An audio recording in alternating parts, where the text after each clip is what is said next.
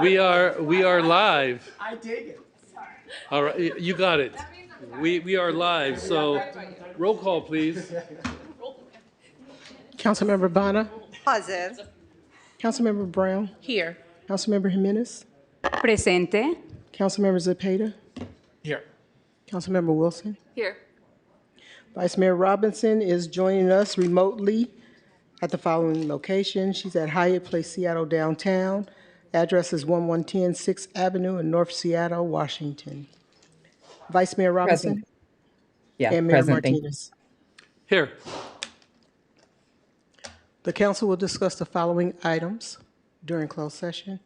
Liability claims, claimant Christopher McGregor, claimant Aaron Perez. If there's anyone joining us online that would like to address the council on these two items, please raise your hand at this time.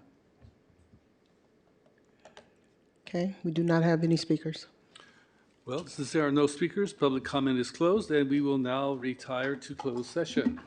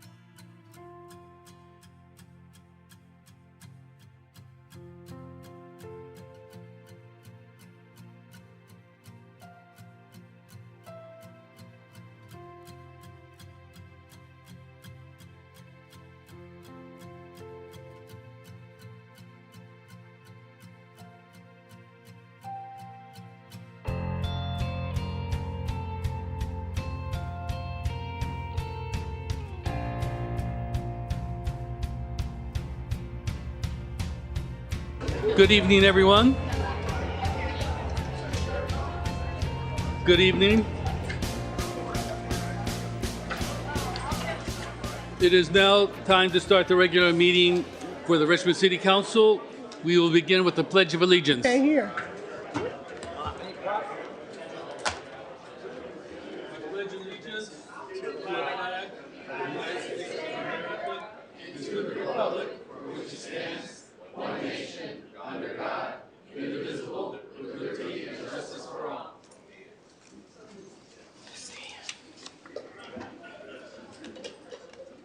Roll call. Councilmember Bonner. Here. Councilmember Brown. Here.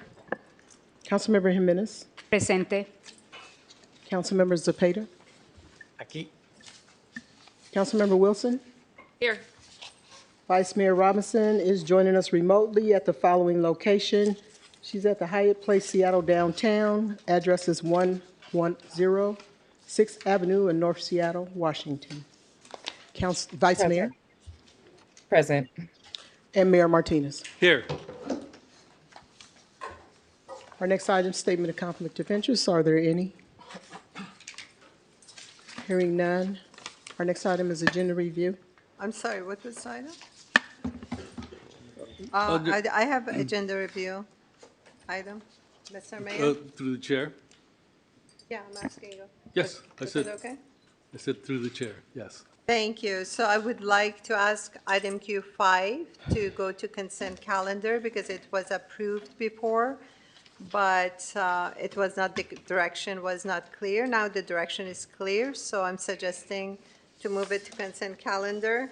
And item N5A, I don't want to pull it, but I'd like to add to it that I'll be in the ad hoc committee. Can we take a vote of adding me to the ad hoc committee, please?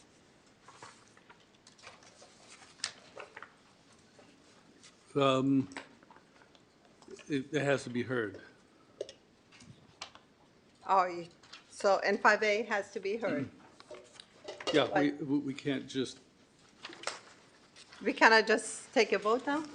5A, N5A, in 5A? Where's Shannon? because we have so many items on the agenda.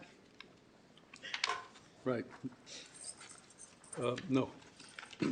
Okay, So just to clarify, so N5A is not being heard, it's already on consent. I think Councilor Urbana is trying to not pull it from consent and just Right. make an amendment. Right. but the mayor is pulling it now. I'm not pulling it, I'm saying that the amendment's not accepted. But can we take a vote? I think you'd need to pull it from consent and have a discussion on it and make the amendment to add you as a participant. Okay, thank you. Mr. Mayor, can we have Q5 on the consent calendar, please? It has been approved in the past. And I No, worked with the staff on it. the item is written, was not approved. Okay, can we pull it up on the agenda so we make sure there will be time for it tonight? Actually, there are 3 items that are of utmost importance. I want to tell you what they are and tell you the order that they should be heard in. Q1, which has already been heard, the annual military equipment use, would happen right after consent calendar. After that,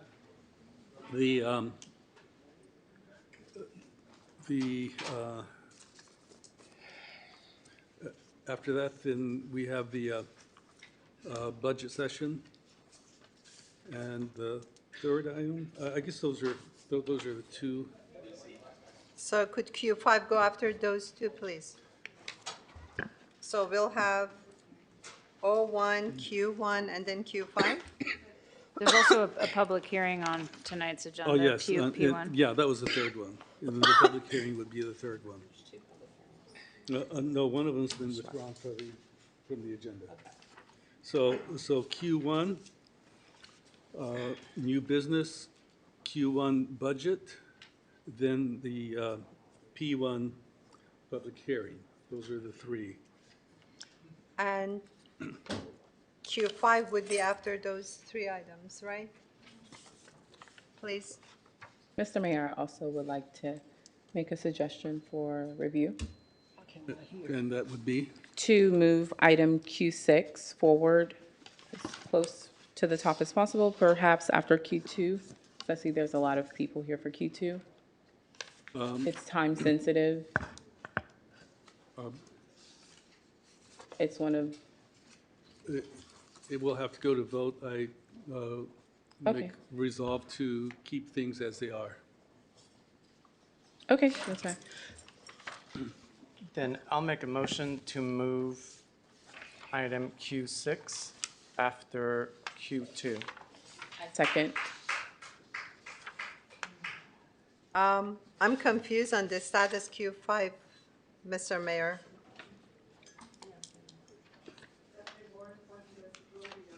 You did not make a motion, but there was a motion made for Q6.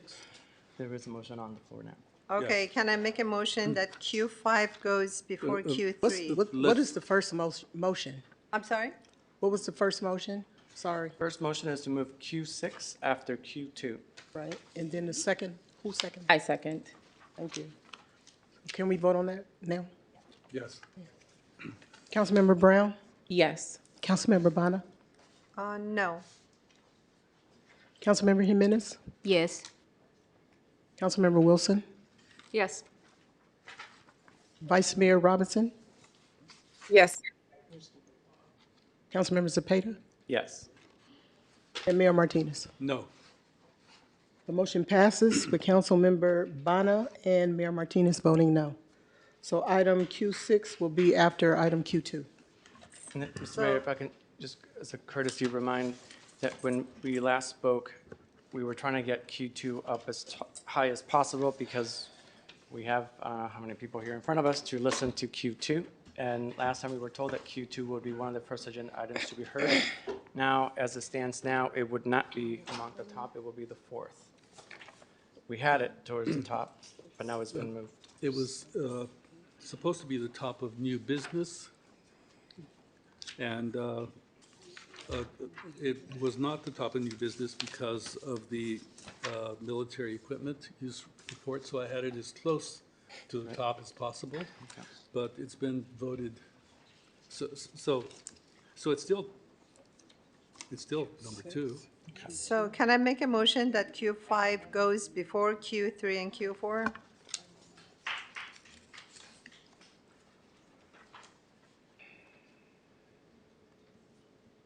There is no second, so it dies from a lack of second. Could you second Wilson? it? So I just wanted, I heard you say that the first three items after the consent calendar are O1, P1, and Q1, but I wasn't sure, are you leaving them in the order they're on the agenda, O1, P1, Q1, or did you No, rearrange them? It's Q1, Okay, O2, O1, P1. okay, thank you, that's all I wanted to know. I'm sorry, Mr. Mayor, moving Q5 prior to Q3 has a second? I did not hear a second. You I'll should- second.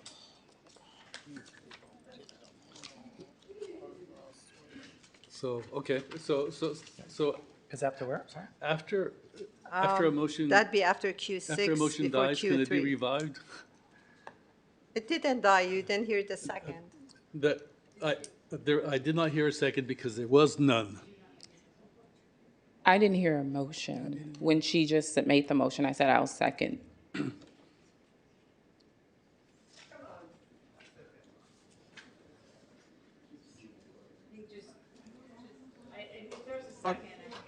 Okay, all right, then let's bring it to a vote. So this is a motion to move item Q5 before Q3.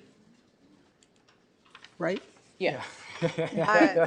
Yeah, I would like to ask all my colleagues to pass it, please, because the fire season is nearing, and we do need a weed abatement ordinance. We ready? Councilmember Brown? Yes. Councilmember Bonner? Yes. Councilmember Jimenez? No. Councilmember Wilson? No, Vice Mayor Robinson? no, Councilmember Zepeda? Yes. And Mayor Martinez. No, The motion fails with Councilmembers Brown, Bonner, and Zepeda voting yes. So much for public safety.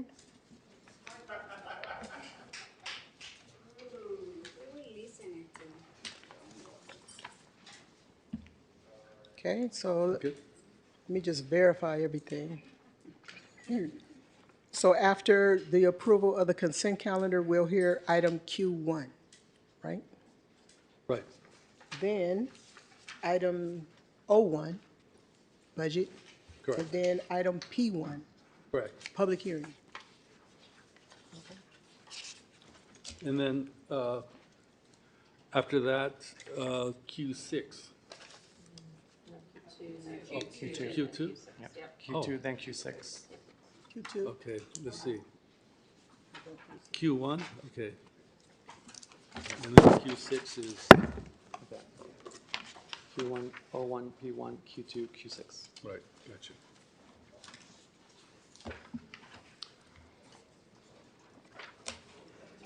All right. I'll make a motion to approve the agenda as is, or as for for everything that we just did. I second. Need a motion for that? Because we have to approve the consent calendar, right? Oh, we have to, Oh, we're not on the consent oh, we're not calendar there, yet. okay. All right, then let's go then. Okay, our next item is report from the city attorney of final decisions made during closed session.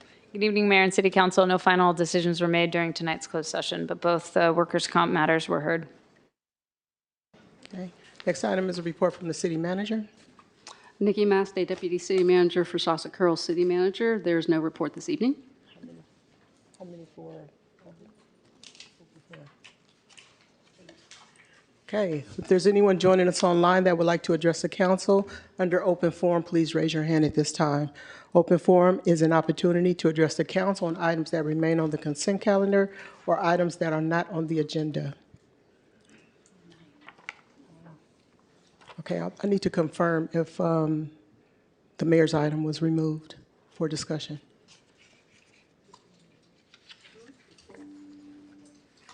No?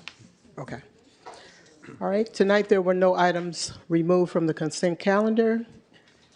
Okay, during open forum, I believe the Mayor wanted to remove the item I did not want to remove it. N5A, I did not want to remove it. but I wanted to add myself, and you said it had to be removed. For that discussion, but I did not Then say I would. let's pull it from the consent calendar and discuss it. Thank you. I say we bring it to a vote. I'm not accepting that. N5A, is there a motion? I move, well, I can pull it without a motion, right? I'm Mayor's, confused. Okay, anyone can pull an item. I can refuse to have that pulled, and then it has to come to a vote. Oh, I see. Okay. So I Right, Mr. move, Rules? Yep, as per the rules that we're trying to adopt into. okay, I move that we pull N5A and discuss it. I second. Thank you. Councilmember Brown? Yes. Councilmember Bono? Yes. Councilmember Jimenez? Yes. Councilmember Wilson? Yes. Vice Mayor Robinson? Yes. Councilmember Zepeda? Yes. And Mayor Martinez? No. The motion passes with Mayor Martinez voting no. Okay, so tonight, item N5A has been removed from the consent calendar. If you'd like to address the council on that item, please turn in a pink speaker's card to the clerk. During open forum, dialogue between the council and the speaker is prohibited. When your name is called and you are an online speaker, please be ready to unmute yourself to begin speaking. For speakers in the chamber, when your name is called, please come forward, line up behind the speaker's podium closest to the wall. For safety reasons, all the aisles, including the area behind the speaker's podium and staff presentation area, must remain clear. All speakers should state their name and your city of residence is optional. Please terminate your address to the council when your time expires. Tonight, we have 10 speakers, and that is a total of 9 in person and 1 online. Each speaker shall have up to 2 minutes to address the council.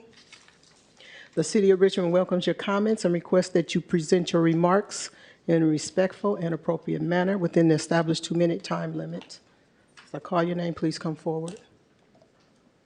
The in-person speakers are Cordell Handler, Antoine Clore, Charlie Battle, Travis Keaton, Mark Wasberg, Kimberly Graves, Malavika Diffcar, and Claudia Citron. Cordell?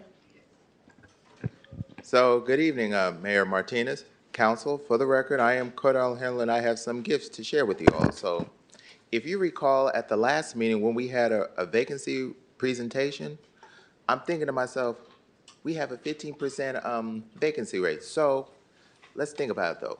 Let's do the math. So if we have a 15% vacancy rate, so divided by a handful of numbers in the city of Richmond, we get a low number. And I'm thinking to myself, maybe that's good, but that's not good enough. So, and I say that because I talk to other cities around us, and they have filled positions over in different cities. So it got me thinking, it's like, how can Richmond do better? we need to fill these needed positions because I have been advocating to fill these positions for quite some time, and I'm not done yet.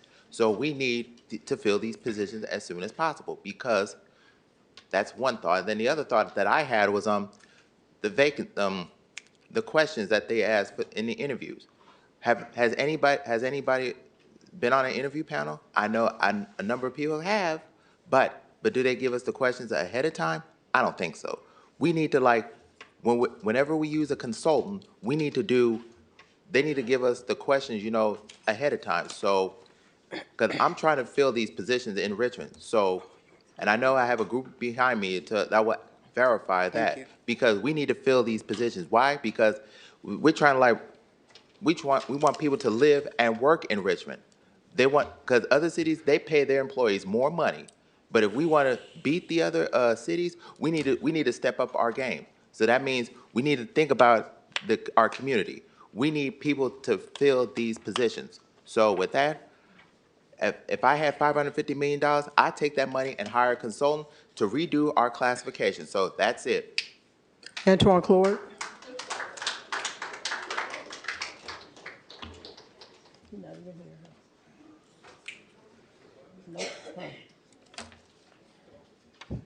Charlie Battle.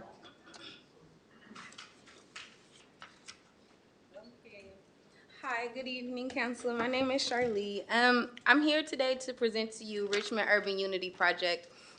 It's just an initiative trying to bring back the unity in community. More often than not, it gets kind of commonplace as if it's just supposed to be expected, and we don't have it.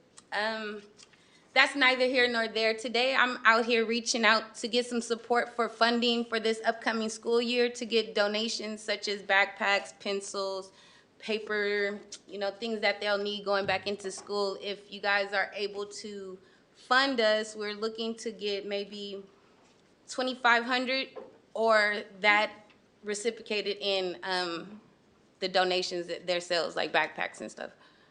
So I don't know how I would go about doing that, but here I am. Y'all just stay quiet the whole time? Right. Wow, that's very interactive. Okay, nice, okay. Well, yeah, so then I guess since I got one more minute, I kind of let you know what Richmond Urban Unity is. It's a project geared towards empowering and uplifting the residents of Richmond, providing services, advocacy, resources, referrals, community engagement, as well as case management. I don't want us to fall under a scope of just another 501c3. I wanted to kind of bridge the gap between resident and resource. Too often, I'm not gonna say it like that, but a lot of the employees in our communities become complacent and don't go the extra mile to make sure our residents are getting the services they need. And we wanna step in and start to bridge that gap, as well as bring activities back to the community, like 3-on-3 basketball tournaments, block parties, speakeasies, and just kind of getting the community involved again, if you know what I mean. I grew up whenever everybody could play outside all day long and not have to worry, and the candy lady was up the street. Your so time has expired. I want that back. Thank you. Travis Keaton.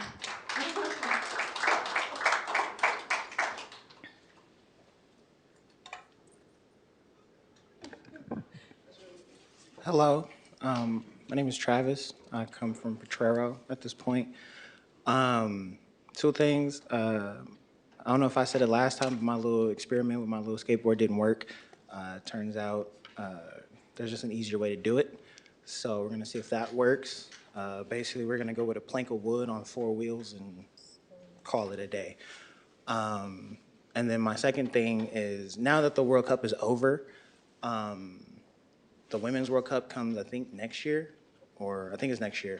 So I know we had like FIFA Fridays, but like not all matches are Fridays. Some are like Wednesdays and like Tuesdays and Mondays and Thursdays sometimes. So I would just like to ask that if we do it again, can we do like, I don't know, soccer Sundays or something? Because like it's kind of hurt my heart a little bit. The final was on a Sunday, but like nobody cared. So yeah, that's all I want to say. Thank you. Mark Wasberg.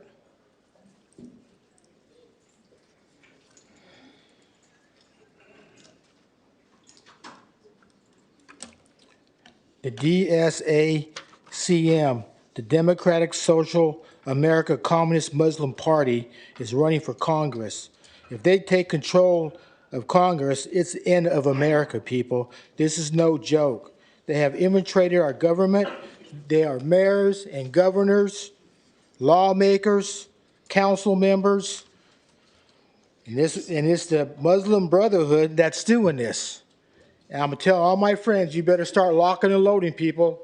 Buy all the weapons and ammo you can, because if they get into Congress, it's gonna be all-out civil war, and these people on the internet ain't messing around. They're out there buying guns, they're starting their own militias, and we got people on the city council right here that was supporting Hamas. The city council stood up for Aguado when he's out there preaching hate against Israel, praising the attack on Israel. These people that are running for Congress was praising 9/11. I mean, this is sick, people. Look what happened in New York City. And all these Muslims are saying, ark, bark, bark, ark, bark, bark, whatever they want to say. Death to America. New York City is gone. They're getting into their Oregon. Now they're getting into LA. They're spreading like wildfire, people. You cannot vote for these people. I'm going to tell you right now, it's going to be bad news. I've been telling all my friends, man, you better start locking and loading, man, buy all the weapons you can, because about in the early 90s, I had 2 M14s with a sniper scope, tripod, and a muzzle flash. Man, I said, kick myself in the ass for selling those things. I walked out of the Richmond PD here when they had the department here when the trial was over. That cop see me walking, I had 2 M14s right here. And that cop damn near had a shit fit. So all you people better start Time is locking and loading. expired. No Kimberly joke. Graves. It's coming. All the weapons, the best you can. Kimberly Graves.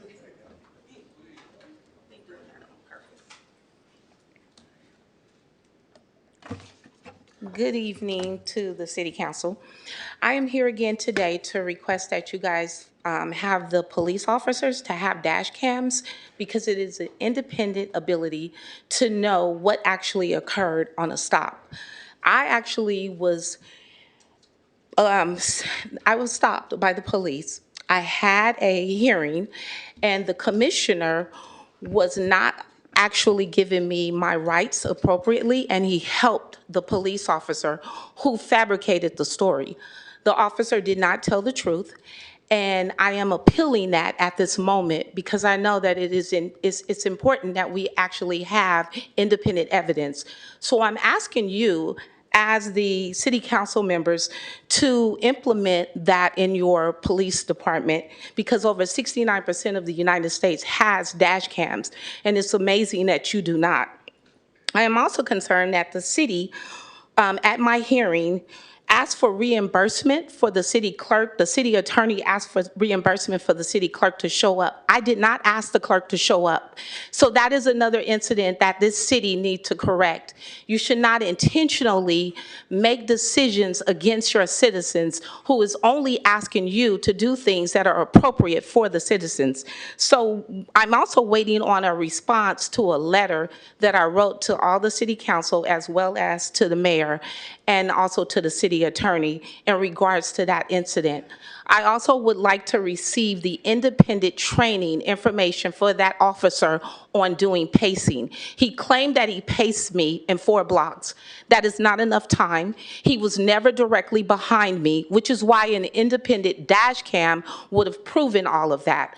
So again, I'm saying I'm a citizen of Richmond. I should be treated fairly and appropriately, and all of the other citizens as well. Please get dash cams. Malavidka.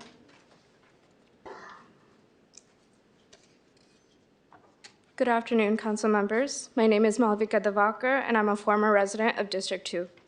I'm here to speak to you about the increasingly despotic behavior of police departments across the state and across the nation. In an era where plainclothed officers and federal agents are kidnapping and harassing our neighbors, Richmond now more than ever needs a police department dedicated to building community safety and trust. We need a department unwilling to take any part in the unconstitutional detentions ICE facilitates, And most importantly, we need a department that prioritizes de-escalation rather than pointing militarized weapons at its own residents.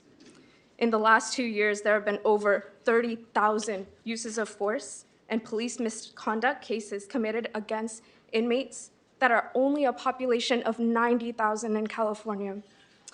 This is violence towards Californians that is only going to rise as we continue to arm local officers with military-grade lethal weapons and train them to view residents as a threat requiring such force. I ask you to please demilitarize our departments. Thank you so much. Claudia Citron.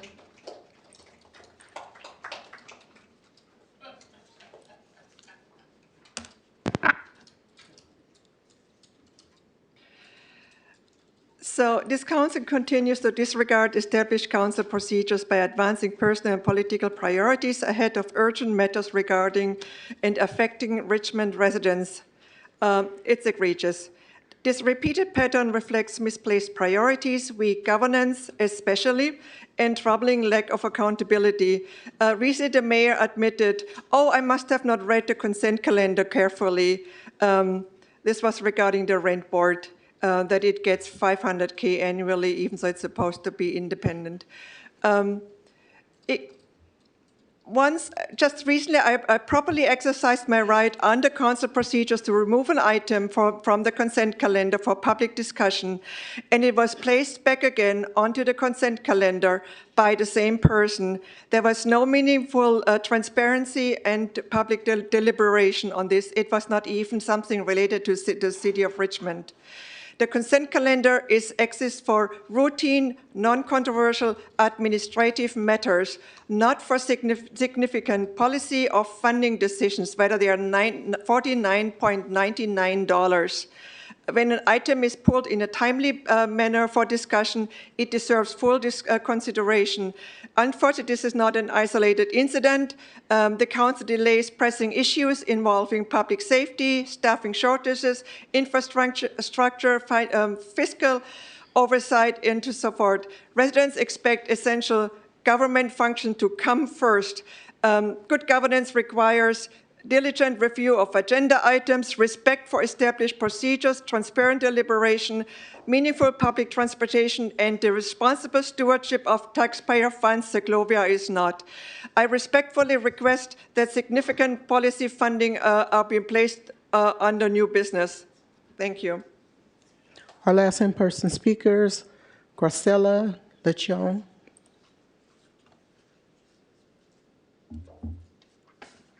Graciela?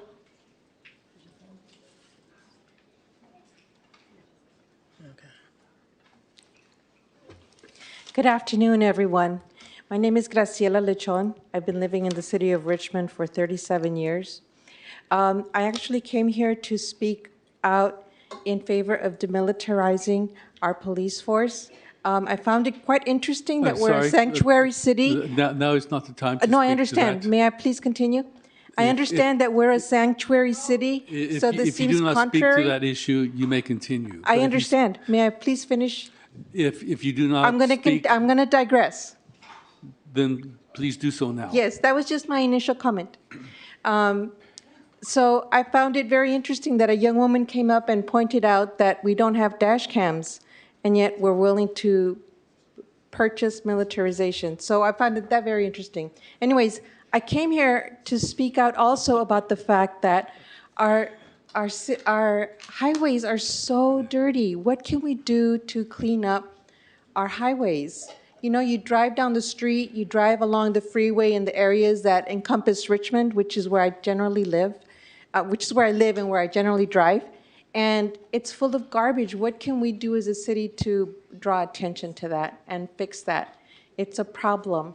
I don't know if it's a city issue, a Caltrans issue, but it's a serious problem in our city. So thank you. That's all I had to say. That was our last in-person speaker. Now we'll move to the online speaker. And that online speaker is Julie Freestone. Please unmute yourself and you may begin. I'm Julie Freestone. I've lived in Richmond for 37 years, and I thought that I would be finished talking about illegal fireworks after July 4th, but it hasn't turned out to be that way.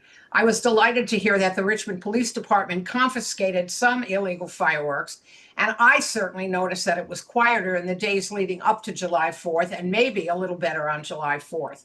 The din and the trauma that day seemed a little better. Our grassroots group is doing a survey now to see how others in the community felt about the noise and trauma. Please take the survey on our website, stopillegalfireworksrichmondca.com. I previously thanked the Richmond Police Department for working with the community to address this problem using the tools they have.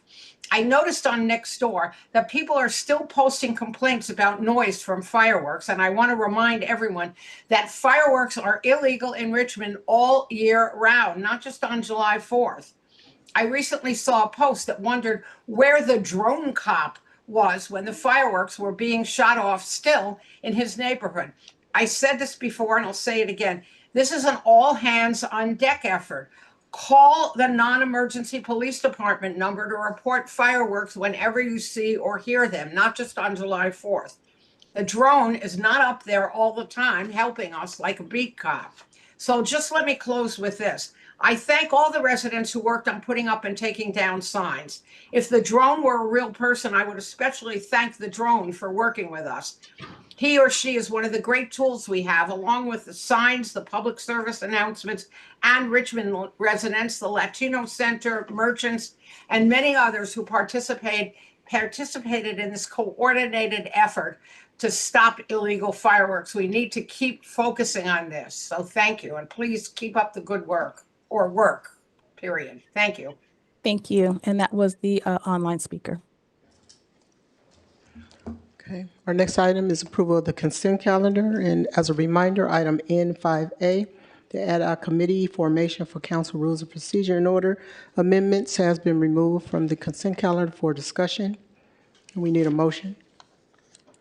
I move the item. I'll second. You ready? Councilmember Brown? Yes. Councilmember Bonner? Yes. Councilmember Jimenez? Yes. Councilmember Wilson? Yes. Councilmember Zepeda? Yes. Vice Mayor Robinson? Yes. And Mayor Martinez? Yes. The vote is unanimous. Okay, our next item is item Q1 under new business.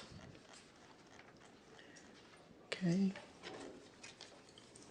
And this item is to adopt a resolution approving the Richmond Police Department's 2025 Annual Military Equipment Use Report and authorizing the continued use of approved military equipment consistent with Government Code Section 77 through 775, Policy Manual Section 707, and the findings required by Government Code Section 707-1D. This item was continued from the July 7th meeting, and public input on the matter was received during the July 7th, 2026 meeting. The council will now discuss the item without additional public comment. Thank you. All right, I would like to remind the council, the audience, that we had deliberations, and we were actually getting around to voting. Yes, there were a few people who still had time left. I was one of them, and actually, I wish I had have kept the numbers with me, but I know that, It was you and Doria, I think. I have not spoken yet. yeah. Okay, so myself, Doria, and Sue had a little bit left, so. Sue? Just to be clear, I haven't spoken at all, so I have all my time left. Okay. Let me set my timer up. Am I first? You are first. All right, thank you. All right, so thank you. It feels a little weird to have the interruption, so I appreciate, and I know it might take a couple of seconds if I ask questions about statistics that you didn't just give the presentation this time. So you know, and same with me. Like some of the numbers might be a little rough, but we'll figure it out. And a lot of what I'm asking about tonight is pretty general stuff, so hopefully it's okay that we're a little bit separated in time from the actual presentation. So one of the things I wanted to clarify is, because this is something that came up a little bit in some of the comments, and then I definitely got a couple of communications from residents about people were unsure. Like there were some comments, I think, that gave people the impression last time that you had said that we're not actually approving weapons. And I think what I remember and have heard you said, and I just want to confirm this, is we're not changing any budget right now, but this is the AB 481 processes for the particular equipment we're talking about. You do need us to approve it in addition to, am I getting that correct? You worded that perfectly, and that was probably said better than what I said. Yes. Yeah, that's fine. No, you were on the hot seat, I wasn't. So we are approving, you know, so we are making a big decision here, and I know you weren't trying to deny that. It just, there was, I think, the confusion about whether we're budgeting or not. Okay, so one of the things one of the things that's really hard for me, but I'm getting better at it, is when I get these big reports, it's to sort of get what the takeaways are. I appreciate all the detail. I think that's important. And then I'm trying to be like, what's the overall message of this? One of the things I can't quite figure out is, in terms, especially with the ammunition stuff, are you, with what you're proposing to add in the next year, are you increasing the stock, I guess call it a stockpile of ammunition, or are you replacing spent ammunition and just sort of dealing with the fact that we do have more police officers operating? So how would you characterize the overall picture of ammunition, for instance? Thank you. That's a great question. Thank you for allowing me to clarify that. So with the ammunition purchase, it is to do a few things. One, to replace what we train with. We train on average about every single month. We're out at the range. I think the last council session, we approved the contract out at the shooting range, actually, which is where we train at on a monthly basis. So a good portion of the ammunition is to stay proficient with the different tools, the different firearms that we have within our report. So that ammunition replaces training. As we hire new police officers, we're working to try to get up to our 147 number. We're required to send those police officers to the police academy with, I believe it's 2,500 rounds. And so we have to budget and count for how many do we think we're going to hire this year? How many training rounds do we need to send out there? All of that has to be accounted for within the context of our purchase. So it's not that ammunition is going bad on a shelf and then we have to get rid of it. It's being utilized in training environments, both with trained officers and then our SWAT team, for instance, they train in addition to what the regular training is. So it's replacing their ammunition. And then when we send new operators to specialized schools, we have to send them with ammunition. So anytime we do training, anytime we hire new officers, we're having to supply them with all of the resources necessary to execute the training class or to go to the police academy or to replace whatever our training portion is just on a monthly basis. And just, would it be fair, correct to say that you're not leveling up the amount of ammunition that the city holds, you're replacing what's been consumed? That is 100% correct. Okay.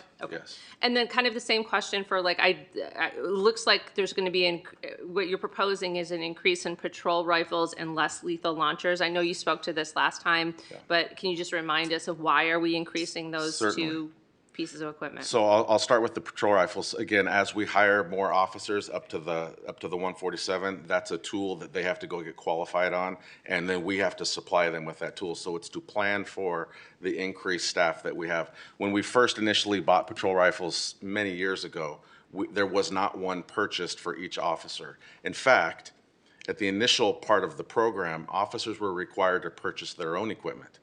And we have evolved over the last probably 15 or so years where employees aren't purchasing their own equipment. The department is giving them we want to have control over the equipment. We want to have control over how it's maintained, all of those types of things. So it's to outfit officers as we add staff with the equipment that is necessary.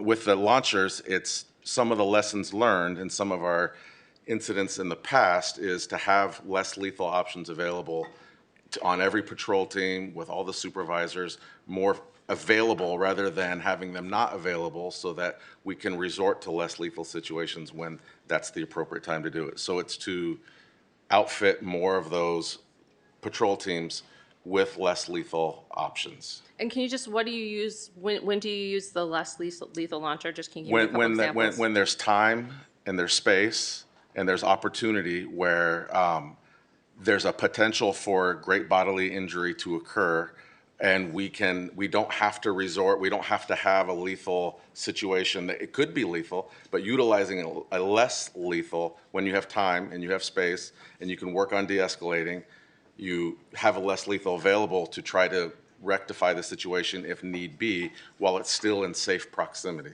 and safe capacity to do so for all parties involved. So, we had a lot of comments last time from community members who are concerned about military weapons, and you made the clarification that none of the weapons that the city is using are purchased from the military, but nonetheless they fall under this report because they are more lethal, they are more terrifying, I would say. These are sort of more serious weapons than ones that aren't covered by the report. And one of the things I was trying to figure out, and I actually did a little bit of research, is, what's the normal amount, right? And so I actually, one of the city council interns, Carnell Booker, he's a senior at the University of Oregon, Richmond resident, though, home for the summer. I asked him, and he looked at some neighboring cities of the same size. So we looked at Antioch, Vallejo, and Berkeley to compare what range of weapons, AB 481 weapons they have, and how much of them. And I can tell you, and I don't know if this is going to be reassuring at all to anybody, but what Richmond does is really on par with what these neighboring cities are doing. And one of the questions we have kind of the same kinds of equipment they have and kind of the same amounts. Yeah. One of the things that's sort of, I think, really in play for me, though, still, which makes me more comfortable with the idea of approving, except for the Bearcat. Like, a Bearcat is incredibly expensive. It's, it's basically, if you don't know what a Bearcat is, it's like sending, in my opinion, a tank out on the city streets. And so is there I know there's vehicles that are bulletproof but not tanks, and you're nodding. So can you tell me more if there's options? Yes, that's another great comment. So there definitely are other rescue vehicles that are available that we are going to be researching and looking for. And when the opportunity comes, we will, once we find funding, we will present to the city council what the different options are so that you have a menu of choices to consider with what their capabilities are. One of the things with the Bearcat that is really appealing, especially as we look to upgrade our fire department with the paramedic program, is there's actually space within the Bearcat for emergency medical supplies and to treat somebody that. So I referenced a case from 2024, last council session. We actually used the Bearcat. I don't have the exact numbers off the top of my head, but it was somewhere in the neighborhood of over 100. I believe it was over 100. How many rounds did that guy fire from his? It was close to 100. Yeah. It was about 100 or more rounds he was shooting, and we actually had to use the Bearcat to get up there and rescue people that were in a hot zone. And he was actually shooting the Bearcat, and we have not bullet holes because it was armored, but we have all the bullet, he was shooting into an armored vehicle while we were able to get people out of these hot zones rather than, we quite frankly don't know what we would have done. So we're looking for different options that don't look like that. Okay, so right, so I'm supportive of the idea of there being a protective vehicle. I would like it to look more like a SUV than And you'll a have tank. options. We'll bring Yeah, options and we'll show you different things and give you a And chance. maybe we'll try to amend it tonight to say that. And, okay, so I'm increasingly comfortable with the equipment you're asking for. I'm less confident that it's being used, or how to say this. Maybe I'll start with a question. Angel Montano, officer-involved shooting, those were patrol rifles involved in that case, correct? So, a couple people had deployed their patrol rifle. Yes. Why?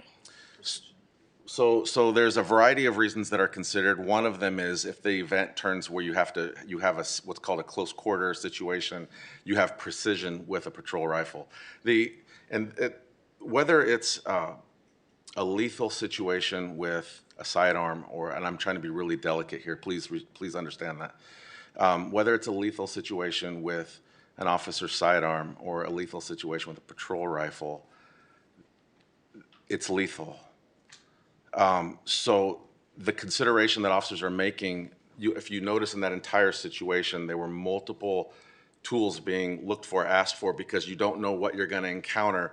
These are rapidly evolving situations, rapidly evolving moments, and you don't have opportunities to go back and, if you need something in a moment, to go back and get it. So you have everything available in those moments, predicated upon what could potentially happen, hindsight being 20/20, if this were to be something that ended up in a house and there was a hostage situation or something like that. A rifle is extremely more precise than any other weapon is that we have. So it's having everything available at the time when you need it. And well, I'll follow up on saying this, is that I'm not an expert, right, on what weapon should be used in what circumstance, but I think one of the things, I feel an ethical responsibility to make sure that the police have the equipment they need to do their job as safely as possible. I take that seriously. I know some people think I don't, but I do. Can I finish the sentence? The second part of the sentence is that, but I do, and I'm going to make an amendment to this later, to this motion, that I do want the department leadership to work with the CPRC to review the policies on the rifles and the drones, which are the two things that give me the most pause. Sure. And I really want to have assurances that when we equip our officers with this equipment, it's to be used in extremely dangerous situations that are unavoidable and not sort of creep into more and more interactions where it shouldn't be used. Sure. Thank you. Councilmember Robinson, Vice Mayor Robinson, do you have questions? Yeah, actually, Councilmember Wilson asked all the questions that I was going to ask. So I think I'm good. I'm not going to waste everyone's time asking more questions. But thank you so much for your work on this item. And I'm just going to pass to the next person. Thank you. So it's my turn. I'll start my own time. So I have seen a Bearcat. Oakland has one. And when I saw it, it was scary. It is massive. It is intimidating. And I don't believe it belongs on a city street. It's too much for any city, I believe. I see someone shaking their head, and we all have our opinions, but I'm speaking as a normal citizen.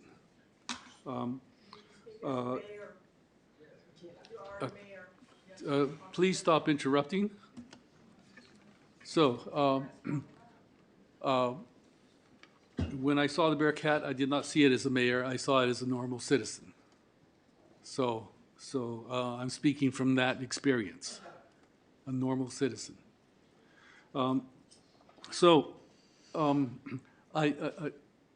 My question, does the use of the Bearcat actually equate to the cost?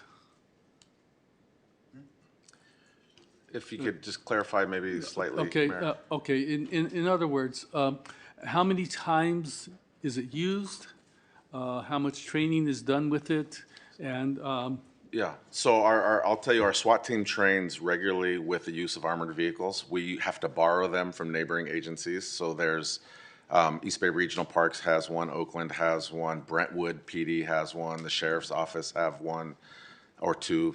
And then I think there's Pinole PD has one. So we will borrow one from a different jurisdiction, and there's constant training with our SWAT team, specific. It's not a patrol patrol vehicle is the word. I couldn't pull it out of my mouth. And then in terms of the cost, so on high-risk situations is when they're used, when they know there's a potential for some type of reciprocal gunfire from someplace like in a residence or someplace like that. I think we've deployed it probably 9 times. I think it was 9 times in 2025 when we had to use one. And if you're gonna talk about cost, I think the terms that we like to look at something like that in is how much does it cost to lose an officer? Correct, okay. Because Understood. that's really what we're doing, or a resident for that matter, where like the 2024 incident I mentioned, that was the only way we were getting people out of the area. If we had an active shooter in a school, that would be the only way that we would be able to get medical help into an area where we might have an injured person. If their threat was still active, the only way that that paramedic is getting there is in an armored type vehicle. And I think the question has to be, do we want to wait 2 hours to have one? Or do we want that resource where we can deploy that when it's time? Okay, understood. You mentioned a lot of cities that have Bearcats. Are there cities who have another type of armored vehicle? Well, I think, yeah, actually I mentioned Pinole. Pinole, it's not a Bearcat, it's actually called an MRAT. And I would actually say that is military equipment. That was, I believe, obtained through the 9/11, through the 9/11 Foundation, and it is the type of vehicle you would see on the news even today. And it's massive. It's probably 1.5 times the size of a Bearcat. Not what we're talking about at all tonight. Totally different vehicle. And that is the only other agency that I'm aware of. But I know there are other agencies that have other armored vehicles. I have to do research to figure out who those are, what those vehicles are. We have subject matter experts that have already knowledge on different types of armored vehicles that we're going to lean on. And again, my desire is to come bring options to the council to look at. Okay, that would be very much appreciated. I think looking at the various options would be very beneficial, not only for the council members to understand, but for the public to see what's out there, what's being used, how effective they are. These are all very good questions, and I'm glad you're thinking of bringing it to council. So the other thing, are you asking for any equipment that you do not already have? No. No? Okay. Well, then, that's all I have to ask. So then it's time for a motion. Can I make a motion? Yes, you may. Motion to accept the report with the following amendments: that RPD's acquisition should be of an armored SUV instead of a Bearcat vehicle, and to require the RPD chief to work with the Community Police Review Commission on an updated drone policy and patrol rifle policy. I second. Can I offer a friendly amendment to this? Sure. Mr. Mayor, I'm not clear on the meaning of armored SUV. So can we back up for a moment? The action before the council is to adopt a resolution approving the military equipment use policy. So we're going to approve the resolution, but with amendments. Can you repeat those amendments? Yes. That RPD's acquisition will be of an armored SUV instead of a Bearcat vehicle. And that we will require the RPD chief to work with the Community Police Review Commission on an updated drone policy and patrol rifle policy.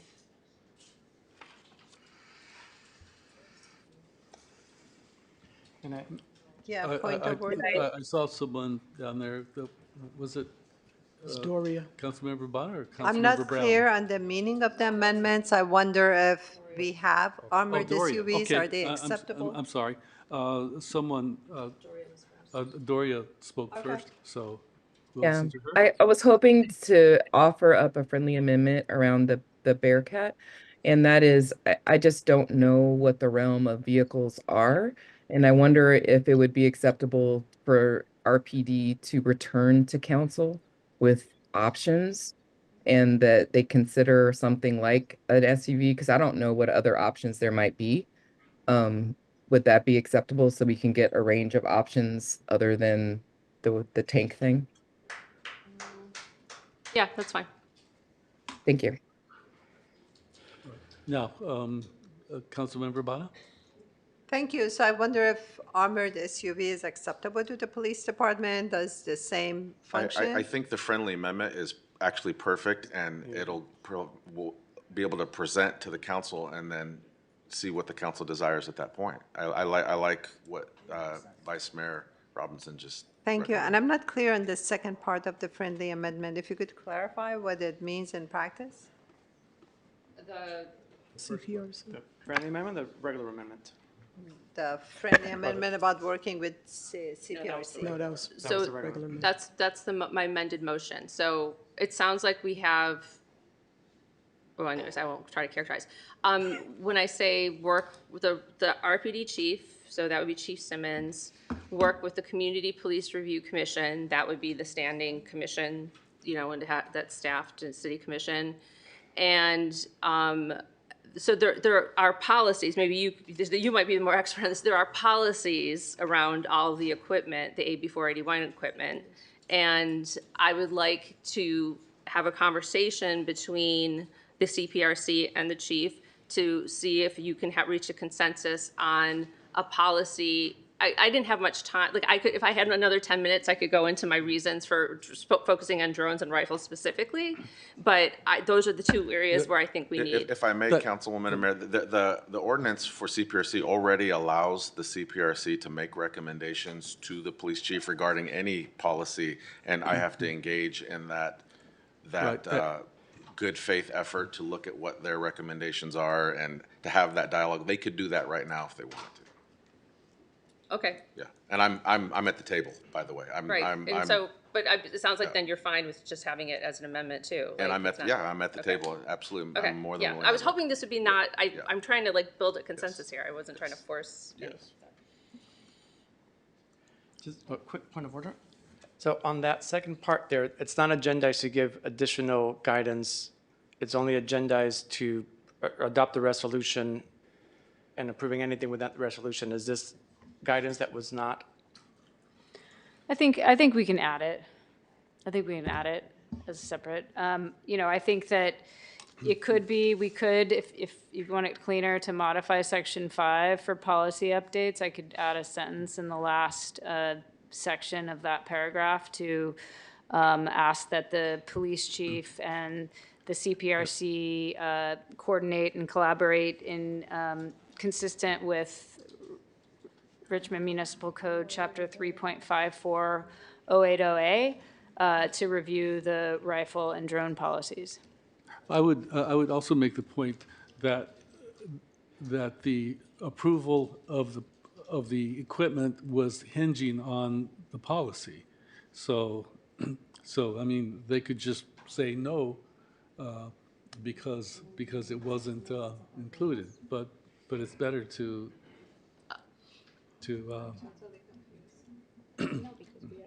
Confusion. I think we could modify the resolution to add the sentence that would request that the police chief and the CPRC meet to evaluate and follow the process consistent and outlined in our municipal code to evaluate the rifle and the drone policies. All right, let's take a vote. Okay, we have a motion by Councilmember Wilson, second by Councilmember Jimenez, to adopt a resolution approving the Richmond Police Department's 2025 Annual Military Equipment Use Report and authorizing the continued use of approved military equipment consistent with Government Code Section 7070 through 7075, Policy Manual Section 707, and the findings required by Governmental Code Section 707, and to direct the RPD chief to work with the CPRC to update the drone and rifle policy, and also for the RPD to return to the city council with options for military, what is it? Armored vehicles. Yeah. Okay. Right? Is that correct? That sounds right to I me. have a clarification. I just want to know when they're coming back with the alternatives for the vehicle, would they also be coming back with the recommended updates that's decided amongst the CPRC and the chief? I would admit, I mean, I'm guessing that it's faster to show us armored vehicles than it is to write a policy, so I wouldn't. Yeah. I And wouldn't I'm saying, they said that The motion said that they would go and update the drone and rifle policy. Yeah. But they could, I would hope they report to us separately on those things. 'Cause I Right. think they'll take a different amount of time, and I think Right, that's no, I fine. was just saying, Yeah. it's gonna come back once the updates are made.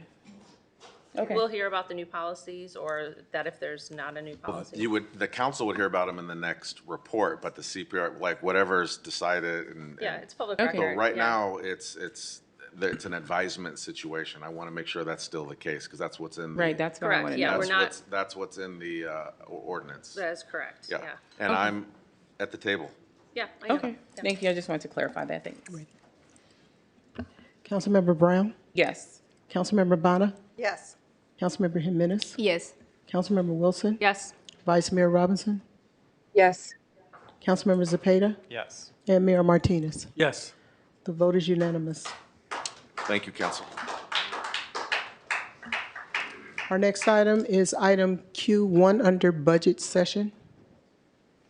And that item, hold on one second, is to adopt a resolution determining that the public interest and necessity demand the acquisition, construction, and improvement of certain municipal improvement projects and their financing through the issuance of general obligation bonds, and introduce an ordinance, first reading, ordering the submission of a proposition authorizing the issuance of general obligation bonds to the qualified voters of the city of Richmond at the November 3rd, 2026 general municipal election.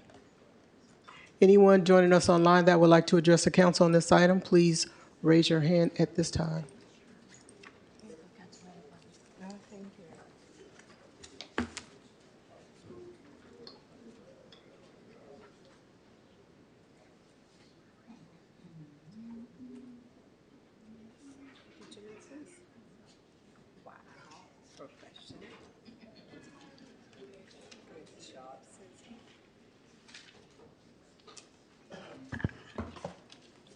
Good evening, Mayor Martinez and members of the City Council. Tonight we'll be walking you through the proposed general obligation bond measure for the fire station improvements.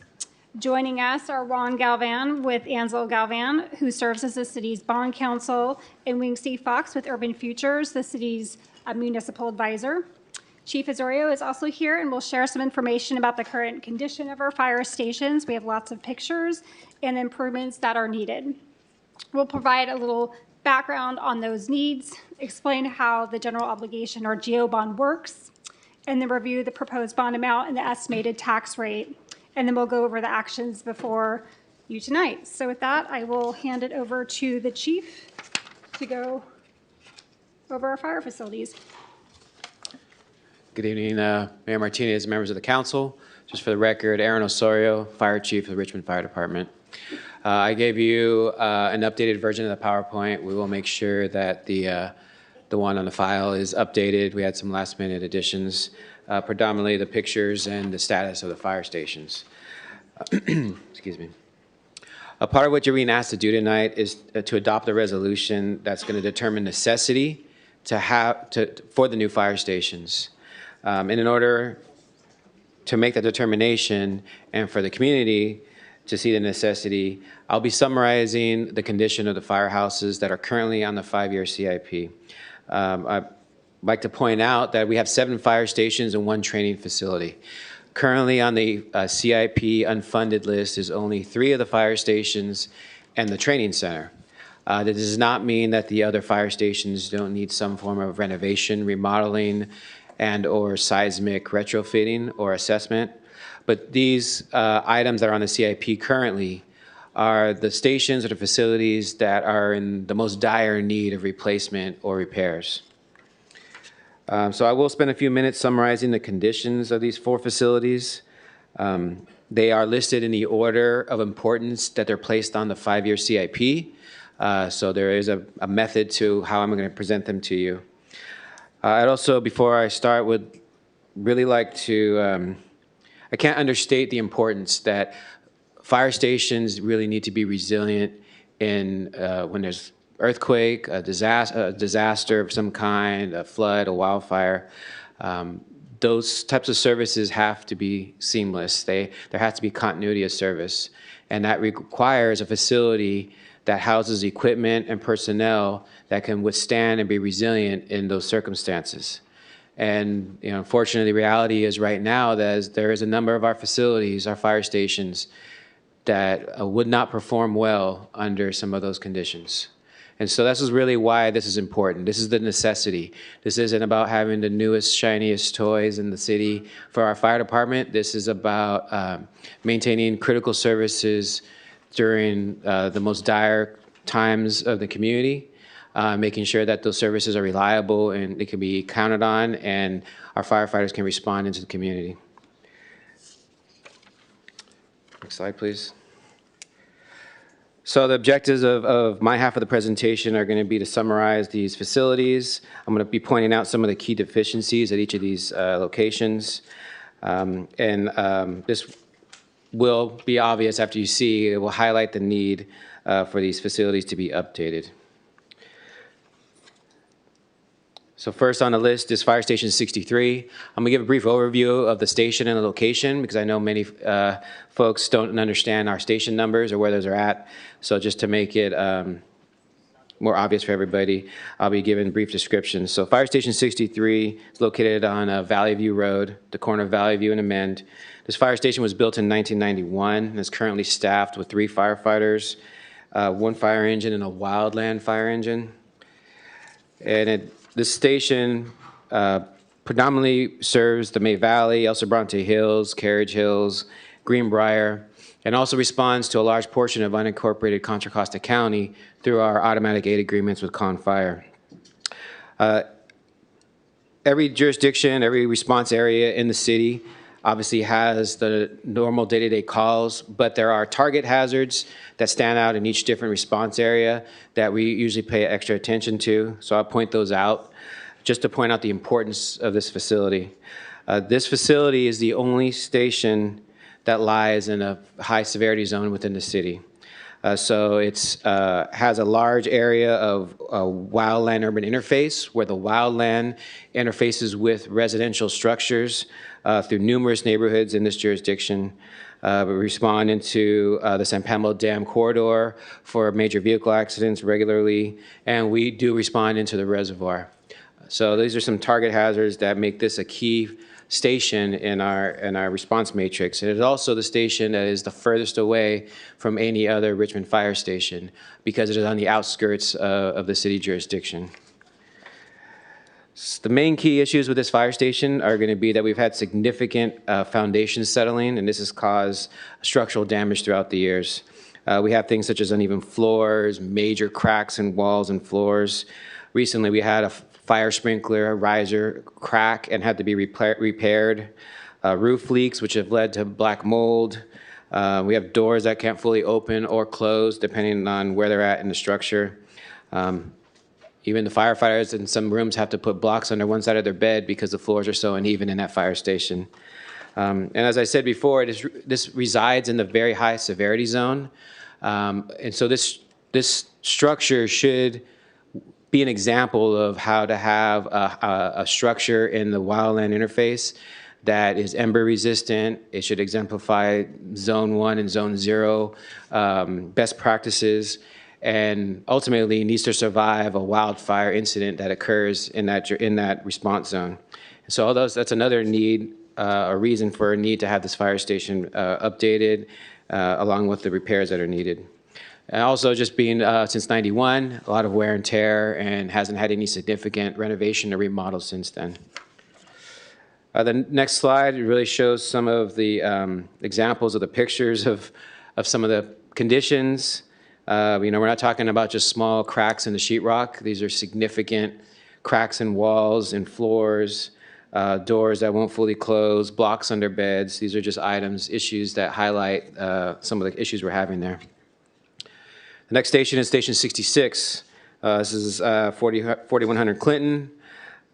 This station is the oldest fire station in the city. It's built in 1942, was staffed with 3 firefighters. We have 1 fire engine and 1 wildland fire engine housed at this location.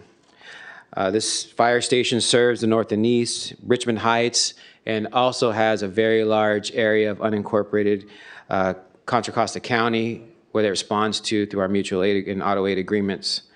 It also has a large wildland component to their response zone. It is the first dual engine into Alvarado Park and Wildcat Canyon. One of the primary response areas is in Interstate 80, and it's the engine that protects the Civic Center. So this is also another critical fire station in our operational matrix. Being the oldest fire station, it's 83 years old. And I would say we definitely got our money's worth out of this firehouse, but it has outlived its useful life. It does not meet seismic standards. There's only one interior bathroom, and sometimes this fire station, it's staffed every day with 3, some days it's staffed with 4. For 13 years, we've had a portable bathroom trailer parked in the back parking lot just to try to increase our bathroom capacity. That was never meant to be a long-term fix, but it's become a kind of a long-term Band-Aid until we can get this fire station replaced. There's still portions of the station that have asbestos tile. We have an open dorm in there, which is 0 privacy for the staff. I think this is a good time for me to highlight this or just remind everybody, these are stations that people live at. Employees are at these stations 24/7. It's not just a workplace, it's also a residence. So everything that you would want or expect in your home, where you can have privacy to change or shower or use the restroom, all those same accommodations you were trying to accomplish in a fire station. And it's impossible in an 83-year-old fire station to meet those just common requirements that we should have in the workplace. The kitchen capacity, the running joke is you could cook and wash dishes at the same time in that kitchen. It's so small. We're lucky if we can get 2 people in there at the same time to prepare food or to do anything in the kitchen. We have it's where we house our medical oxygen program for the entire organization. It's definitely not up to code. It is actually shared with our workout room, which is an old detached garage there. So that is not to code for the type of operation we're doing there. Also, our apparatus room where we park our fire engines, it's too small. We can't fully open compartment doors when we're parked in the garage to check our equipment, and we have to pull out the fire engines to be able to open the doors completely. The station being 83 years old, fire engines were much smaller in that time when the station was built. This is one of the firehouses, we have to build our fire engines specifically to fit to this firehouse. So every fire engine in the city is a certain size, height, and length because of this fire station and the Cutting fire station. Because if you make them any bigger, they don't fit. So it limits our operational capabilities based on the building, and that's backwards. Our building should not limit our operations. Our needs should drive our operational organization. So that's a big, important point. We also have insufficient storage for equipment and for gear. The next slide shows some of the things I brought up. The bathroom, you'll see personal protective equipment. There's no place for it to properly dry after being laundered, so it has to hang outside. The dorms have makeshift curtains for privacy. If you go to the next slide, we'll show how tight the quarters are for the fire engines. Lockers are on each wall, so they can't even open the locker doors all the way when the fire engines are parked inside. So there's definitely a critical need for this fire station to be replaced. Next slide. Fire Station 67 is also on the CIP. It's located at 1131 Cutting. This is the second oldest firehouse in the city. It was built in 1943. It's staffed every day with a minimum of 3 firefighters, sometimes 4. We have 1 fire engine here, and it also is one of our heavy rescues is run out of this house. The Station 67 serves Iron Triangle, Coronado, Santa Fe, Marina Bay, and the Cortez neighborhoods. It's in the heart of the city. It is one of our, both 66 and this station are one of our 2 of our busiest fire stations in the city. Some of the main target hazards that we have to prepare for and encounter there is the same traffic on 580, a lot of accidents and transport. Barton Amtrak runs through this district. The stations lie in this district. The marina and the harbor all are in the response zone. Portions of the Port of Richmond, along with all the industrial facilities along Cutting Boulevard until you get to a canal, fall under the district, response district of this station. So it's a very diverse response zone with a lot of different types of hazards. This station is 82 years old. This station is registered as part of the Rosie the Riveter park. So it has a historical protection on it, and this is going to significantly limit our construction options because there are some very strict requirements we have to meet if we want to renovate this station, and we have to consider whether or not that's even the best choice.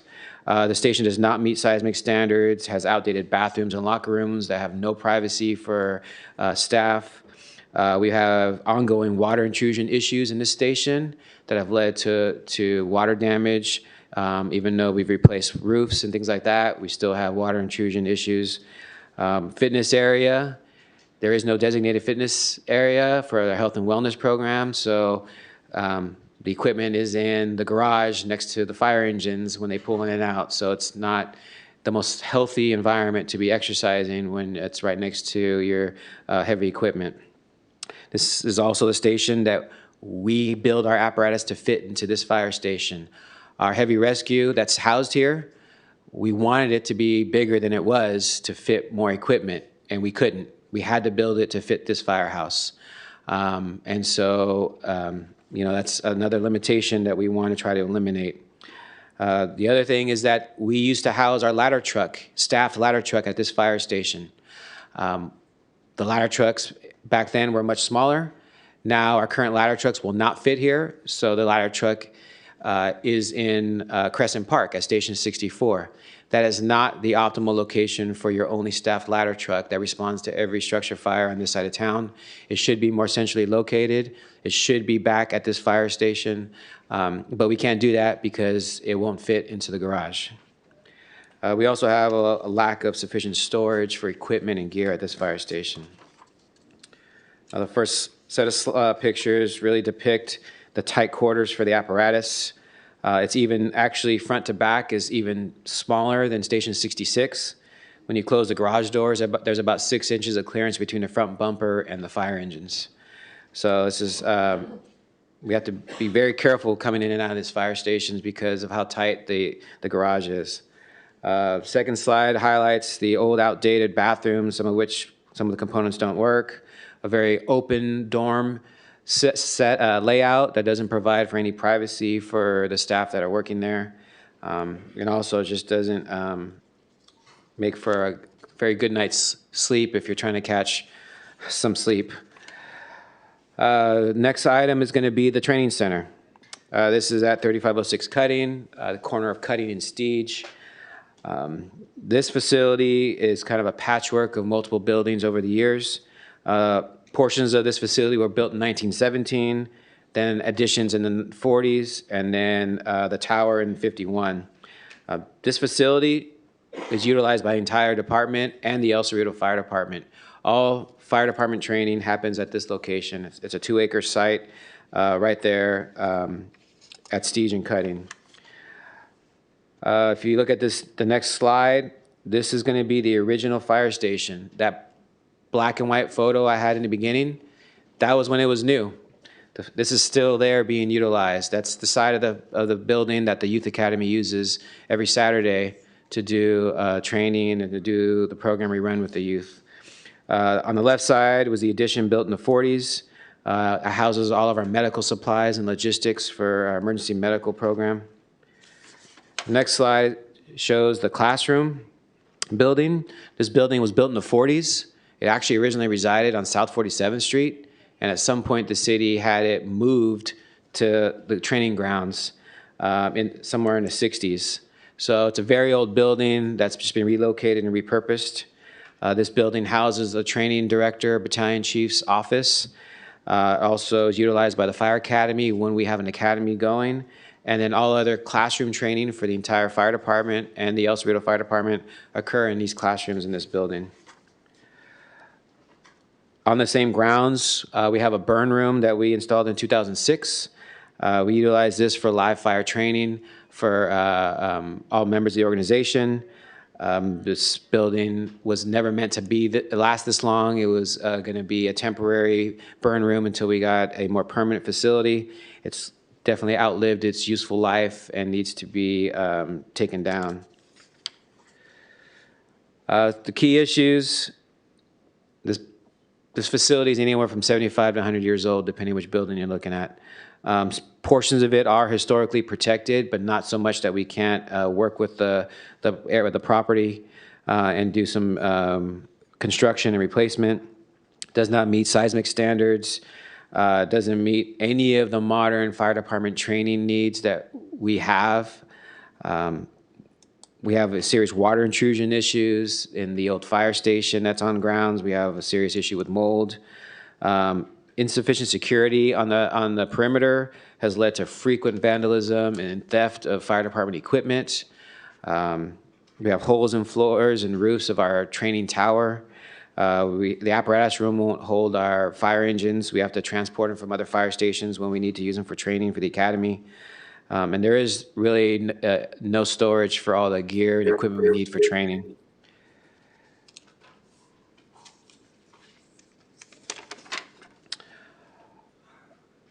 I just wanted to highlight, back when we were presenting about the paramedic program, we had also looked at initially some rough order magnitude cost for these stations. And that's what this slide depicts. These are the stations, the 3 fire stations I highlighted earlier.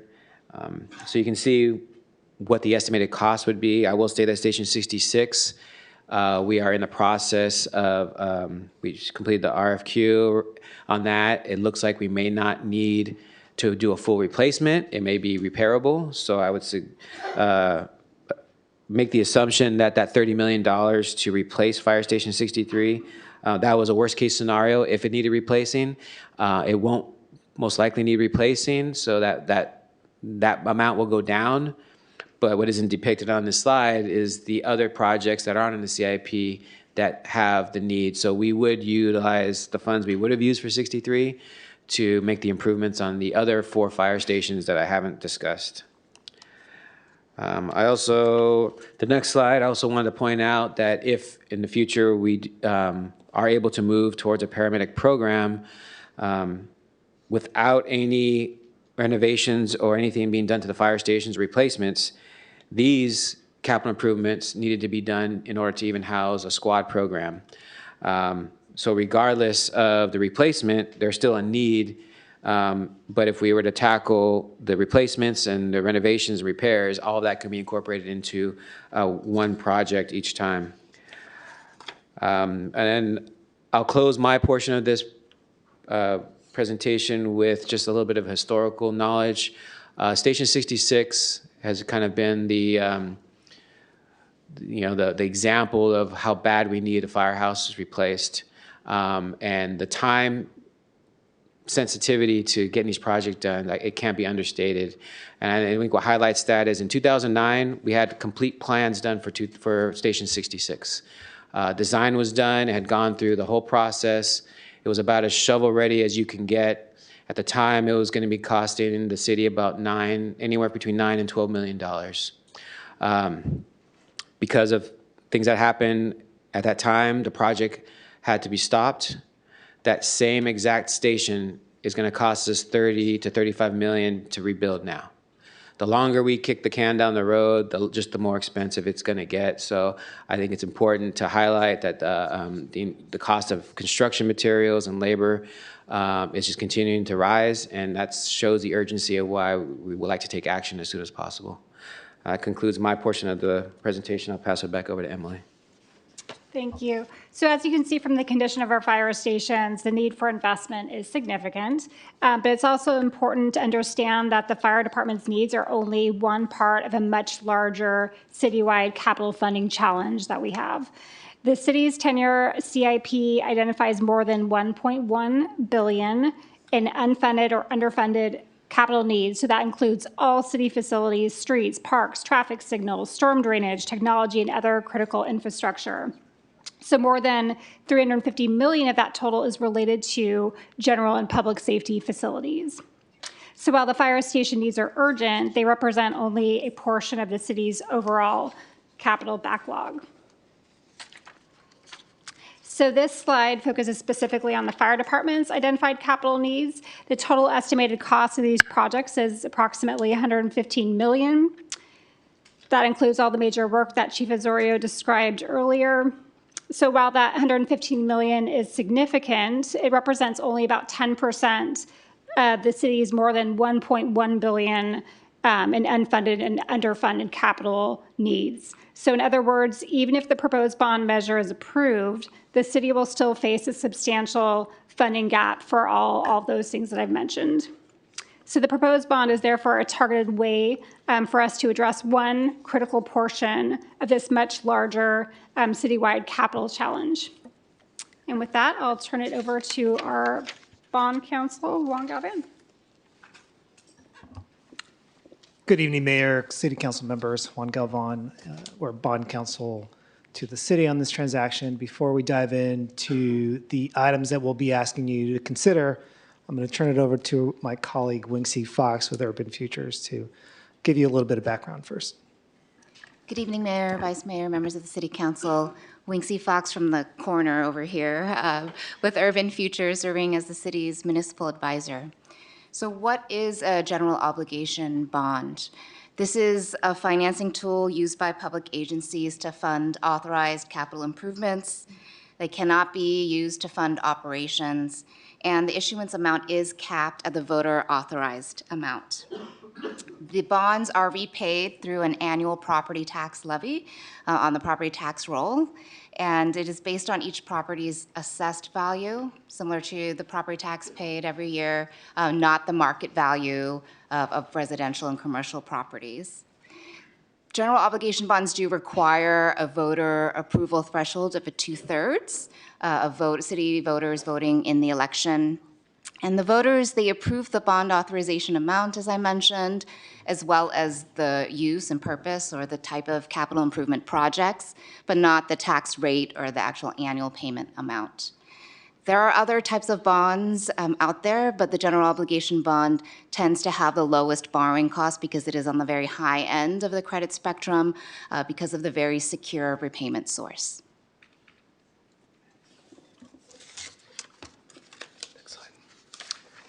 So this evening, staff is recommending that the council consider two actions. First, adopting a resolution determining the necessity of the improvements that Chief Osorio has described to the various fire stations and the necessity of financing those improvements through the issuance of general obligation bonds. If the council adopts that resolution, the next step would be to introduce an ordinance, placing the bond measure on the November 3rd ballot. It's a two-step process. Staff would return on July 28th for a second reading of the ordinance and its adoption. No debt would be authorized this evening until the voters approve it on November 3rd. Staff is recommending that the City Council consider submitting a bond measure that would authorize the city to issue up to $120 million of bonds. The debt service would be paid solely from the voter-approved property tax. It would not be repaid from the city's general fund. In terms of the improvements that would be funded, those are described in the ordinance under Section 2. In Section 2 of the full text of the measure and Section 5 of the actual ordinance. Generally speaking, they consist of station repairs, improvements to living quarters, including the mold and asbestos abatement, construction or replacement of building systems such as electrical, roofing, and plumbing systems, as well as seismic and other upgrades. HVAC, emergency generators, and communication systems would also be eligible. And lastly, the city could also build or renovate its training facilities or admin facilities. If this bond measure makes its way to the November ballot and is subsequently approved, at least with that two-thirds voter threshold by the voters, it would authorize up to $120 million of general obligation bond issuance. Based on current assumptions, the tax rate, the average annual tax rate would be a little over $22, which is lower than what was previously surveyed at the $40 level. And that's because, as municipal advisor, we're able to refine and optimize the bond structuring so that the same level of bond issuance and projects can be achieved with the lower tax burden to the taxpayers. Just want to mention that this rate is in addition to the tax rates that are already on the property tax bill, and there are some assumptions that are also included in the tax rate statement. As Ms. Fox indicated, the bonds would only be issued if the voters approve the measure by two-thirds or more. The bond proceeds would be deposited in a separate account and used only for the purposes stated in the measure. An independent committee, community oversight committee of city residents would be appointed prior to the issuance of any bonds to monitor the expenditure of bond proceeds. And all expenditures would be subject to annual independent financial audit and annual reporting to the City Council. Looking ahead, staff, if the actions are approved this evening, staff would return on July 28th, next Tuesday, for a second reading. And at that point, the council would consider adopting the ordinance, and that would then trigger the submission of the measure to the county. As a second step, the city council would also adopt a resolution calling the election, which more formally orders the consolidation of of your bond measure with the statewide election on November 3rd. It would also include the abbreviated ballot question, and that's the question that would appear on the ballot. The exact language, that would be the exact language that the voters would see. So on July 28th, that language would be presented to you as part of the resolution calling the election for your approval.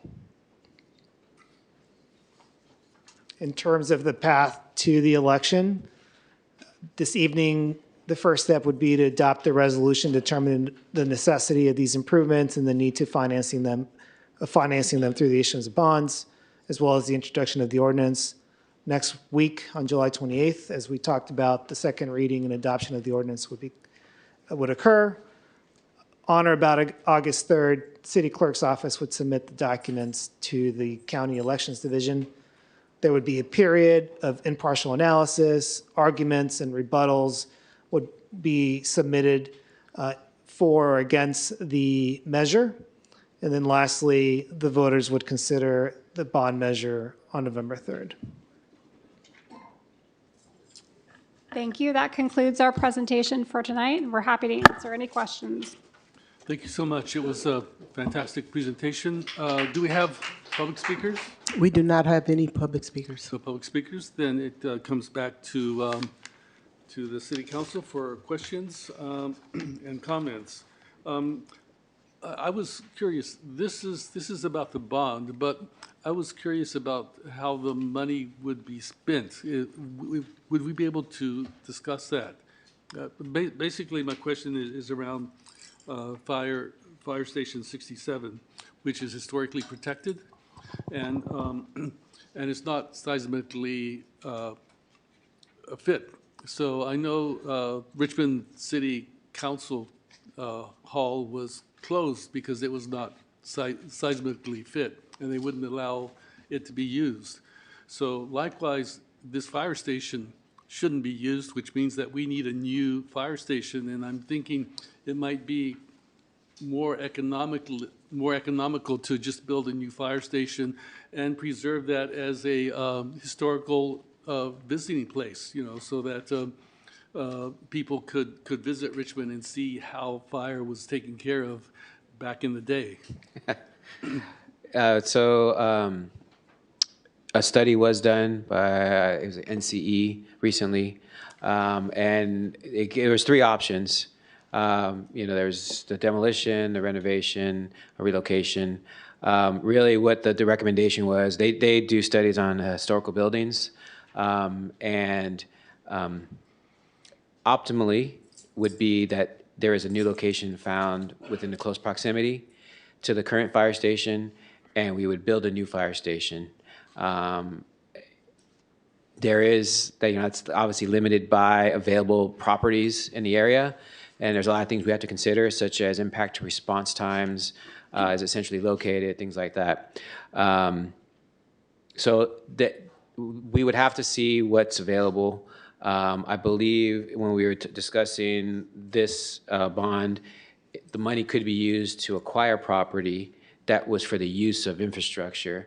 So we do have the flexibility in that sense. If that was, say there was no city-owned property in close proximity, but something for sale, the money could be used to purchase a property that a fire station could be built on.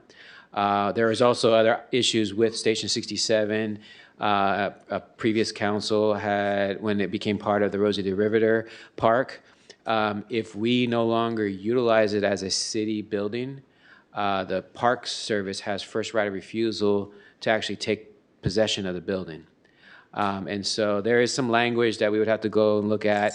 I think the best case scenario is we keep that in the inventory of the city or the fire department, repurpose it for a non-critical building such as a logistics station or building like that. But we definitely would have to look at our options when that came time for that project.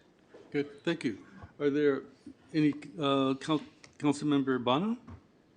Thank you for the presentation. Quick question, I'm curious about the number 120 million. Is it based on the population or fixed for all cities? It said that's the maximum amount for the bond. That number was determined by staff based on the projects that are being proposed here by the bond measure. Okay, I thought it was California law or something. Thank you. No, you could certainly go higher if you so chose. Thanks.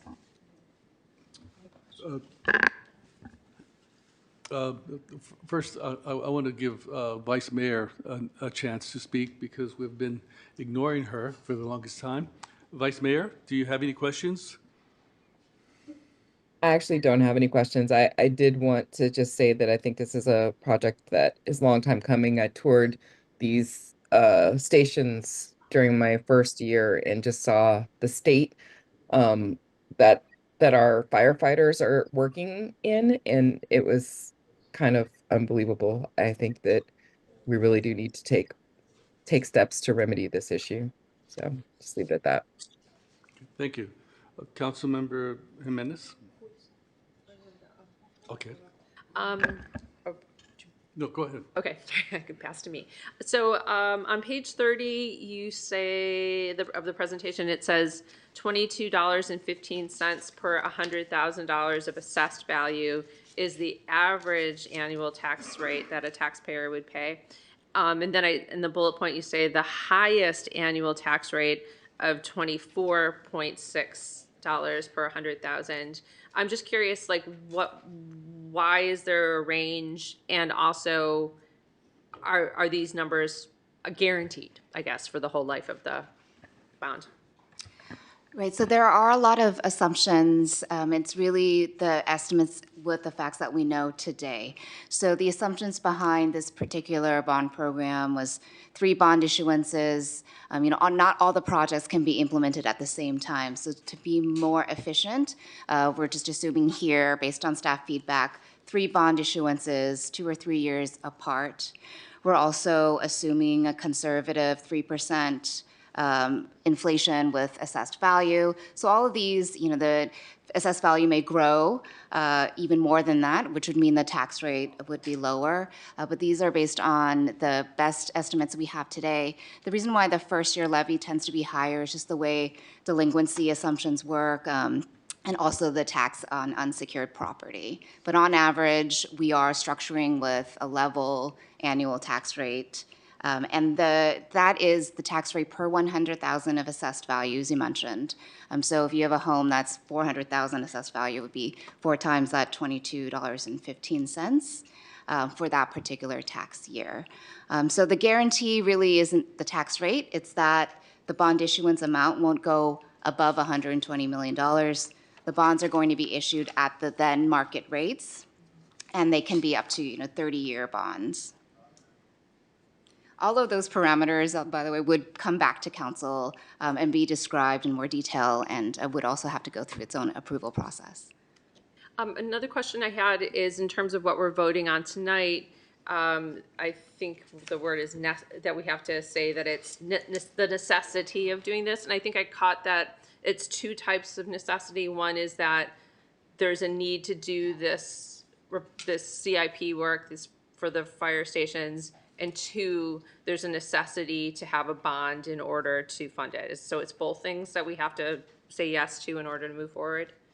Yeah, very good. Yeah, that's exactly what the first step is to determine the necessity of the improvements that the chief has described and the need or the necessity to do so through the issuance of a bond. Okay, and just in my opinion, Chief Osorio has done an excellent job, or it's patently obvious that there is a necessity to do these repairs and replacements on the fire stations. I was hoping that Ms. Combs or someone else could speak to, you've sort of implied that the necessity being that although the city has a certain amount of money in our general fund, our CIP list is over $1 billion, which suggests that if we're going to work our way down not just this project, but all the projects, some of that, there is a necessity to reach out to voters and ask them to consider bonds. Am I right about that? Can you talk more about the necessity part of the bond?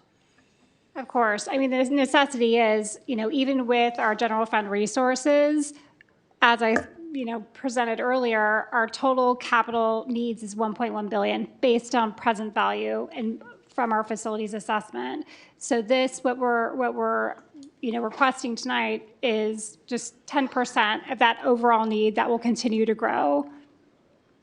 So that's the urgency and the necessity of this. What about the idea, are there grants we could apply for? Is there any other place that we could kick up $120 million without the voters' help? Well, speaking from the grants that fire departments typically tap, there isn't grants for this kind of project. All the grants out there now are related to Homeland Security, infrastructure, cybersecurity, and when there was grants available that covered facilities, they very specifically carved out that it was to make improvements to expand services, not to offset deferred maintenance or replacement. That was always been a criteria for almost every grant that we've looked at, and we have looked for them, but that is not an option for us at this point. Okay, thank you. Councilmember Jimenez. Yeah, thank you for the presentation. Thank you, Chief, for meeting with us and explaining to us. I wanted to ask you, particularly, how did you came down from 40 per 100,000 figure to the 22.15? The previous figure, my understanding, was a very conservative estimate for use to survey voters. And then when we were brought on, because this is our area of expertise, we're able to look at what the total needs are. We're able to refine the analysis. We're also looking a little bit deeper. Are you really going to issue all 120 million at once? As determined, probably going to be over time. So all these things can contribute to a more optimized structuring of the bond program that allows the tax rate to be more realistically brought down and still achieve the projects. So in terms of the urgency and necessity, as Council Wilson was talking about, why now and why the fire stations instead of other capital improvements?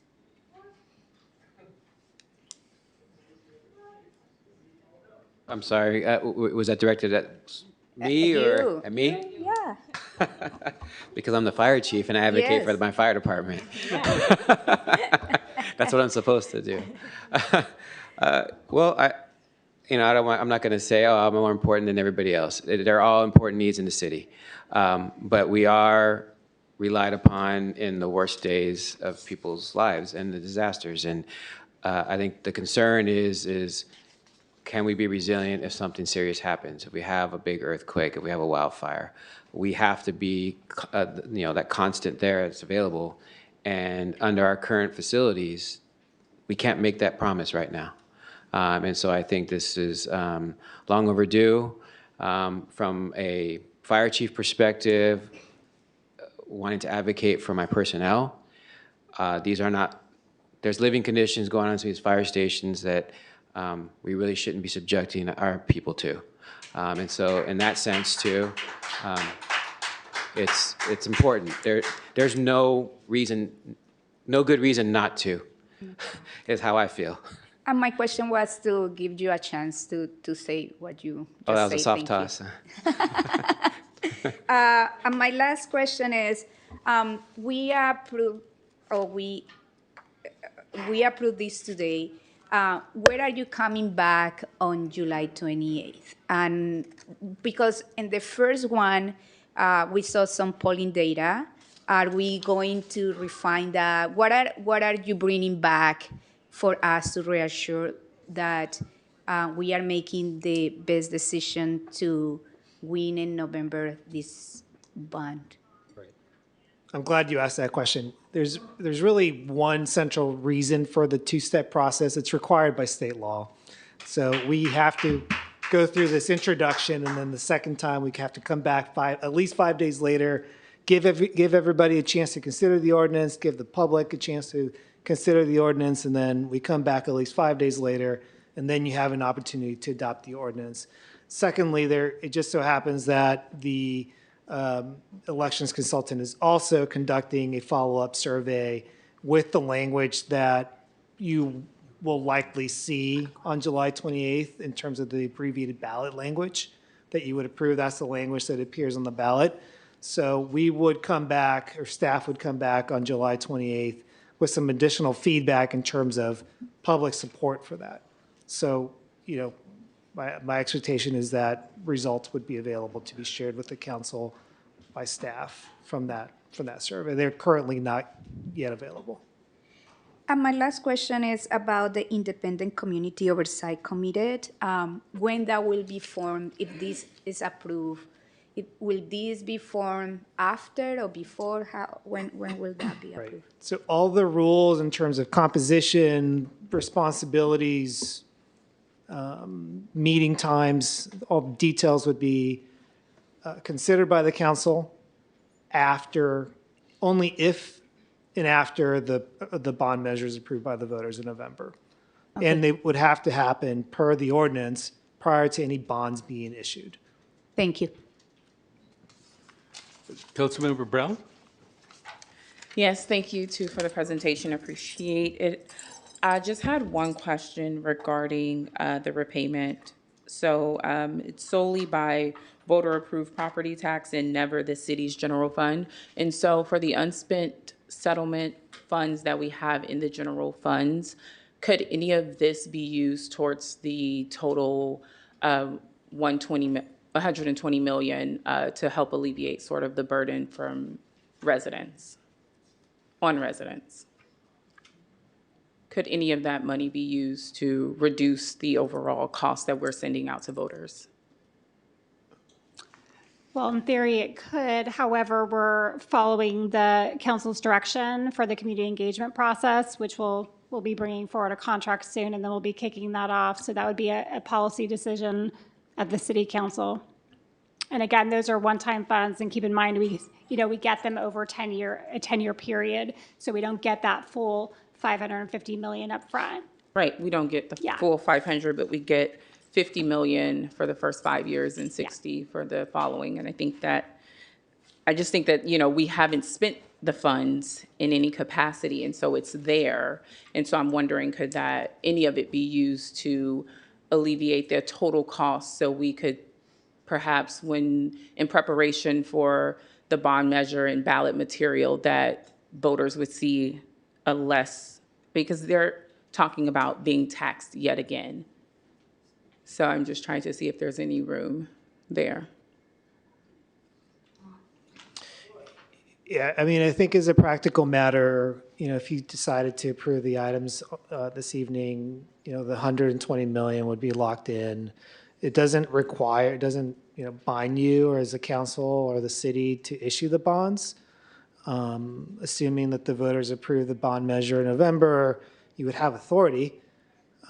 Staff would have to come back to you with documentation in connection with any bond issuance, and at that point, you could decide to defer the issuance, and that would have the impact of essentially delaying any need to tax voters. So you do have flexibility in that sense. Okay. Yeah, I was just trying to make sure before, like, it's coming back on the 28th, if we're never using any money of the general fund, but we do have money in the general fund that could help support different initiatives. I just wouldn't see why we would, if this is such a necessity and urgent, that we wouldn't put forth money to support, money that we have to support. Just to add on, as Juan mentioned, there's no obligation to issue the bonds. So could issue a lower amount if you didn't need as much in bond proceeds. I think that's what I'm speaking about. It's not the repayment source would remain ad valorem property tax because of this type of bond. It's just that you're not obligated to issue. It's up to 120 million. You don't have to issue that much. But once they are issued, they will be repaid by the ad valorem property tax and not general funds. Okay, so what you're saying is if we approve the 120, we don't have to.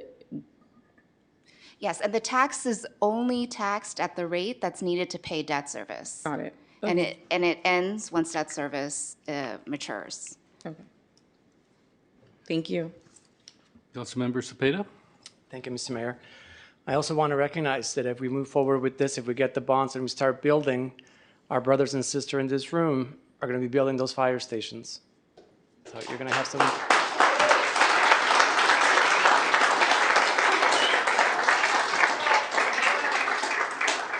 You can have livable wages and benefits. So there's pluses and pluses.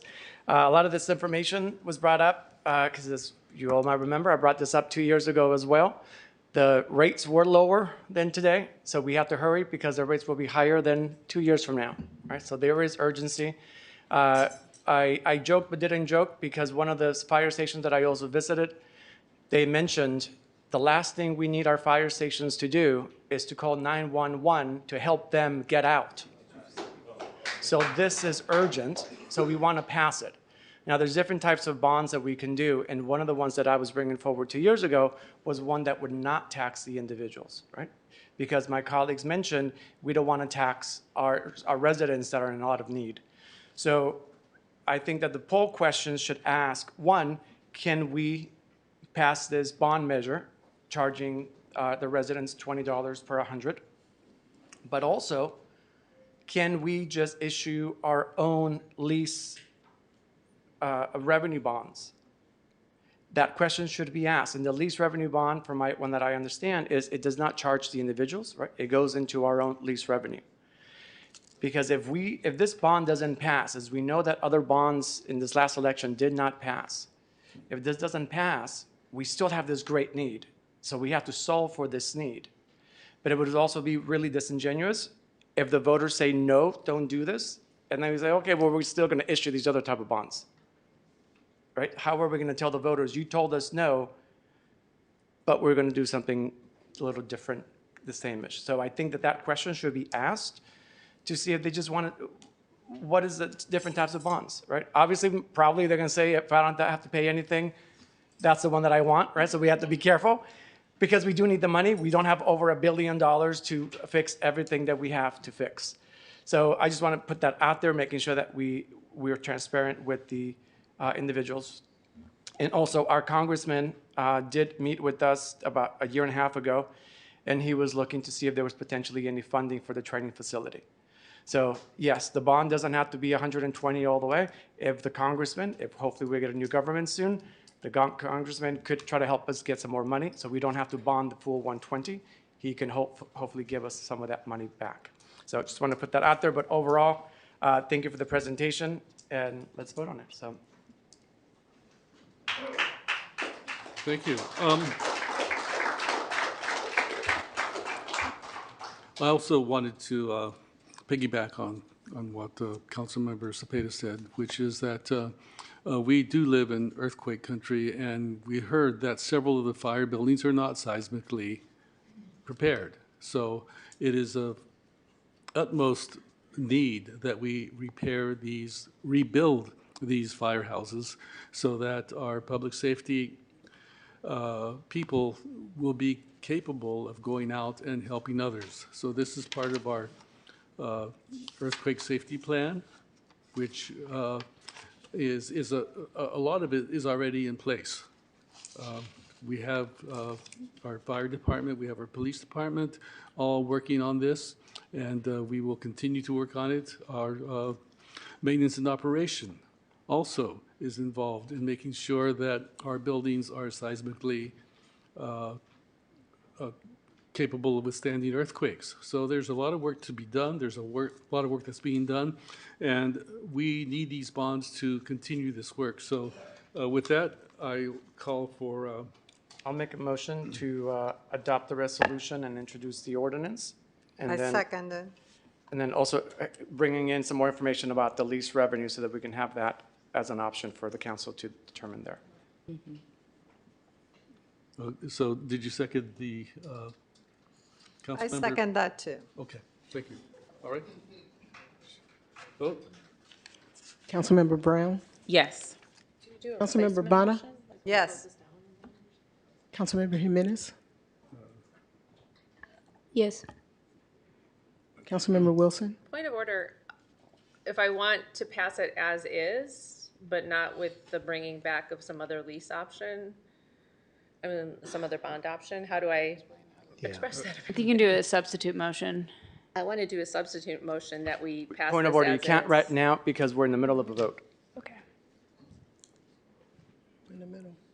What, they come back next week? Councilmembers, if Wilson? I may, we could talk about the lease revenue bonds now if you wanted to. No, we're in the middle of a motion, sorry. And what's the motion now? So just to bring that as an option for us to review. Everything else is the same, except also adding to bring that as an option for us to review. We don't have to vote for it and say, yes, that's what we want. It's just as an option so that we can compare the two. My understanding is that we have to the ordinance has to be read twice by the 28th. That's correct. So you can't bring something on the 28th and read it twice by the 28th. At least they'll be able to give us that option so they have that information. If I may, council members, I can explain briefly the lease revenue bond steps. Lease revenue bonds are not subject to voter approval. There are different restrictions the way that they're structured. They would be paid solely from the general fund. They do not require approval through the ordinance. The ordinance process, that would have to be an entirely separate process with separate agenda item documents at a later meeting after the bond council team or the bond team has an opportunity to consider the viability of those bonds. And as a separate item, they should be considered separately. They would have to be considered separately. The approval of lease revenue bonds is not on the agenda this evening. So we need to go with the motion of the. Well, there's a motion that we're in the middle of voting, so we already have 3 votes. I will like to recuse my vote because I didn't understand that. So if my vote with this amendment is going to delay us to make this, I will vote no on this motion, and we will do a substitute motion. City Attorney? So I think if I can understand your motion, Councilmember Cepeda, it's to approve the item as is, adopt a resolution determining that the public interest and necessity and demand the acquisition, let me just read it, construction and improvement of certain municipal improvement projects and their financing through the issuance of general obligation bonds, and introduction of an ordinance, first reading. In addition, you are directing staff to come back Just provide on us the more 28th information. to provide more information Yeah. outside of this process. Yes. Regarding, This will move forward. We'll have more, and on the 28th, once we have that information, we can say, you know what, this one's better than this one. Why tax the? I think the question needs to be, as council just indicated, like, these are separate process with separate analysis, and to think that we're going to come back in a week, I think is an unrealistic timeline. So I'm just, so I don't think people who voted on this understood what they were voting on. Just revise your motion. You're not revising the motion? That's the. I want us to be able to see it. I just don't see why we need to tax the people more if we have that opportunity there. But that's not agendized on this. So that motion was not a legal motion according to rules. Okay, then you can pull my motion, but that's still my thought there. Okay, so the motion is to. Are you withdrawing that second part of it, or? We'll go ahead and withdraw it because they don't understand it, and Yeah, and also like Councilmember Cepeda, you have more, like the first presentation give you a lot of information. You didn't ask for that in that moment. oh, I And did. then, Actually, so- this is like the third time I've asked for it. Okay, so let me understand. You're making the motion to approve the item, and you're withdrawing the second part of your motion. Thank you. And I second it. Okay, and so let me just go back over Councilmember Brown, Yes. Councilmember Bonner, Yes. Councilmember Jimenez, Yes. Councilmember Wilson, Yes. Vice Mayor Robinson, Yes. Councilmember Zepeda, Yes. and Mayor Martinez. Yes. The vote is unanimous.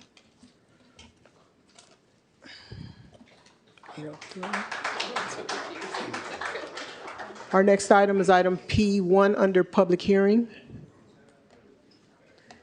And that item is to hold a public hearing and introduce for first reading an ordinance as recommended by the Planning Commission, amending sections 1501, 15.04.104.020, 15.04.201.030, 15.04.201.050, and 15.04.610.020 of the Richmond Municipal Code, updating regulations for accessory dwelling units and junior accessory dwelling units to conform with state law. See, if anyone joining us online that would like to address the council on this item, please raise your hand at this time. We do not have any speakers. Okay, staff member, staff report. Yes, good evening, Mayor, council members. Lena Velasco, Director of Community Development. I'm joined this evening by Avery Stark, Planning Manager, and Michelle Morris, Senior Planner. Michelle will be doing the presentation, but before she gets started, as the council knows, the state legislature continuously is updating state laws around housing regulations, and accessory dwelling units and junior accessory dwelling units, which we'll speak of this evening, are consistently being updated. And so this evening, we're bringing forward amendments that will conform our regulations to state law. And so we'll be reviewing those changes of our current ordinance, which was adopted in 2020. So with that, I'll hand it over to Michelle.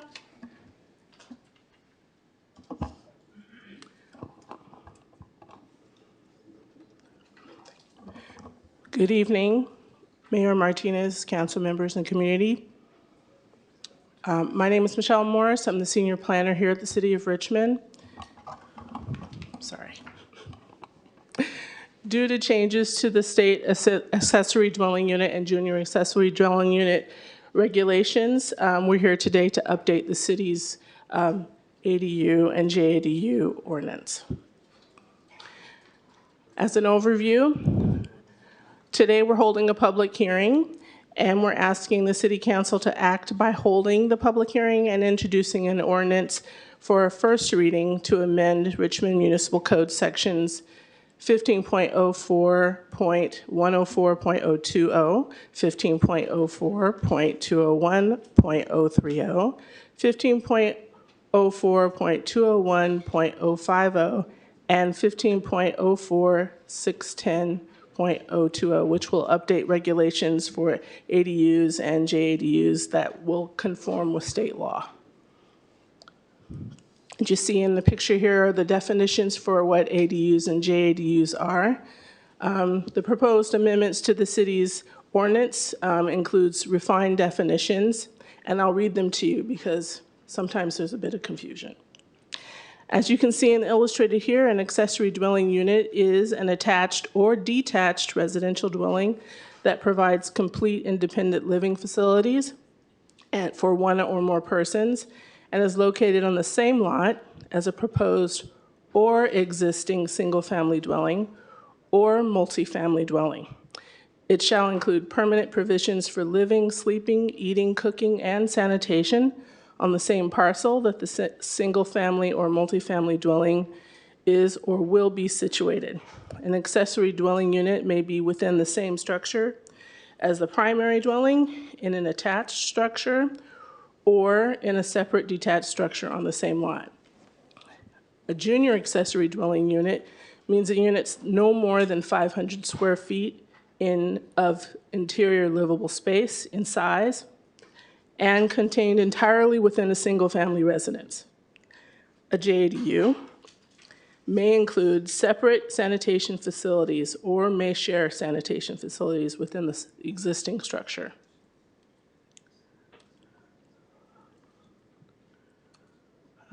To provide background history to why this ordinance is necessary, back in November of 2020, the city adopted an updated accessory dwelling unit and junior accessory dwelling unit ordinance. In October 2024, the State Department of Housing and Community Development, HCD, completed a review of our ordinance and requested that the city revise and update the ordinance. Meanwhile, many additional changes to ADU and JADU state law were enacted on October 10th of last year and again on January 1st. On July 2nd, 2026, the Planning Commission recommended that the City Council adopt an ordinance amending the provisions of Richmond's municipal code regarding ADUs and JADUs. So to bring our code into compliance with state law, many changes are required. And some examples are JADUs can be in attached garages. The rules for height have been updated. For example, an additional 2 feet in height is allowed to accommodate a roof pitch on the ADU that's aligned with the roof pitch of the primary dwelling unit. And another example includes no replacement parking is required when covered parking is demolished or converted in conjunction with the construction of an ADU.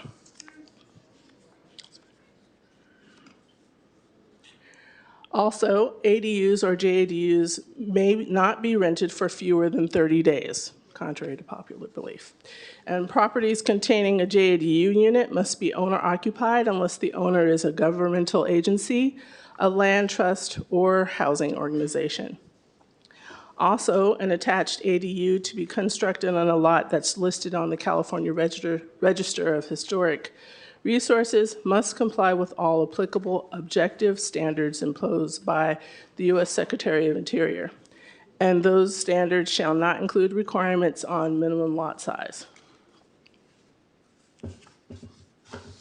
Many amendments to California ADU law became effective between 2023 and 2025.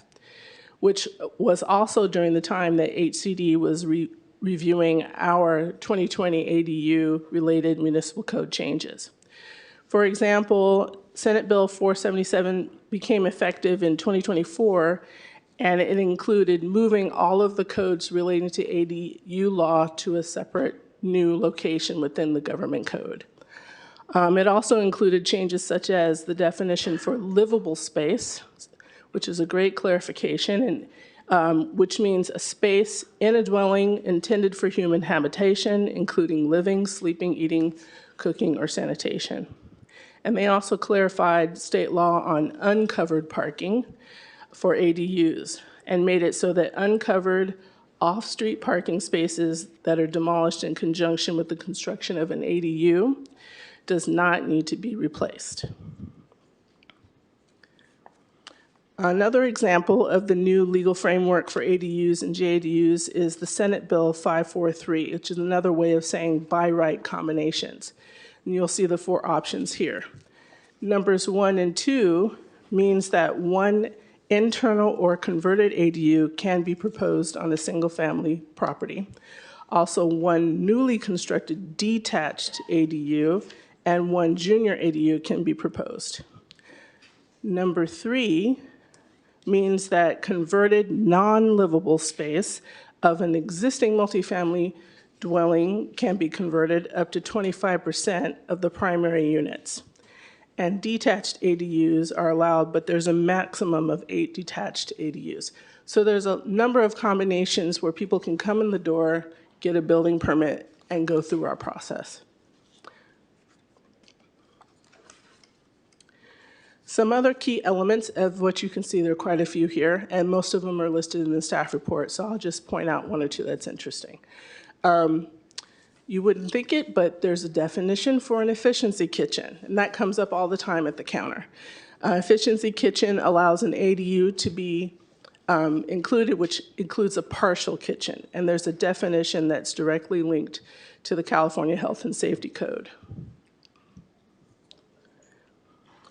We also are limited in how much time we take to process applications. There have been many changes to the processing of ADUs, and during the 60-day period, the city must return in writing a full set of comments to the applicant with a list of items that are defective or deficient and a description of how the application can be remedied. So we have 60 days to do that. For applications that use pre-approved plans, which you can find on the city's website, the city has 30 days to process an ADU application, and it has to be a complete application, deemed complete. So all of you probably have in front of you the 1 public comment that we've received from the California Housing Defense Fund, CalHDF. CalHDF is a nonprofit corporation that advocates for more housing. They have identified in that letter that we've received today that our draft ordinance does not explicitly say that state-limited ADUs, also known as 66323 ADUs, are exempt from objective design and objective development standards. Staff agrees with their assertion, and so we have proposed a change to the ordinance, the draft ordinance. So staff does continue to review qualified state-limited ADU applications according to state law, and to that end, the additional amendment to the proposed ordinance is in front of you. We've provided council with copies, and it's also shown here on the slide. The ordinance is amended by adding state-limited ADU units as an exception to section 15.04.610.020, subsection C6, letter F. If the accessory dwelling unit is an exempt accessory dwelling unit that satisfies the applicable requirements provided in that section above. Which leads us to the required findings that must be made for zoning text amendments. Those required findings are here. Basically, it says that the proposed zoning text amendments are consistent with the general plan housing element. They will also benefit the public by increasing housing production within Richmond and ensure local regulations comply with state law. The amendment has been reviewed in compliance with CEQA and is statutorily exempt from CEQA and would have no significant impacts. And since the zoning text amendment, won't change the zoning map, therefore the last finding is not applicable. And this slide right here basically tells you basically the same thing, but it gives you the code citations for the CEQA determination. Which brings you to the recommended action. Hold a public hearing, introduce an ordinance for first reading, amending the Richmond Municipal Code, sections that I mentioned before, updating regulations for accessory dwelling units and junior accessory dwelling units to conform with state law. If you read that, though, you're going to have to read all the code section numbers. And just letting you know. So thank you very much for hanging in there with me. We're available for any questions you might have. Okay, thank you. I would like to open up public hearing. Do we have speakers We do not have any speakers. online or present? No. Okay, in that case, the public hearing is closed and it is open to council members. Councilmember Bonner? Thank you for the presentations. I have some questions I'm going to ask by email, the other agenda items. But one quick question for public information. Does the city have pre-approved plans for attached, for detached, and how can public access them? So the city does have pre-approved plans for detached ADUs. It's on the city's website. The easiest way to look at those plans is to go to the Planning Division's webpage. On the left side, there's a link for ADUs, all things ADUs, including those plans. Thank you. I'm done. Okay, thank you. Councilmember Jimenez? Yeah, thank you for the presentation.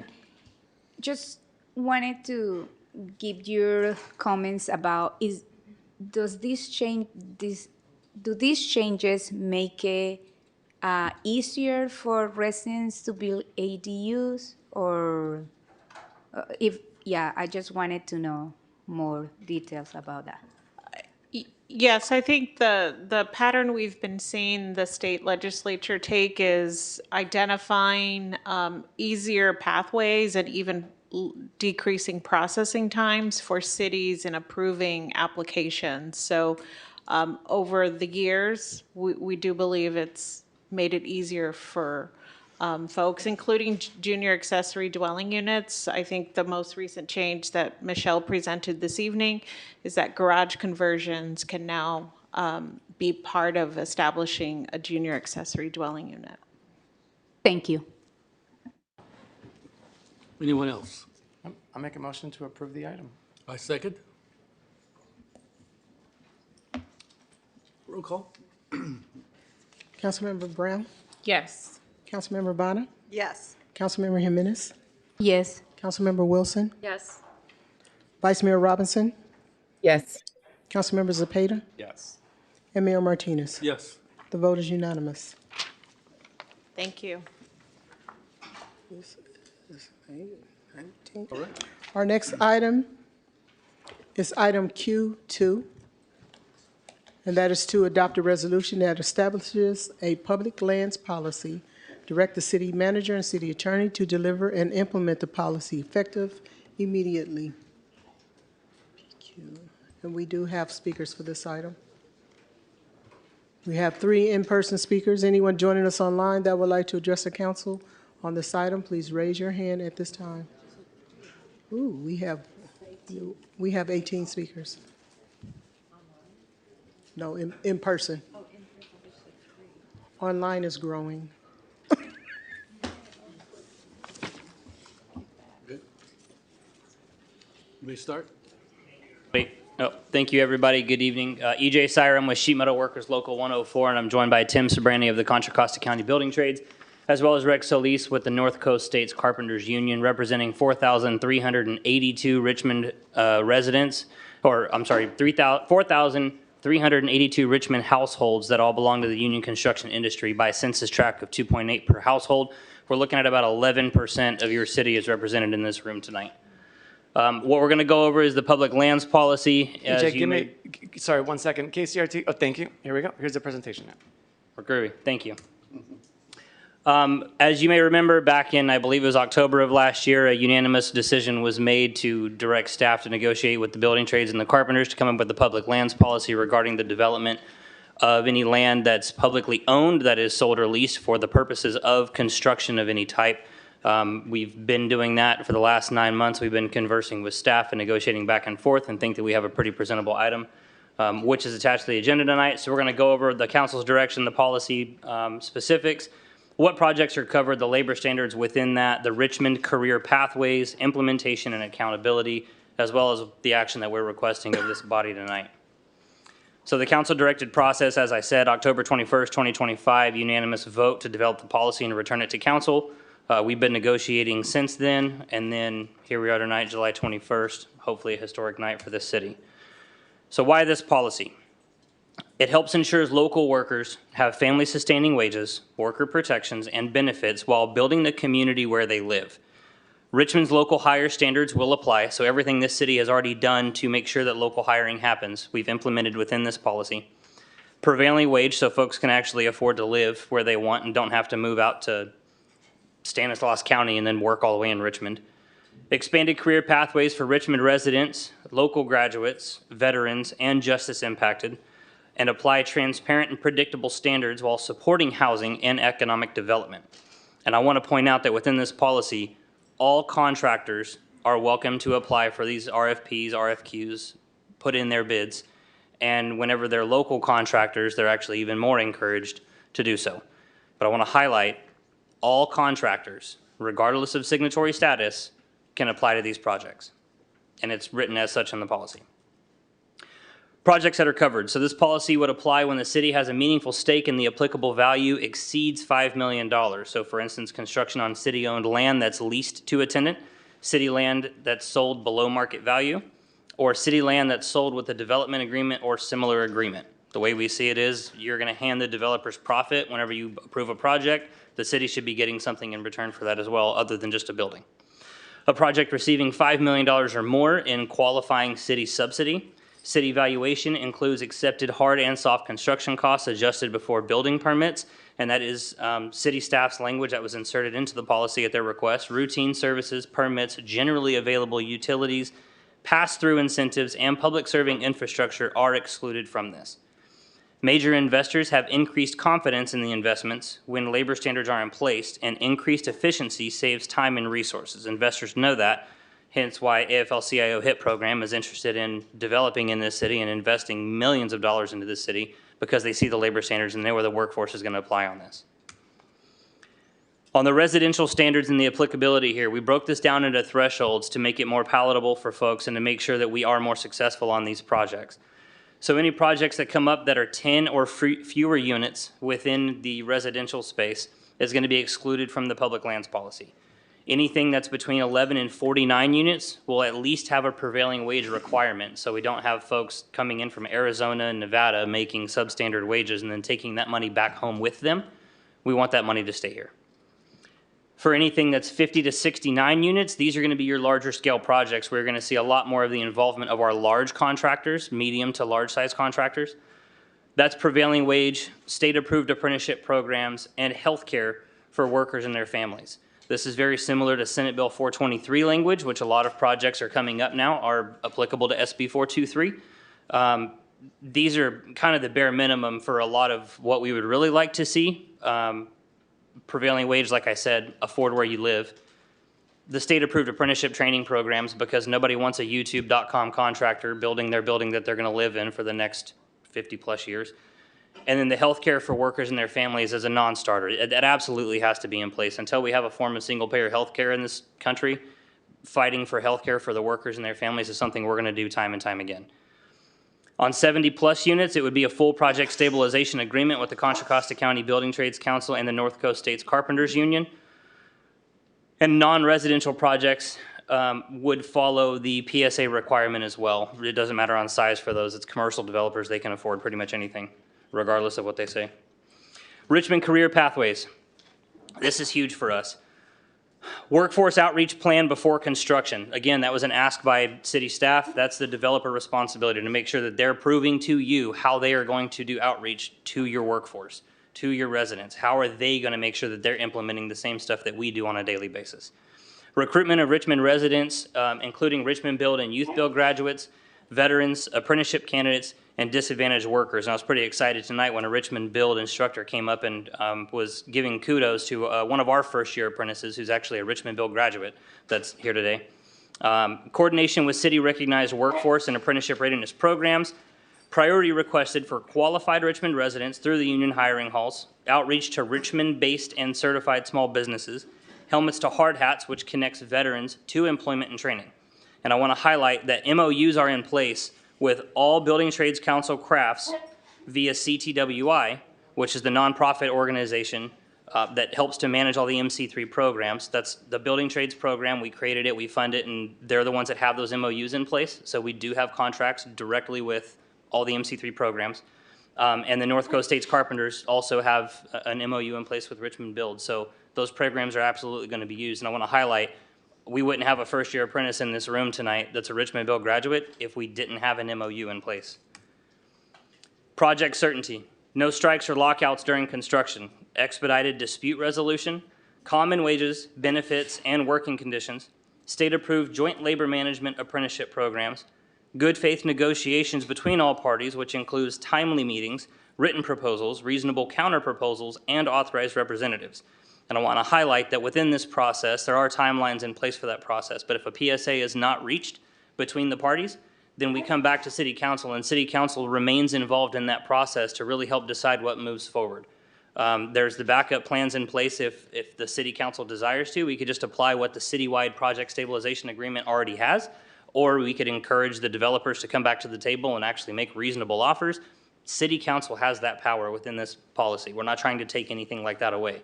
A lot of state policies have taken away City Council powers. That's not what we're asking to do. On the implementation, this is something that came up multiple times from staff, so we want to make sure that everybody understands this. On the implementation side of things, this applies to projects not already awarded bids or with contracts submitted to the city. So we're not trying to change anything that's already been approved. It's grandfathered in, if you will. City includes the public lands policy language with the bid proposals, RFPs, RFQs, et cetera, so that the developers understand the standards before they submit. Once they submit their completed application, they should be reaching out so that we can begin negotiations. We don't want any kind of a delay in timeline. We want to make sure that if Richmond's getting the asset of housing, it's on a timely process and we're not the ones that are holding it up. They also, at that point, the developers are required to do the workforce outreach plan. Pre-construction meetings would be called by the city, and that would include the City Developer Contractors Council and Labor. Federal funding and HUD Section 3 requirements remain controlling, and there is narrow exceptions in place for manufacturer warranties and specialized work. Reporting tracks Richmond jobs, workforce programs, apprenticeships, and project delivery. Previously vested projects, again, are not affected. We're not trying to change what this body has already done. Key facts that I want to hit on. Joint labor management programs have ever-evolving training to meet the industry needs, changes, and growth. Those are mixtures of our contractors that are in place and labor saying what's in the industry, how do we train on it, how do we make sure that we're ready to go so that we're not getting beat out by AI and other programs. Circumventing the hiring halls for workforce placement is going to take away the ability to place workers in these programs and limits workers' protections. So using the hiring halls and having folks come through the hiring halls to sign up gives them those protections in place and representation within their workplace. Some funding sources limit abilities to encourage or enforce certain standards. I'm not going to say which government administration doesn't like local hire, but there's one that we all know that doesn't like local hire. If those things happen and this city is going to get federal funding, for example, and there's pieces of the public lands policy or a PSA that the funding source does not allow, we are more than happy to exclude those from the project. Obviously, just know ahead of time that the majority of the time that will be local hire is what the funding sources will want to get rid of, as much as we don't want that. Upon completed application, the developer outreach to the Building Trades Council and North Coast States Carpenters begins. If standards are not met within 45 days, this is the timeline I spoke to you about. City Council may be asked to intervene or just apply the citywide PSA to ensure the workforce development and worker protections are in place and we can get the buildings built. Where applicable, with responsible crafts master labor agreements, non-signatory contractors can sign agreements per project. Again, we're not trying to say that certain contractors can't bid. Any contractor can bid, and depending on the scope of work and depending on what responsible craft they would be doing, there's processes in place. Everybody's process is a little different. but there's processes in place to make sure that everybody can work on these projects, regardless of size, regardless of whatever else. So what a yes vote means: quality projects, public accountability, Richmond careers, worker protections, and healthcare for workers and families on large-scale projects. I appreciate you letting us present to you tonight. Again, my name is EJ Sire with Sheet Metal Workers Local 104, and we're going to be here until you say otherwise to answer any questions that you might have. So Mayor, may I step in?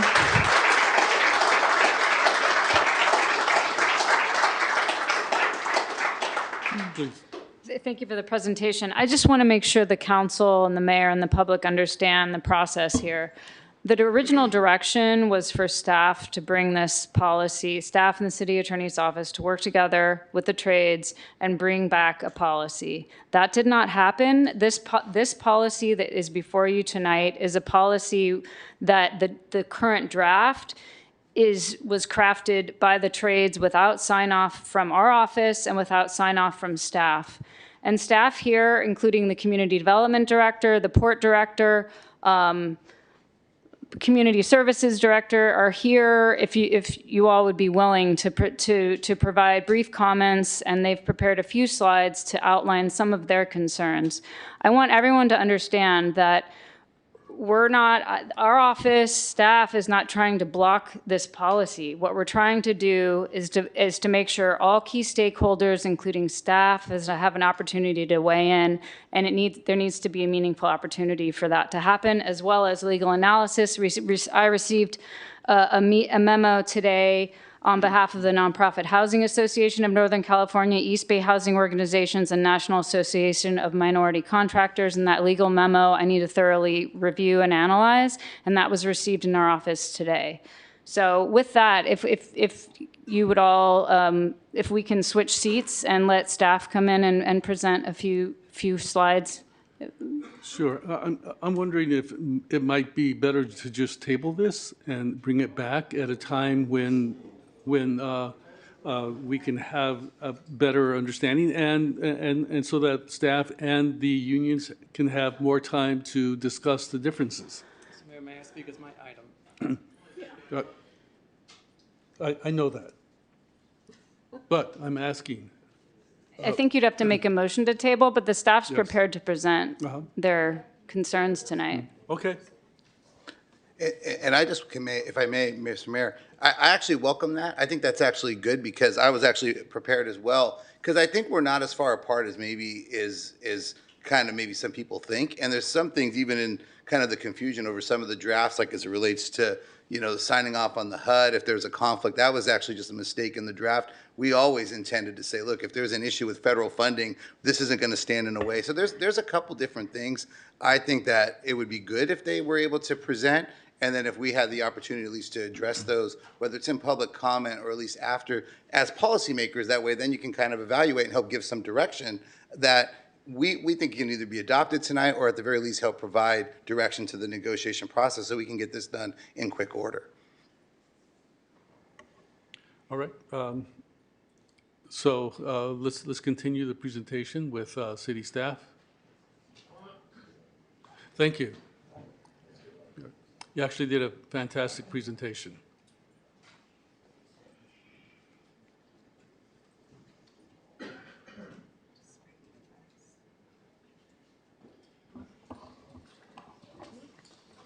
Good evening, Mayor Martinez, Vice Mayor Robinson on video, and City Council members, LaShonda White, Deputy City Manager for Community Services.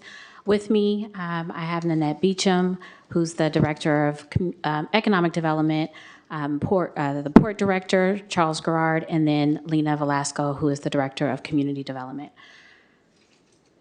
KCRT, can you pull up our slides? Thank you so much. Tonight, I'm presenting a coordinated staff perspective that reflects considerations as stated from economic development, including the port, employment and training, and community development.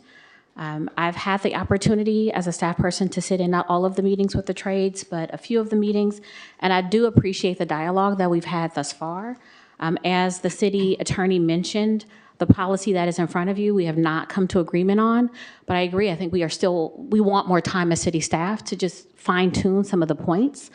We are not against the goals, and we support the broader goals of creating quality jobs, expanding career pathways, and ensuring city-owned land and public investments create meaningful benefits for Richmond residents. Again, we're just asking for additional time as city staff to make sure there's clarity on the questions that we still have. We want to get to a place where we do feel like we have agreed upon policy language that we can bring forth to City Council.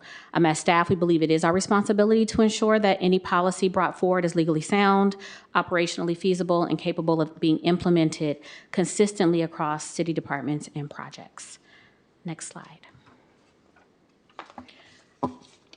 And we've sat and listened to the presentation that has been provided by the trades, and I think even some of our questions may have been answered, but we have mentioned to the trades we don't want to have a negotiation in open session around this topic, and would like to be able to go back and fine tune some of these points. So these are, once again, this is a coordinated, some coordinated questions that have been developed by city staff, and some of these are around how policy will be implemented, when, definitions, project thresholds, compliance. So we feel like we need clarity on a number of things. I'm not going to go through all the questions. We want to understand how this policy would affect amendments to existing agreements and how it would align with the city's existing community benefits policy. Also around timing of the agreement, and some of those questions may have been answered a little bit tonight, but we still want to go deeper. And then deeper explanation around the city's valuation of a project. So before implementation, city staff need a clear and consistent method for determining that valuation, including who makes the determination and whether there is a process for an applicant to question or appeal it. Next slide. Here are additional questions. Want to make sure we have clear definitions around below market, city subsidy, soft cost, and shared definitions are really important to make sure there's clear policy implementation. This policy requires a workforce outreach plan, but we want to make sure that the minimum standards, required content, review criteria, and party responsibility regarding approving and monitoring the plan are clearly articulated. And we want to identify who will verify ongoing compliance and what documentation developers, contractors, and workforce partners will be required to provide. Again, we don't feel like these are technical questions simply. We again, want to have time with the trades to sit down with all city staff. We've had iterations of this policy that have went, there are a few of us who have sat in the meetings and negotiated and had conversations in the meetings, and then we take it back and send it to share with more staff. And then more questions come up. So we still need to do that. Negotiations take time. I understand that this has been going on for some months, but we want to make sure the policy is done correctly. And that we have agreement where we can. Next slide, please. The port director is here and can answer questions around this, but the port has some considerations, and I feel like there are some risks for port projects, and they are outlined here. And the port does support strong labor standards and opportunities for Richmond residents, but they also have several unique implementation considerations that they want to be able to engage in conversation with the trades on and make sure the city council understands those. For the port, they believe they have specialized contracts. Their work requires specialized contractors, equipment, or technical expertise. Additional requirements could make it more difficult for smaller firms to compete, or could reduce the pool of qualified bidders. Port capital and tenant projects are often specialized, multi-year, and dependent on outside grants, tenant investment, and complex regulatory requirements. And applying the policy broadly to all qualifying port and tenant projects could increase costs, reduce competition, and affect project schedules. They're also concerned about potential grant risk. State and federal funding sources may impose procurement, contracting, or workforce requirements that do not fully align with proposed policy. So we just believe that additional administrative and legal review is required, and we would like for that time to be taken with the trades to have those conversations. And these concerns don't diminish the value of labor standards, but they highlight the need for a policy that recognizes the port's unique operating environment. Next slide. Here are additional considerations. Additional considerations for the port. A focus review would help the city preserve the policies, labor and workforce goals while also addressing port-specific delivery concerns. City staff recommend that there is more port representation, labor organization, local and small contractor, tenants, grant managers, and legal counsel involved in future conversations. Areas of concerns around the port include specific thresholds, inclusion, or alternative compliance approaches are appropriate. The objective would be to establish a workable approach that continues to support quality jobs and local opportunities without unintentionally delaying critical infrastructure or discouraging investment at the port. Next slide. And this is our last one. Just in conclusion, these are some 7 points that we feel like need to be continued. We need to continue to evaluate before having the City Council adopt this policy. We do believe we have made great strides from when we started with regards to this policy in our conversations with the trades, and we're asking for additional time to be able to continue those conversations to get to where we need to get to.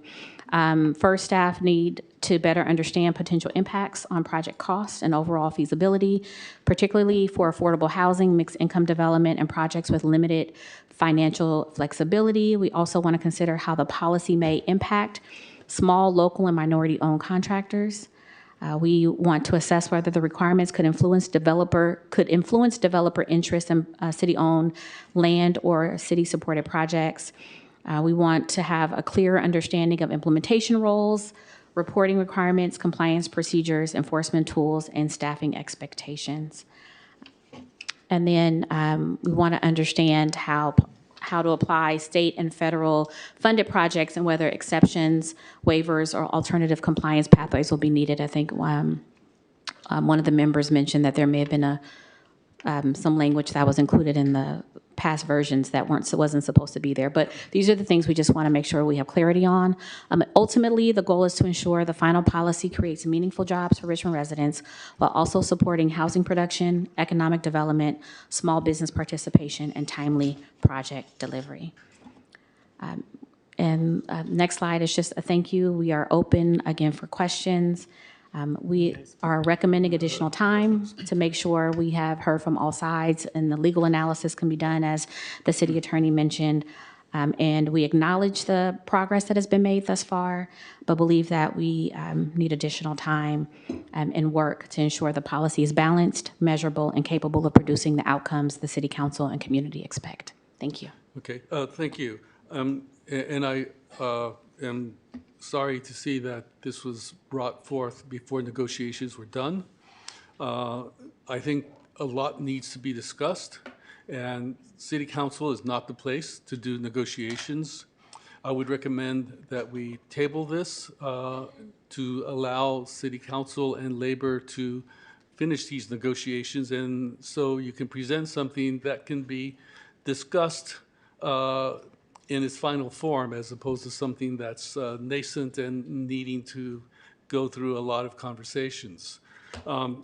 People who know me have seen me on the picket line standing up for workers. I do stand for workers, and I want to make sure that the workers get the best possible deal available.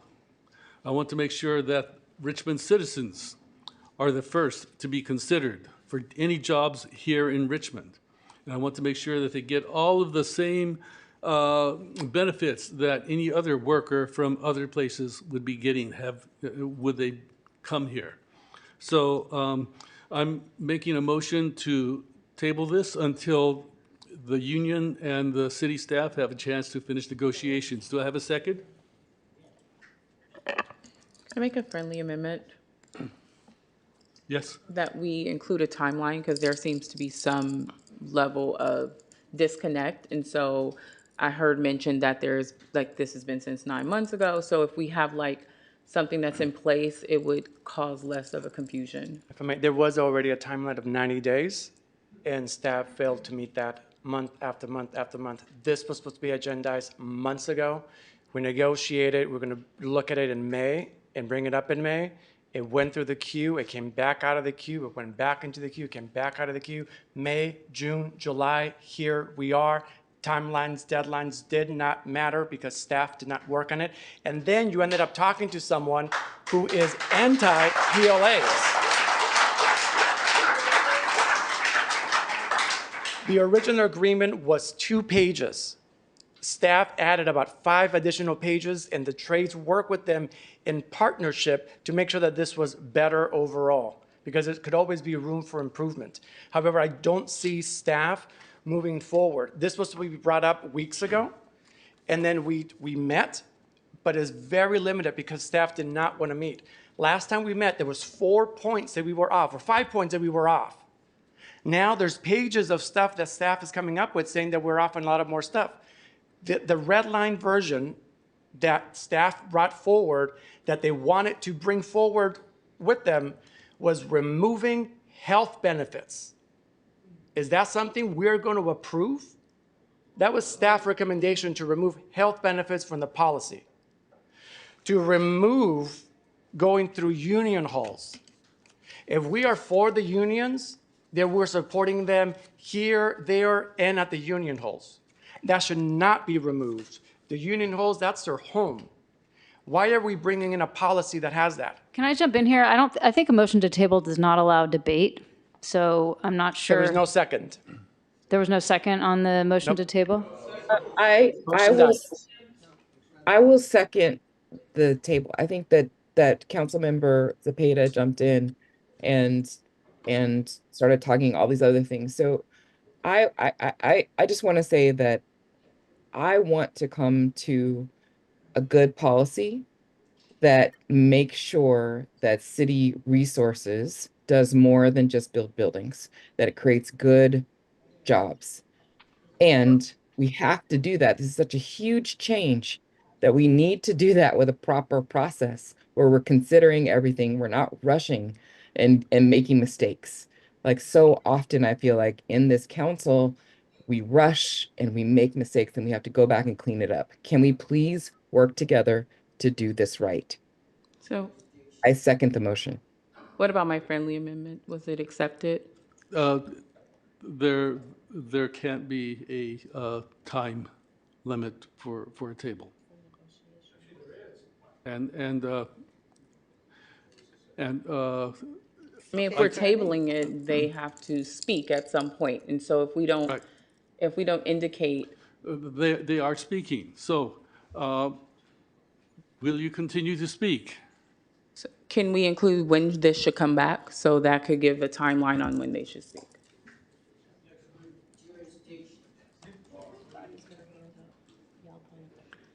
Oh, you're asking me? I Yes. mean, the motion to table can be a time specific or it doesn't have to be. That's up to the motion maker. But I'm asking staff, how much time do you feel is necessary in order to get a good agreement for all workers? Mr. Mayor, during negotiations, it is very difficult to give a timeline because you are negotiating an agreement. So it is difficult to actually put a specific timeline on a negotiation. If you would like to maybe have people come back with an update on where they are at in the timeline, Update is a good then maybe you can do that. So we make sure they're working together.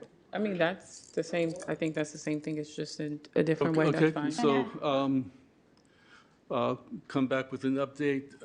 How far do you think you can get in a week? I mean, how many meetings are you having? Let's say 3 months. Can I Be say realistic. something? Yes. When we come back from our recess, So I think like That we're not debating, so we're either voting on motion to table or we're not.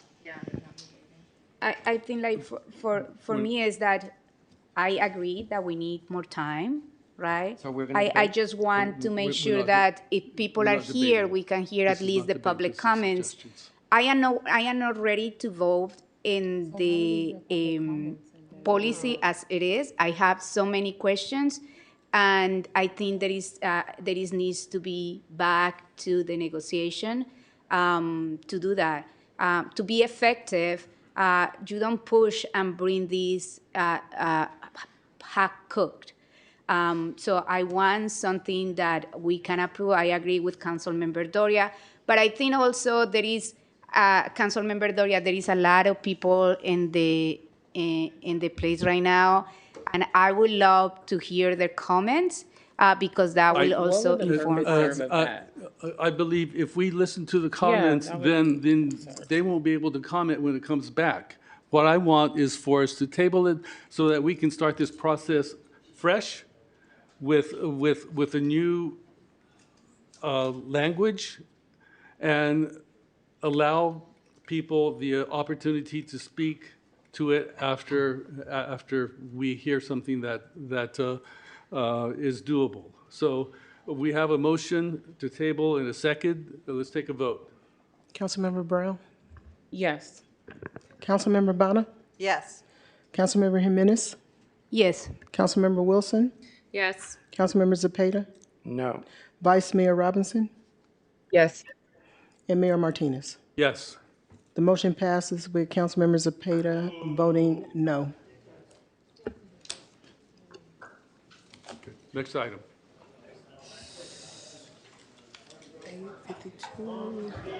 Our next item is item Q6. There we go. Item Q6 is to receive a presentation on the Richmond Government Accountability, Transparency, and Ethics Act. Direct the city attorney to prepare an ordinance and related ballot measure documents for the city council consideration, and direct staff to calendar this item to adopt the ballot initiative resolutions. It says on July 21st, but, okay. And in no event later than July 28th to meet the November 2026 ballot deadline. This item must be heard before final adjournment. If there's anyone joining us online that would like to address the council on this item, please raise your hand at this time. So this is your item? He's trying to get public comments. Q6.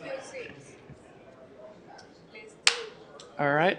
KCRT, can you please bring up the presentation? All right. Good evening, Mayor and colleagues, and any members of the public still here joining us. Tonight, we want to introduce the Richmond GATE Act, which is the Government Accountability, Transparency, and Ethics.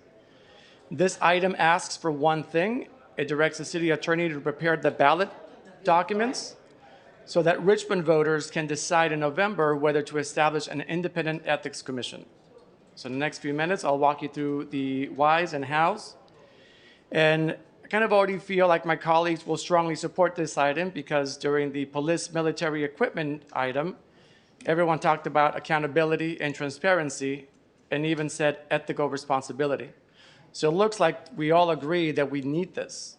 So I'm sure that we'll vote on this together. Next slide, please. There's 7 California cities with independent ethics commissions. LA has been proven over 35 years, and nearly every one of these cities has gone back and strengthened its original ordinance since. These include Oakland and San Francisco. These cities we cite constantly when we write into Richmond policy. And here is Richmond's entire city code of ethics today, which is 7 aspirational bullets. And there's more on the next couple of pages. But pretty much our current ethics policy is we shall serve with honesty and integrity. And that's basically all we say about ethics. We shall serve with honesty and integrity, which is a very fine sentiment. But without a commission or an investigator, there is no enforcement mechanism behind it.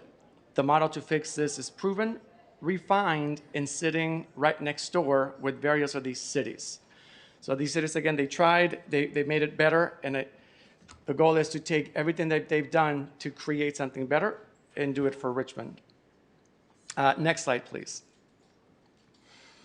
And this isn't about an individual, it's about creating a structure. Complaints today route through this either to the city attorney or through HR, depending on the type of report. The HR reports to the city manager. The city manager and city attorney report to this council. So complaints are reviewed by offices that they may themselves have a conflict with. So there's no guarantee of investigation and transparency about the outcomes. That's an inherent conflict no one inside the system can fix. Richmond already knows the solution twice over. The rent board operates independently of City Hall. And consider this, we already hold one group of public servants, our public police officers, to independent civilian oversight through the CPRC. The GATE Act simply asks the city leadership, including those of us on this dais, to meet the same standards we ask of them. If we asked about general city staff, represented employees are not covered by this measure at this time. Extending oversight to them will require a meet and confer process, which is conversation for another day. So this measure covers elected officials, city leadership, commissioners, candidates, lobbyists, contractors, and those doing business within the city. Here's the next slide, please. So here is a pattern that you see across California. Cities who've created commissions, then kept going back to strengthen them. Oakland rebalanced their appointments and added outside council authority across 3 ballot measures. San Francisco has tightened its rules repeatedly and protected its ethics laws from quiet rollback. LA guarantees its commission's budget by formula after documented political defunding. San Diego refined its ordinance 3 times and then moved the whole framework into the charter and removed the council's veto over its director. San Jose elevated its board to the charter in 2022. Long Beach and Sacramento haven't done any amendments yet, and their commissions remain the weakest of the 7. Every amendment closes a gap officials had exploited. Richmond gets to skip that pain if we build protections from day 1. Next slide, please. Oops, I think I might have put it in twice. Next slide, please. This is Berkeley. Berkeley is a cautionary tale. Community members spent 10 years drafting a strong sunshine ordinance with real enforcements. The council majority responded by passing a weak advisory-only alternative right before the election. Then city staff produced a $2 million cost estimate that proponents, including then council members and now our state senator Jesse Adeguin, publicly called biased. The strong measure failed. More than a decade later, Berkeley's commission remains advisory. It has no subpoena power and cannot impose fines and cannot independently enforce. It reports to the very council that oversees. Richmond should learn from that experience and not repeat it. Next item, please, or next agenda, please, or slide. There's 4 pillars, a 7-member commission up and running by June 2027 with automatic removal triggers so no one can squat on a seat with a conflict of interest, a full-time investigator, a licensed attorney reporting only to the commission, exempt from civil service, exactly like our city attorney and city manager, real enforcement, court enforceable subpoenas, and the power to open investigations without waiting for a complaint, and a protected budget, $1 million guaranteed in year 1, and then index after that. If asked what final say administrative penalties means, for civil administrative matters, fines, cease and desist, orders requiring filings, the commission's determination is final. Neither the city attorney, city manager, nor the council can override or bypass it. Criminal matters are different. Those are deferred to the district attorney, exactly as they are today. This mirrors the LA model. Next slide, please. The appointment structure, it's how commissions get captured. Our model distributes power. The mayor gets 1 seat with council confirmation and a public hearing. The personnel board 1, general employee unions 1, public safety unions 1. Those 4 then unanimously choose the remaining 3. No official, no faction controls this body. All commissioners must be Richmond residents and registered voters with practical experience relevant to the commission's work. Thinking in backgrounds in open meetings and public records, ethics law, or campaign finance, the way that San Francisco requires. No more than 3 from any one affiliation recognized by the California Secretary of State, no city employees, and then we'll have staggered terms. Next slide, please. Jurisdiction is broad on purpose. It covers everyone who exercises or influences city power. So that includes us as elected officials, the city manager and city attorney, commissioners, candidates, lobbyists, contractors, nonprofits, NGOs, and groups operating through fiscal sponsors that do business with the city, and that enforces the full toolkit: campaign finance, lobbyist registration, conflict gifts, behest payments, Brown Act and Sunshine compliance, whistleblower protection with a public helpline, and a ban on conducting city business over personal email, text, private messages, or disappearing message apps. Next line, please. The budget is a whole ballgame. It's how commissions elsewhere are quietly killed. Oakland's chief investigator resigned over chronic underfunding. LA had to go back to voters for a floor, so we built it in. $1 million in year one, absolute untouchable. Year two, 0.5% of general fund revenues. Year three onward, the investigator proposes within 0.5 to 1% directly to council. One cut below the request takes 5 of 7 votes, a public hearing, and written findings. Total cost is less than 1/3 of 1% of our general fund. Next slide, please. 4 benefits worth naming. First, this protects the public and taxpayers. And when someone who serves the public is wrongly accused, an independent clearance carries more weight than any council vote and puts the findings beyond political dispute. Second, it guards the general fund. We worked hard to get off the state's auditor's high-risk list. With new MOUs and pension obligations ahead, our margin for error is narrow. And identifying contracting problems early helps us keep off of that list. Third, credible oversight makes Richmond more competitive for grants and investments, on par with other cities in the Bay Area and across the state. And then fourth, residents finally get a real front door, a helpline, a public complaint log, decisions in open session. This is the gate for transparency. Next slide, please. Let's put the cost in perspective. Our adopted general fiscal for 26-27 is $324.7 million. Year one of this commission is $1 million, less than 1/3 of 1%. That little gold silver line there is the entire cost to scale. In full transparency, year two rises to roughly 1.6 million at 0.5%. And from year three onward, the investigator proposes within 0.5 to 1%. That's only if they need the additional funding. Even at the maximum, that's 1%. One recovered misappropriation, one clawed back contract, one properly enforced fee schedule could return potentially more funds than the commission cost. And it could also help with some of the mismanagement. Next slide, please. So let's really look at what we're asking today. This vote directs city attorney to prepare the ordinance and ballot documents, authorizes outside counsel if needed, and calendars adoption for next week, our last meeting before recess. What it does not do, it is not a vote on the merits, and it does not commit no one to a position in November. 4 votes in July puts the question on the ballot, then it belongs to the Richmond voters, exactly where it should be. They will tell us if they want more transparency or less transparency out of their government. Next slide, please. We have always been a leader. Richmond has been known for the 3 C's, unfortunately: Chevron, crime, and corruption. And we have the opportunity to take a bite out of the corruption one. This is our opportunity to change that last C to credibility.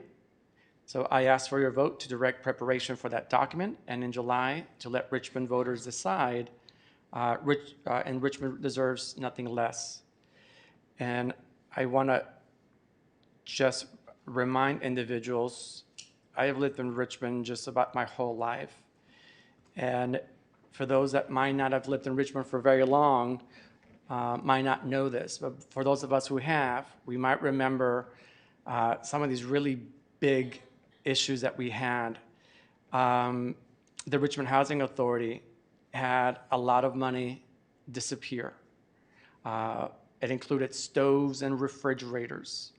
Tenants there complained for a very, very long time. Nobody listened because nobody wanted to take these on. So there was no voice for those people. If we have this commission, they could have come to that commission and said, please look into it. We were supposed to get a refrigerator and it's missing. You put funding towards this and it's gone. Everyone might also remember Ms. Knight, our assistant city manager, and she at the time also led the HR department. She was using city staff and resources for her own personal business running out of City Hall. The whistleblower was harassed by her, targeted by her for filing that complaint. Who do you go to when the HR director is the one that you're trying to whistleblow on? City investigated. The then city manager did a press release, and that was it. Ms. Knight later left the city of Richmond, but that was it. We don't know what happened after. In this council, 4 years ago, we started doing the right thing by creating a policy on nepotism because we saw an issue and we looked to resolve it. This is the opportunity to know that issues have happened in the past, to know that while we can't always prevent everything, we can have a mechanism for people to being able to report and get in front of it much quicker and get rid of a lot of that corruption that's out there. So with that, I'll pause. I'll let my co-sponsors see if they have anything else to add. No, thank you. Beautifully said. I'm happy to support this item this evening. Thank you. Thank you. Councilmember Bana, you were also a co-signer. Thank you, Councilmember Zepeda. I think it'd be nice to give the voters a chance to decide on this item. Ethics are important, accountability and transparency. Thank you. Mr. Mayor, back to you. Okay. Yes, do we have public speakers? Yes, we do. We have 4 in-person public speakers, and we have 8 online speakers. Okay. Public speakers are Ahmad Anderson, Pam Saucer, Kim Graves, and Jamie Purcell. Please come forward. You'll have 2 minutes to address the council. Ahmad Anderson.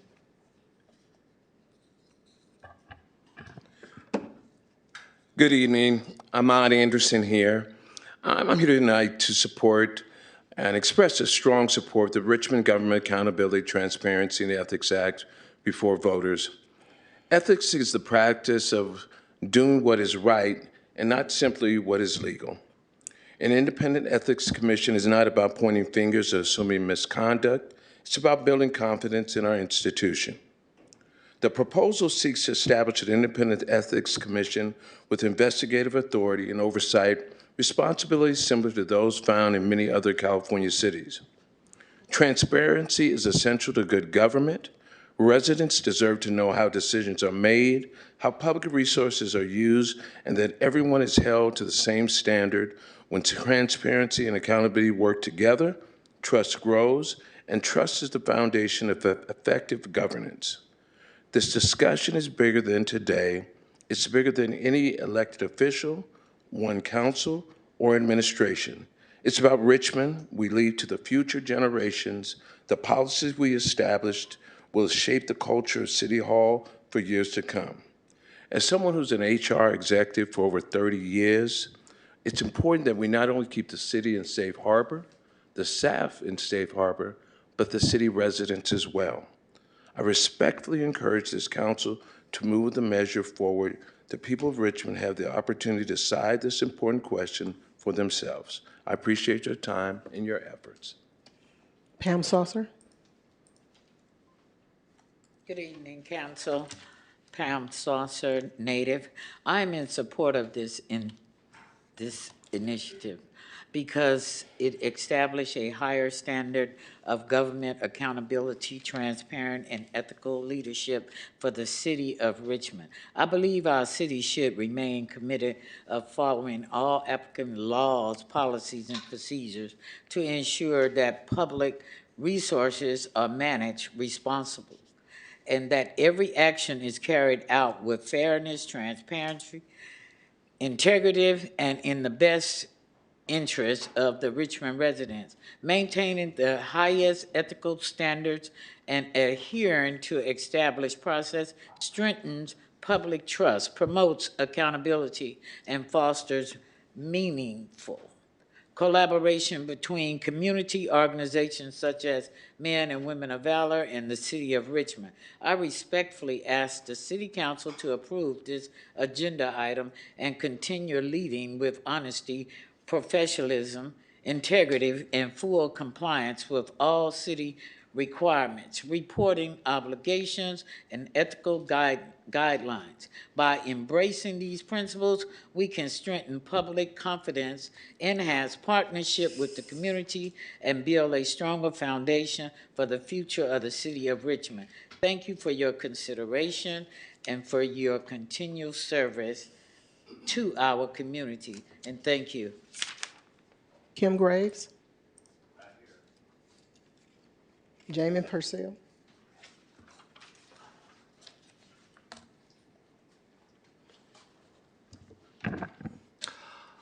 I strongly support placing the Richmond Gate Act before the voters because ethics is not tested when everything is going well. Ethics are tested when serious questions arise, and the public has no way of knowing whether the truth will ever come out.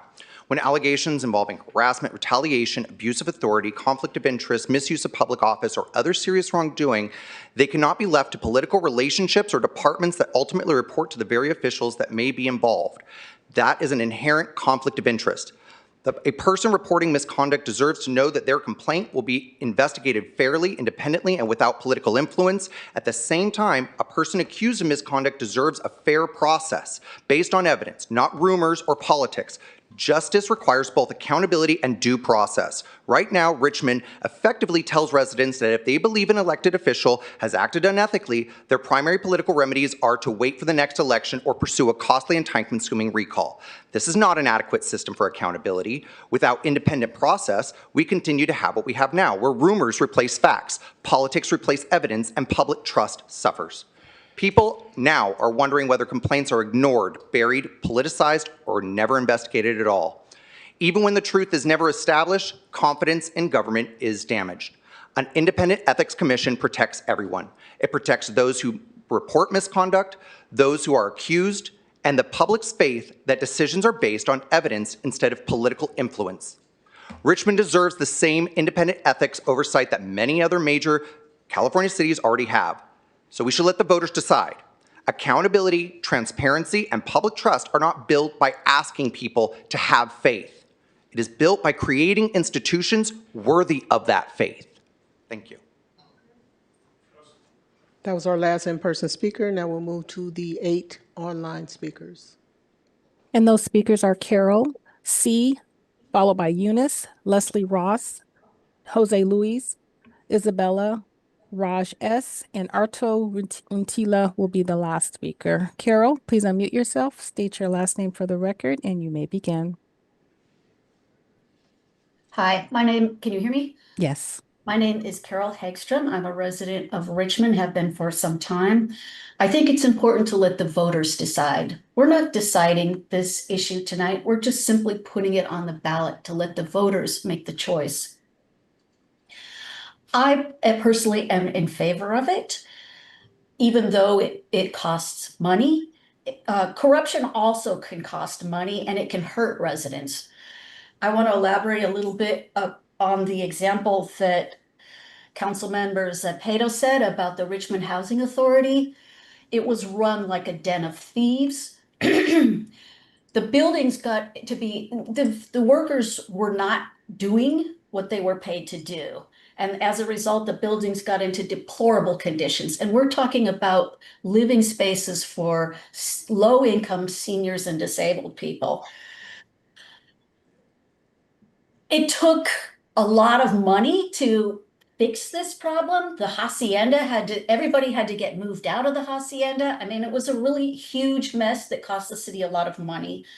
So corruption costs money, it hurts people, and ethics is important. And I think you should let the voters decide. Thank you very much.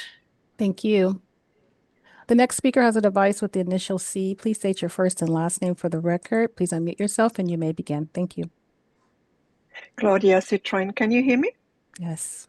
Okay, so I'm just going to read the list of things because I tried to file grievances with the HR, and they said there's not even a form to write it, and there is not even a tracking system.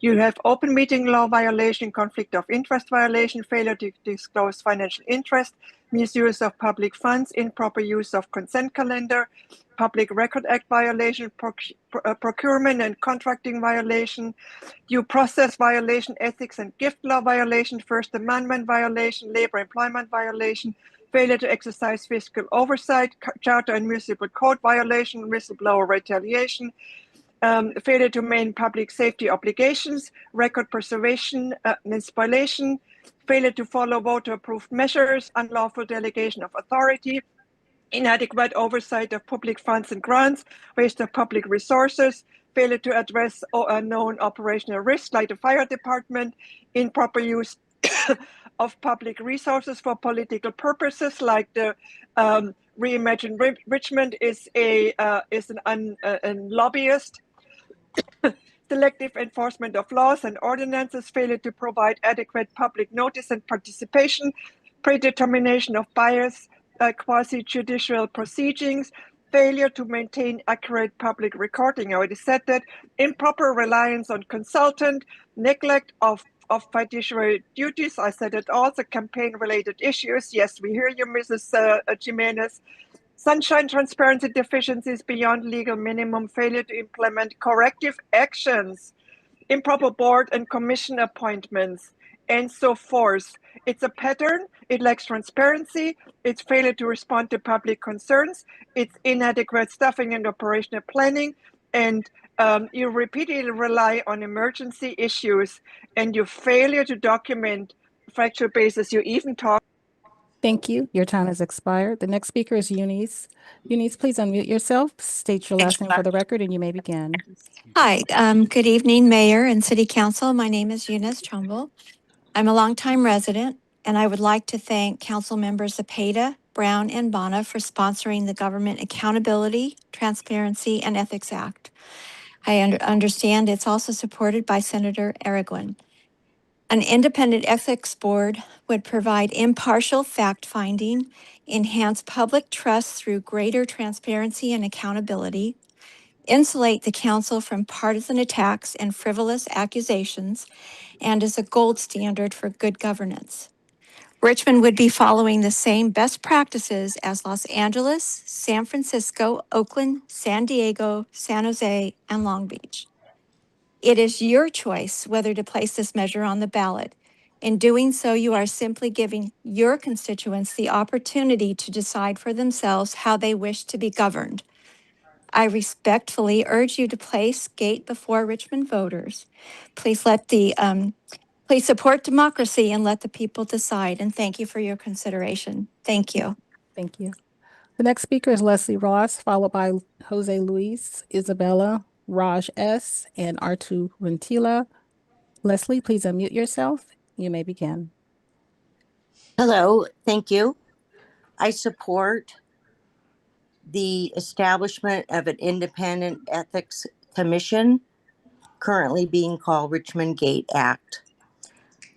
I believe that the integrity and transparency of such a commission are a way to build trust in our city leaders, and the way our city funds are being spent. As a longtime Richmond voter, I encourage you to move this along and give the voters the right and have this placed on the November 2026 ballot. Thank you for your time. Thank you. Next speaker is Jose Luis. Please unmute yourself and you may begin. Good evening, Mayor and Council. My name is Jose Luis, and I greatly represent the great city workers of Richmond with SEIU 10-1. We just wanted to give our opinion on this piece. We find it very interesting that this has never been brought forward, especially when Chevron used to hold the majority on council and other entities. We do welcome, along with ethics, essentially expanding the independent civilian oversight of police, which is the CPRC. And given that oversight committee, not only subpoena powers, but more powers as their say, as the council members are supporting today for this ethics So we look forward to you supporting that as well as we move forward with this endeavor. Thank you. Thank you. The next speaker is Isabella. Please unmute yourself, state your last name for the record, and you may begin. Good evening, Council. My name is Isabella, and I've lived in Richmond now for over 20 years. I was ecstatic to see this item on the agenda. Thank you so much, Council members Zepeda, Brown, and Bonner. It's long overdue. California cities have had independent ethics commissions for decades, including Oakland, San Francisco, both of whom this council frequently borrows policy from. They've given us the blueprint for doing this right, and they've kept strengthening it over the years to best serve the people. Berkeley, on the other hand, shows us what happens when a council majority chooses itself and the status quo over the people and good governance. I was shocked to see Richmond's current code of ethics. It's a paltry bullet list of nothingness. And an ethics body only works if it's truly independent and cannot report to the officials it may need to review. That's not oversight. That's status quo with a new name. And it needs a protected budget that elected officials can't quietly cut to defund the oversight they don't want. Please draft this ordinance and put it on the November ballot and let the voters decide. Thank you. Thank you. Next speaker is Rajesh. Please unmute yourself, and you may begin.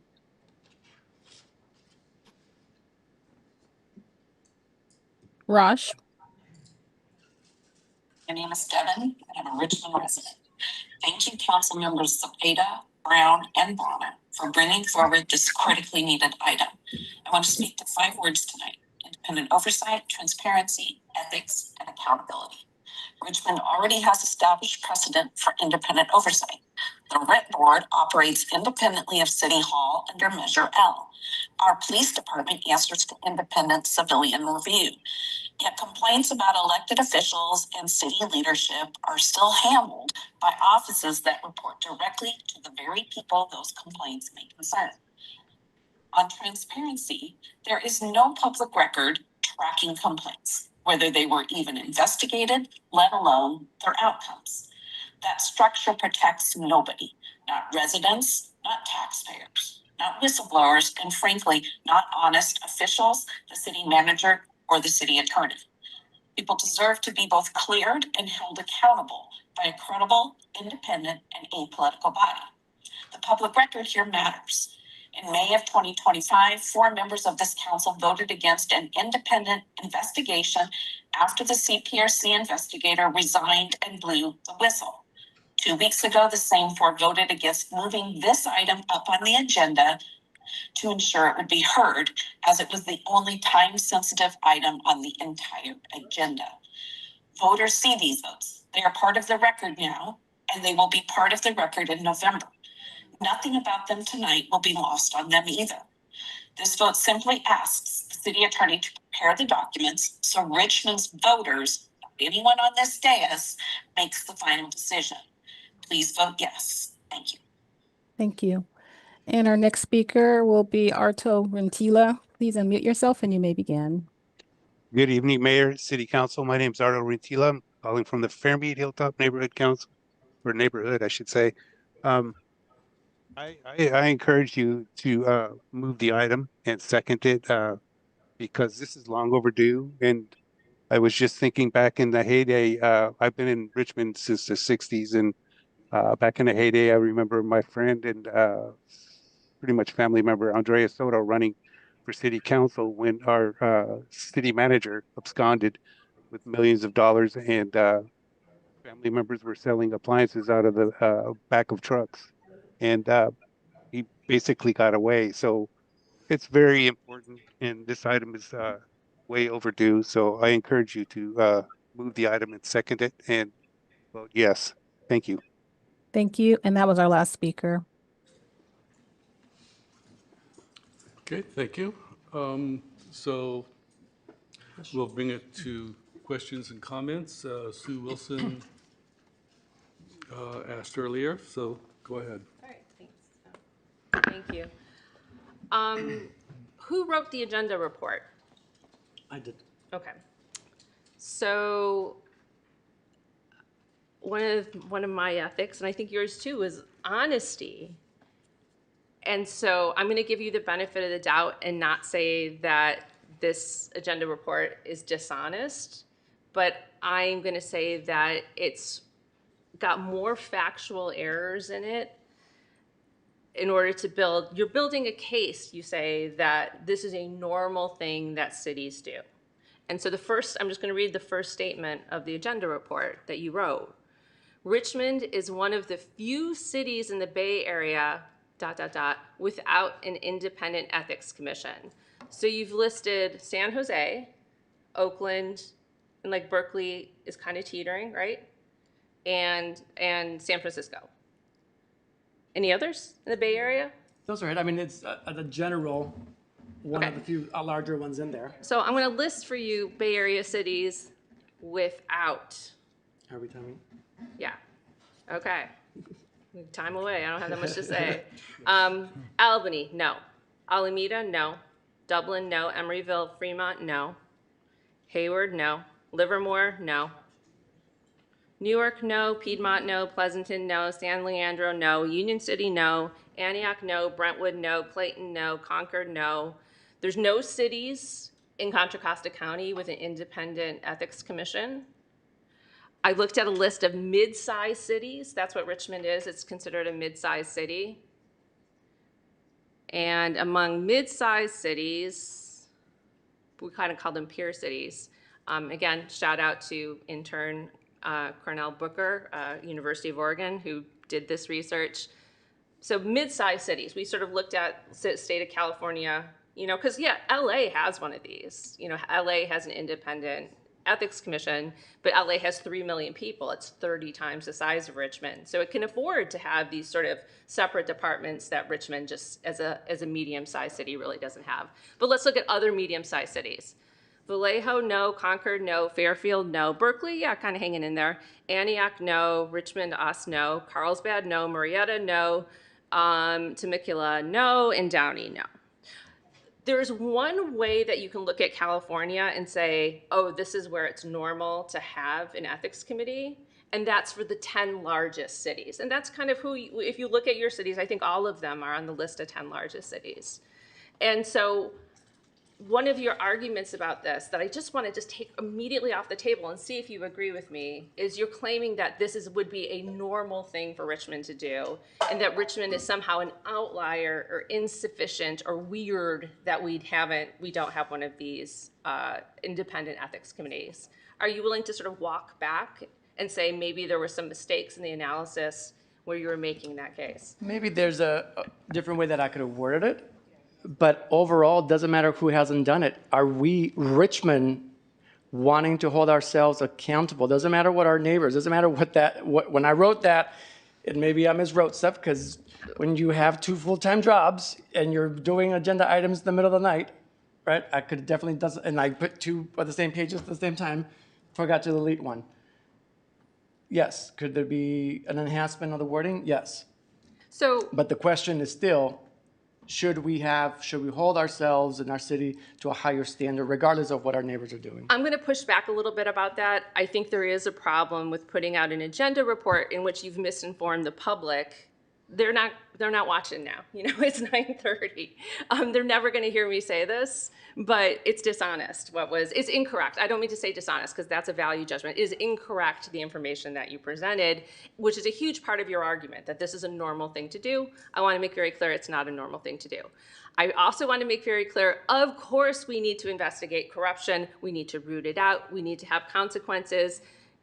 I know you know this, Caesar. Do you want me to make the list of state, federal, and county organizations that are already charged with doing independent investigations of city officials or city staff who are accused of wrongdoing? I don't need the list. What I need is to know whether any of those have come into Richmond and helped our residents move something forward when there is something that is alluded to or perceived to be, or people are complaining. All these agencies never came to help Richmond. So when they were stealing the refrigerators from Hacienda, from our lower income communities, no one came to help. Well, Richmond had to go in there, try to do something after years of the residents saying there's something wrong, there's something wrong. But when the crime is coming from within, no one's going out and saying, hey, FBI, you should come and look at us. Yeah. right? So I- there is where the residents were not able to get that help. So I'm going to tell you, we have the Fair Political Practices Commission, the FPPC. We have the Secretary of State. We have the Internal Revenue Service. We have the county district attorneys investigated stuff. That we have the Federal Department of Justice, and probably a half a dozen more. And you're going to have to forgive me that I'm not going to take your word that none of these things were investigated by any outside agencies, because you kind of blew your credibility in the first paragraph with me on this issue. And so, so I suspect that previous cases of corruption had some investigatory, a scrutiny from these organizations. And I encourage us, rather than try to me, to spend $3 million a year to make an internal city department that investigates ethics is actually less robust than, say, taking our ethics issues and passing them to the appropriate county, state, federal, legal. And it's not 3 million, it's one. To start, and then it ranges up to 3 million, right? That was on your slide. So it's not 3 million, it's much smaller, and it's only if they need it. So it'll go up to about 1.65 if they need it. If they don't need it, they're not coming back to get any more money. So I would argue they'll end up needing it, but I am comfortable allowing these external agencies, I am more comfortable allowing them to do these investigations than doing something internally. The last question I have is actually for the city attorney. For this to go on the ballot, wouldn't it need 2 readings before July 28th? It wouldn't, but it would require, so it's Tuesday at 9:32, and it would require, because we needed authority to work on this, the ordinance, it's just 1 reading, because for the bond item, it was different. Okay. But we'd have to turn it around by noon on Thursday. So. Okay, I appreciate the clarity. So I did reach out. I do have someone potentially lined up, and the council member Zepeda knows, but I reached out to her just now, trying to see her availability, because this would be a very quick turnaround. Okay, appreciate it. So I think from my line of questionings, I'm going to vote no on this, again, not because I love corruption, but I do believe that we have systems and organizations in place. Thank you. Thank you. Anyone else? Can Doria? Yes, Yeah. please. Yeah. So I'm not gonna,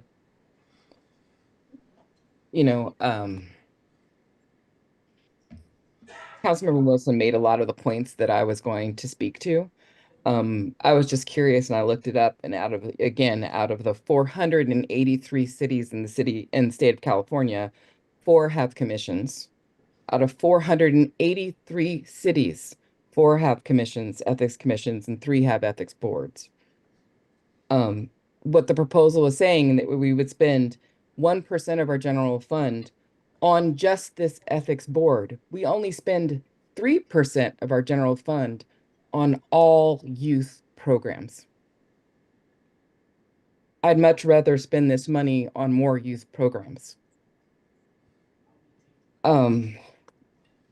We have the FPPC, which is literally the mission of the Fair Political Practices Commission, is to promote the integrity of state and local government in California through fair and impartial interpretation and enforcement of political campaign, lobbying, and conflict of interest laws.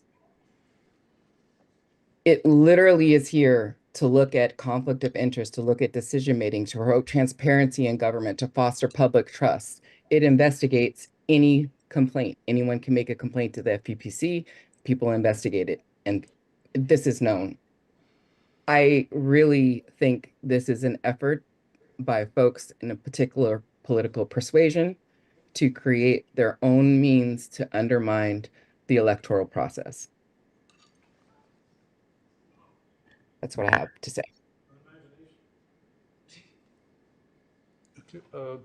Councilmember Jimenez. Yeah, thank you so much. And thank you, Councilmember Wilson and Councilmember Robinson, for your comments. For me, I was just thinking about the debate that we had around services that we want. We have a budget right now that we had to balance, and I think there are so many other pressing issues that our communities are asking for. I haven't heard a lot of people to say that spend 1% of the general fund in an ethics commission more than saying I want my parks, I want Humphrey Park renew, and other infrastructures that we have. And then when we try to create, like all that debate about, oh, the county, why we create ROC? Oh, the county has already these services. Why we are creating more services? And we said we need it because are things that actually are supporting the community. So what I am saying is there is already these spaces that if we really reach out, they can do that. And the thing is that, like, out of all these 400 plus cities, and only 4 has that, and it's like LA that has a big budget, San Francisco that had big budget. I feel like if we, if the city manager were not asking us to balance the budget out of having a higher percent of vacancies, and that we still have MOUs that we haven't finished, and that we are putting 3% in youth, and we want more of that, and to spend 1% of that in something that I don't think the majority of Richmond are interested, is not okay. And to say that we want the voters to put it there when what we clearly are reading an agenda item that is not as transparent to inform people what the problem is that we are trying to resolve here. It's just factual. It's no, the facts are not there for us to put this on the ballot. And also, we are going to, like, we just voted for trying to get voters to approve some bonds issues for getting the fire stations renewed. And now we are saying, oh, by the way, we want you to also vote to have 1% of the general fund towards this. Well, I will rather to have that 1% towards fixing the fire stations that we need. Thank you. Councilmember Brown. Thank you so much. I just want to emphasize that it seems like we find money for things that we want to. So when there was the Black Resiliency Fund, we found 1.5. When there was the immigration services, that services that already exist at county level, we found that money. When we needed more money to enhance the services that ROC provide, that A3 and CORE already provide, we found that money. I don't think that it is our job to determine what the voters want if we haven't heard from the voters. This is an opportunity for the voters to tell us what they want. If we have this general fund money, this settlement money that we're talking about, we want to do what the public wants us to do with the money, and the public's calling in, the public's coming in at 9:40 p.m. saying this is what we want, we should give them the opportunity to make that decision. If they say no, the answer is no, but we have a responsibility to give them that opportunity. We can't say that the majority of Richmond doesn't want this, because I don't see the majority of Richmond here, but the majority of Richmond will be at the polls come November 3rd, and they should have that opportunity to make that decision on their own. We can all read this agenda item, however Councilmember Zepeda wrote it, and have our own determination of what it says to us, because it's perception. So for us to sit here and debate whether or not we should put it on the ballot, not put it on the ballot, what is it going to hurt to put it on the ballot? and Richmond voters tell us where they want their money to go. This is not our money. And I think that's the misconception that a lot of folks are having, that this is not our money, because we find money for things that we want to support, and then the very things that we don't agree with, we find every barrier to put in place. And I don't like it. I think that what you said, Council Member Zepeda, at the end, let Richmond decide. Let's get out of our own way. If they want to decide that they want to put money into investigating and having these measures in place, we heard Claudia Citron, who literally never misses a beat, list off a number of things in 2 minutes, and she still had more to come. That's happening. No one's getting information on where they are and what status or whatever. And so for this to be implemented and put in place, I think that Richmond needs to speak. I don't think that the council should stand in the way. We are just only asked to direct the city attorney to create the language for the ballot measure. We should let Richmond speak. Thank you. Go ahead.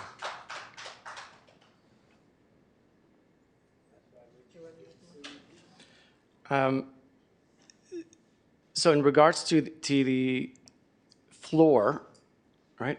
This is our opportunity. We can say we want a different floor, but we can't go that much lower because we want to make sure that we fund them. The CPRC, without voter approval, only city council vote, are spending about $1 million. That is only looking at, and is a very good department here, our Richmond Police Department. This, we'll be looking at us. So by voting no, is we are saying, don't look at me.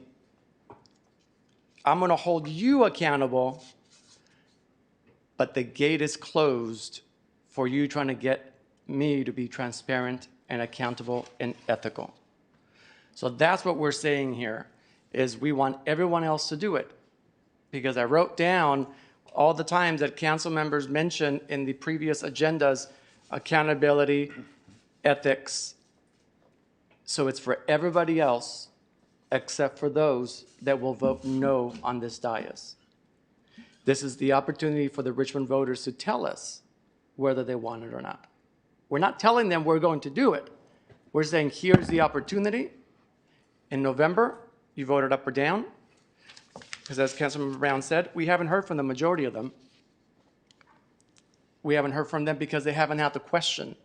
They might not realize that they could hold us more accountable, that we could be at a much higher standard of ethics.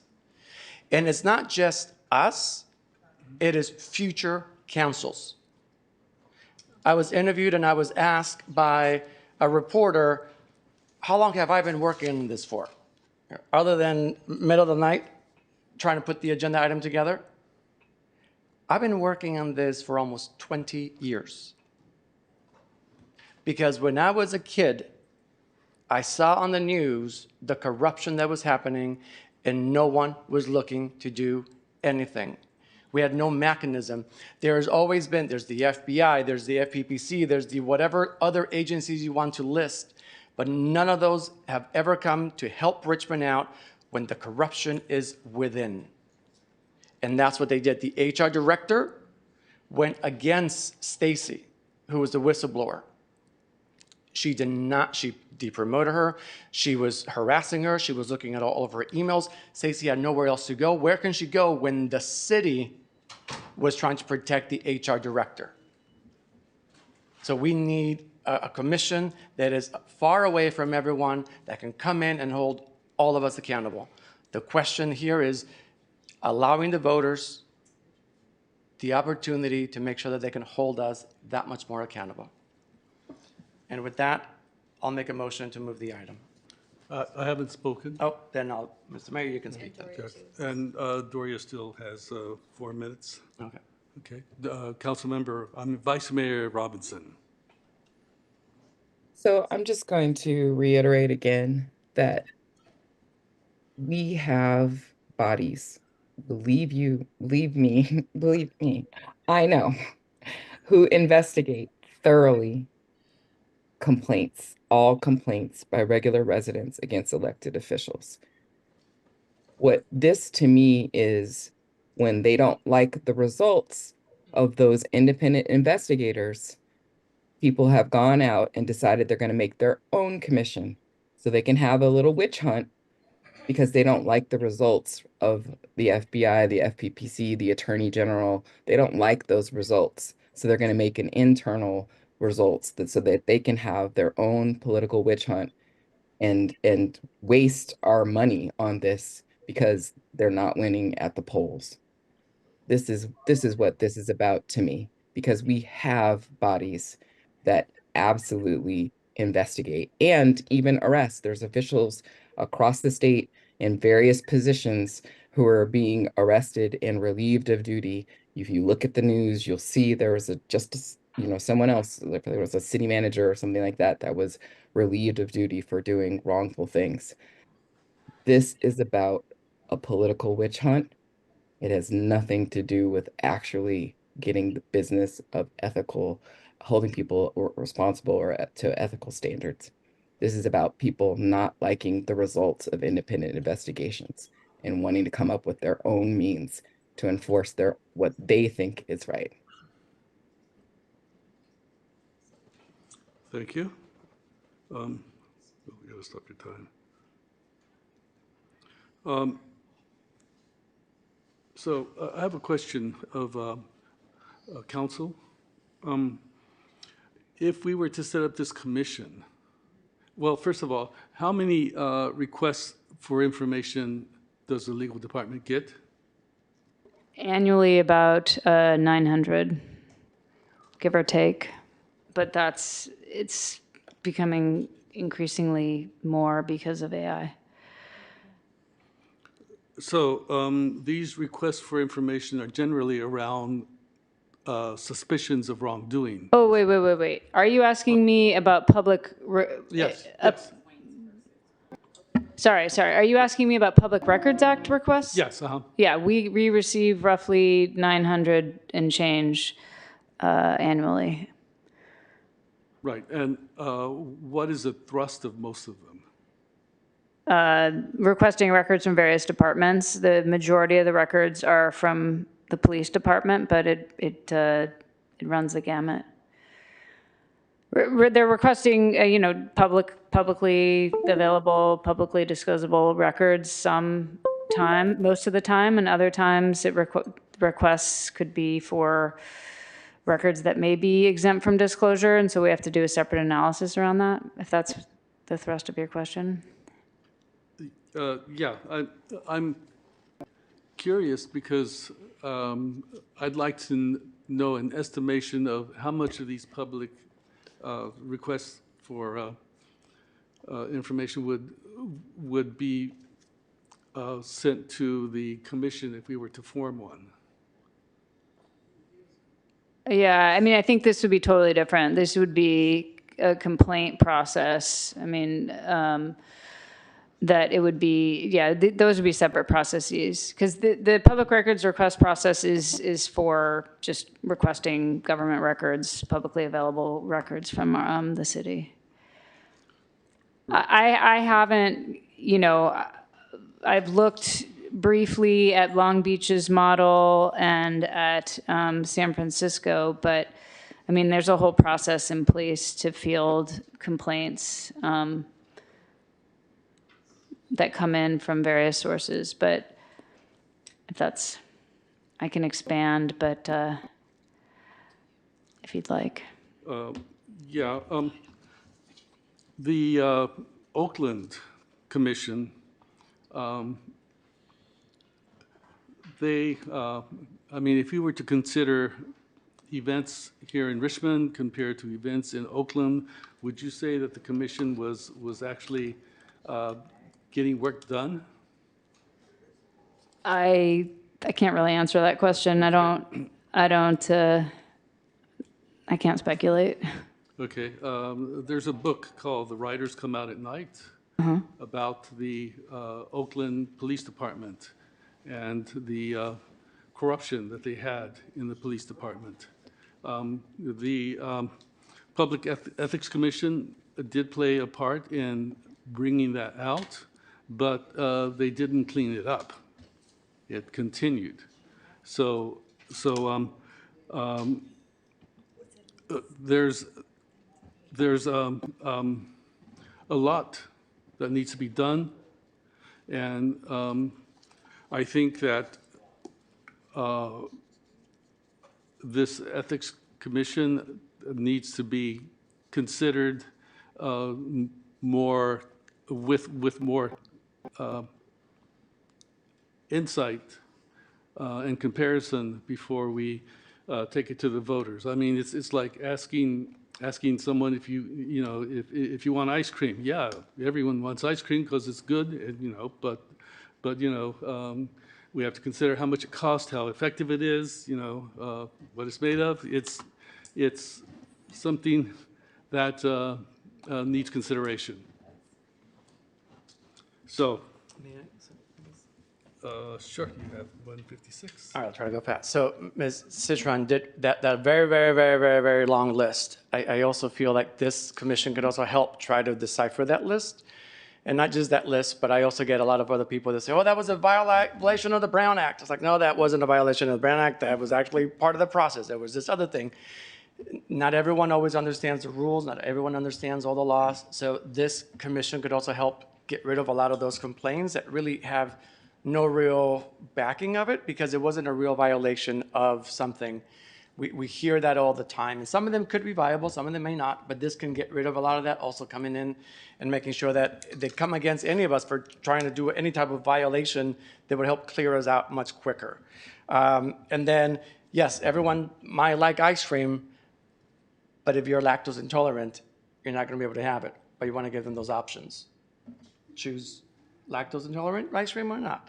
So let's have the voters choose the ice cream they want to choose. All right, do we have a motion? I move to pass the item. I'll second. Ready? Councilmember Brown? Yes. Councilmember Bonner? Yes. Councilmember Jimenez? No. Councilmember Wilson? No. Councilmember Zepeda? Yes. Vice Mayor Robinson?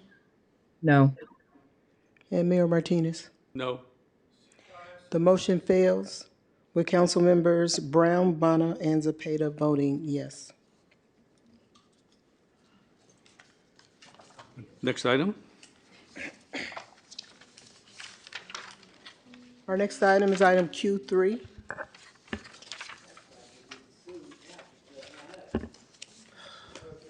And that item is to approve a second contract amendment with Just Cities LLC to support completion and implementation of the Housing Equity Roadmap, increasing the payment limit by $49,999 for a total payment limit of $209,994, and extending the term through December 31st of 2027. Speakers for this? We have one in-person speaker. Anyone joining us online that would like to address the council on this item, please raise your hand at this time.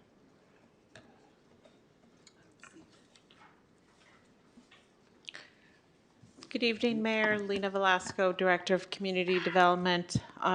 Also joined this evening on Zoom, Jesus Morales, our housing manager, as well as representatives from Just Cities, our consultant. The item before you is a contract amendment. We've been working on the Housing Equity Roadmap, and if KCRT can please call up the presentation. The Housing Equity Roadmap is going to serve as an implementation plan for new policies, programs, or investments that can be realized in the short and near term. And so we are in need of additional funding due to delays in the project to continue community engagement. Next slide. And so the contract grew out of work related to our housing element back in 2023. The development of the Housing Equity Roadmap is identified as a housing element program, noted as Program 6G. And so, as noted, we need additional funding to complete community engagement around the draft plan. Next slide. So the proposed contract amendment will increase the existing contract by $49,000 for a total not to exceed of $209,994, extending the term to December 31st, 2027. The additional funds will allow staff and the consultant team to do additional community engagement to receive input on the draft plan prior to council consideration, as well as provide some implementation support for housing staff to update the city's Fair Chance housing ordinance, which has a very significant burden of staff responsibility in implementation. And so we'd like to revise that as it's been one of the items noted as an important activity as a meaningful action within the housing element. Next slide. So therefore, staff's recommending that the council approve this contract amendment to allow the increase in the payment limit so that we can complete this work for council consideration in early 2027. Thank you so much. Before we continue, we need a motion to suspend the rules. I suspend the rules until we finish this item. Wait, so the motion is not to suspend the rules, but to extend the meeting? To extend the meeting. To finish this item, is that your motion? Or maybe I will like that Q5 also is included. Thank you. You're welcome.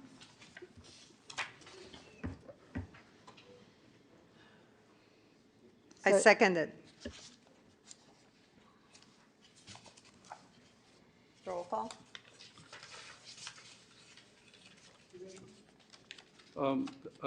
I'll make a alternate motion to finish the business at hand. I will second, so we can finally finish the agenda.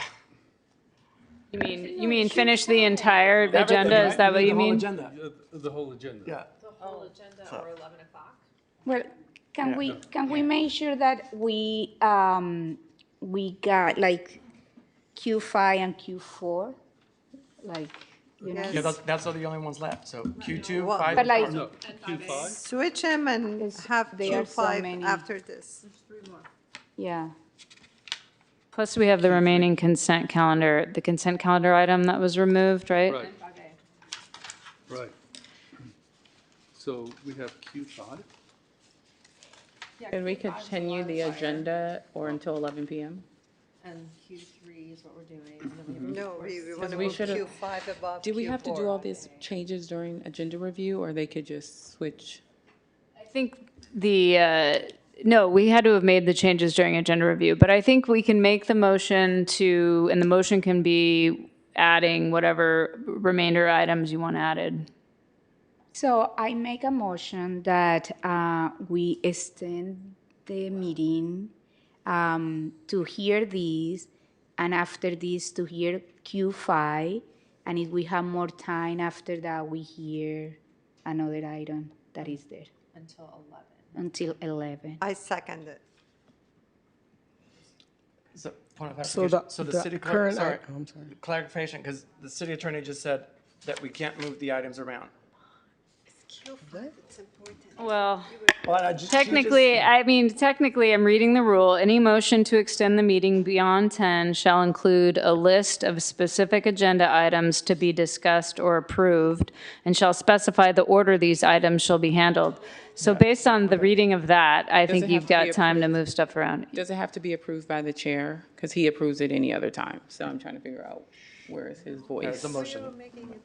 Well, I think so I think you can make a motion to extend to 11, and you can specify which order and which items to approve. Thank you. We have the motion. Without the chair's approval? But the No, process. it just needs to be a motion. Right, there has to be a motion, there has to be a vote. So let's vote. Can you restate it one more time? I move the item to go until 11, hear this item, and after this item, hear Q5, and then if we had time, Q4, and then the one that it was taken out of And concert 5A. calendar, yeah, and 5A. Perfect. Who made the second? I seconded it. Ready? Councilmember Brown? Yes. Councilmember Bonner? Yes. Councilmember Jimenez? Yes. Councilmember Wilson? Yes. Councilmember Zepeda? Yes. Vice Mayor Robinson? Yes. And Mayor Martinez. Yes. The vote is unanimous. Okay, do we have public speakers? Were you finished? Yes, I was Okay. done. Thank you. Yeah, that's, Okay, so for item Q3, we have one in-person speaker, Charlie Battle, but I don't think she's here. Then we have one online speaker.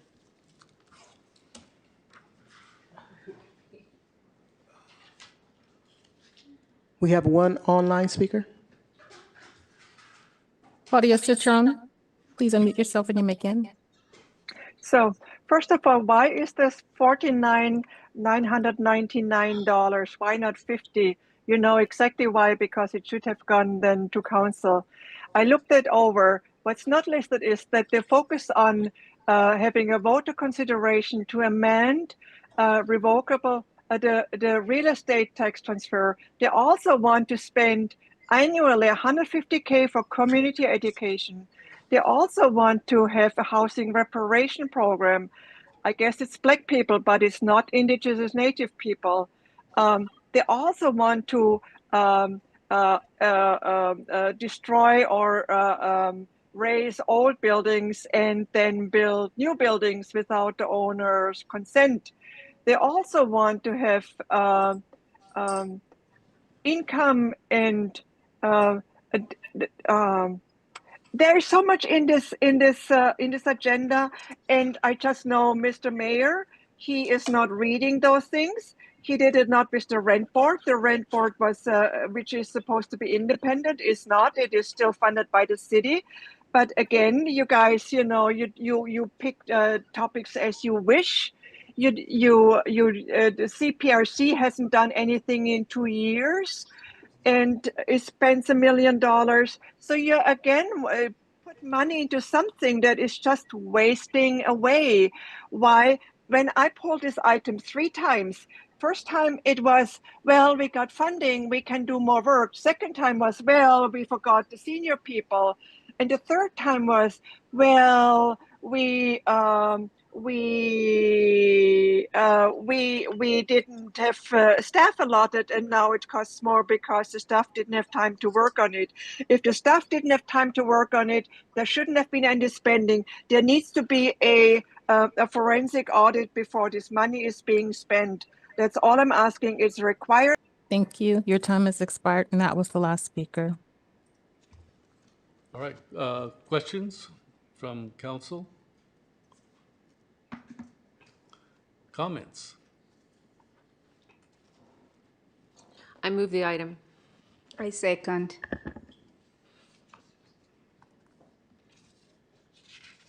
Councilmember Brown? Yes. Councilmember Bonner? Yes. Councilmember Jimenez? Yes. Councilmember Wilson? Yes. Councilmember Zepeda? Yes. Vice Mayor Robinson?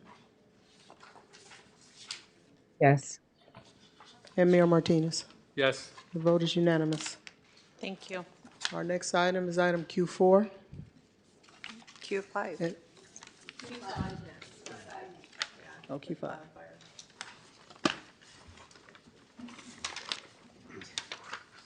Q5. Adopt the recommendations of the Wildfire Preparedness Ad Hoc Committee and direct the City Attorney's Office in collaboration with the City Administration to implement defensible space appeal process, vegetation management contract, residents assistance program, and implementation report, and return to the City Council within 90 days within any necessary ordinances, resolutions, contracts, budget appropriations, and additional implementation plans. May I? Yes. Thank you. So we had an ad hoc committee for wildfire safety. We work together, 3 council members with our fire chief, public works, city attorney, and the city manager was closely involved.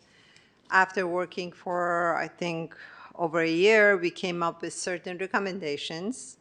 And a portion of it was regarding enforcement, giving some teeth to our weed abatement ordinance. Right now, in wildfire areas, if some property owners do not take care of their weed abatement, the city practically cannot do much. They may receive a citation, but they can appeal it, and it's going to take months. The fire season, which peaks in October and November, is upon us, so I'm asking us to pass this item and have the staff work on it and bring a revised ordinance that hopefully we can pass.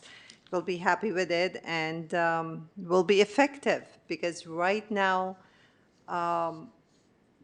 without weed abatement, wildfire hazard is very serious, especially in wildfire area. My hope personally is, for the sake of beautification, it will be all over the city. Weed abatement is necessary everywhere.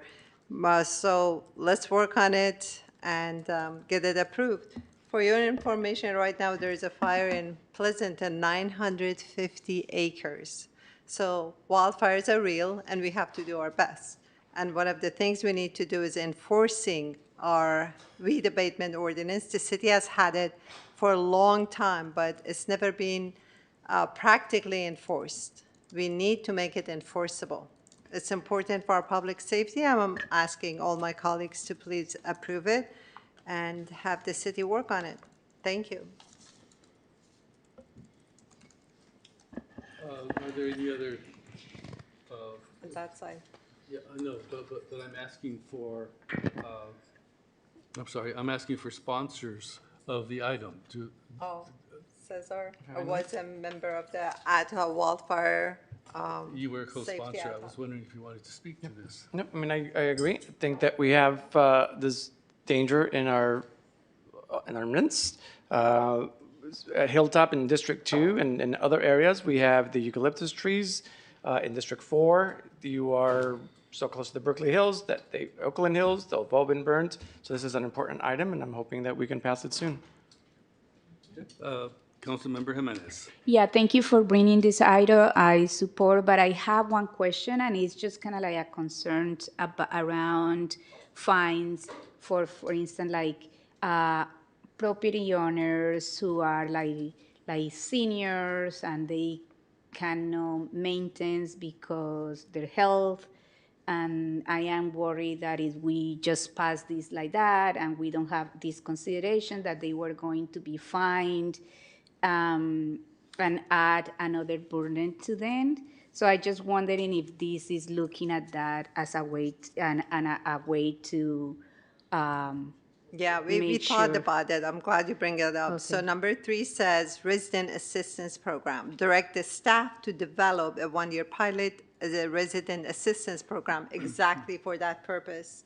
So if they need assistance, eligible homeowners will receive it, and after 1 year, we can evaluate and see if the budget we allocated was enough or not. I should say that there are other resources. The County Measure X also has some resources, but I strongly believe we need to have this resident assistance program to make it doable. And it's usually for residents over 65 or disabled or low income. Okay, before we continue, I want to know, do we have any public speakers? We have one online speaker. Okay, let's hear them. And that speaker is Claudia Citrion. Please unmute yourself and you may begin. Our best friend. So I am in favor of this. This is long overdue. This is not about a question of if a fire happens, if an urban fire happens, but more when a urban fire happens. We have enough encampment fires, and they're all next to residential structures. Do you really want to have a homeowner lose everything in their home because the neighbor is unwilling to take care of their yard?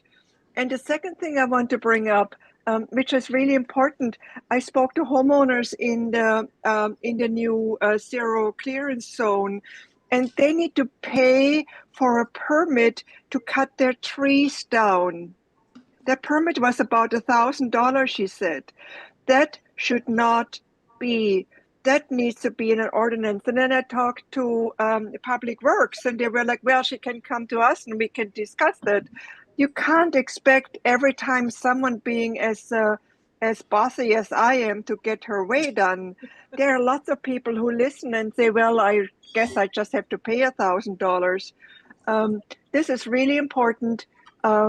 If you have money, $1 million for undocumented residents, and you not even once brought a number of how many people benefited from it, if you have a CPRC spending $1 million who for 2 years has not investigated the case, you need to be able to support those who truly deserve it. And you need to be able to set up a volunteer program with unhoused people to help seniors. There's many ways you can create community. Do it if you kind of stick your word where your ass and your mouth is. And I yield my time. Thank you. And that was our last speaker. Okay, thank you. I'd like to know, is there staff who would like to speak to this? We've only heard from one side. I mean, I was trying to motion for Chief Osario and potentially Daniel. I think there's a question around staffing and enforcement of this and kind of what the current process looks like. I mean, I can evaluate the appeal process and the ordinance itself, but unless we've got staff to enforce it, I think that's where we may have some potential issues.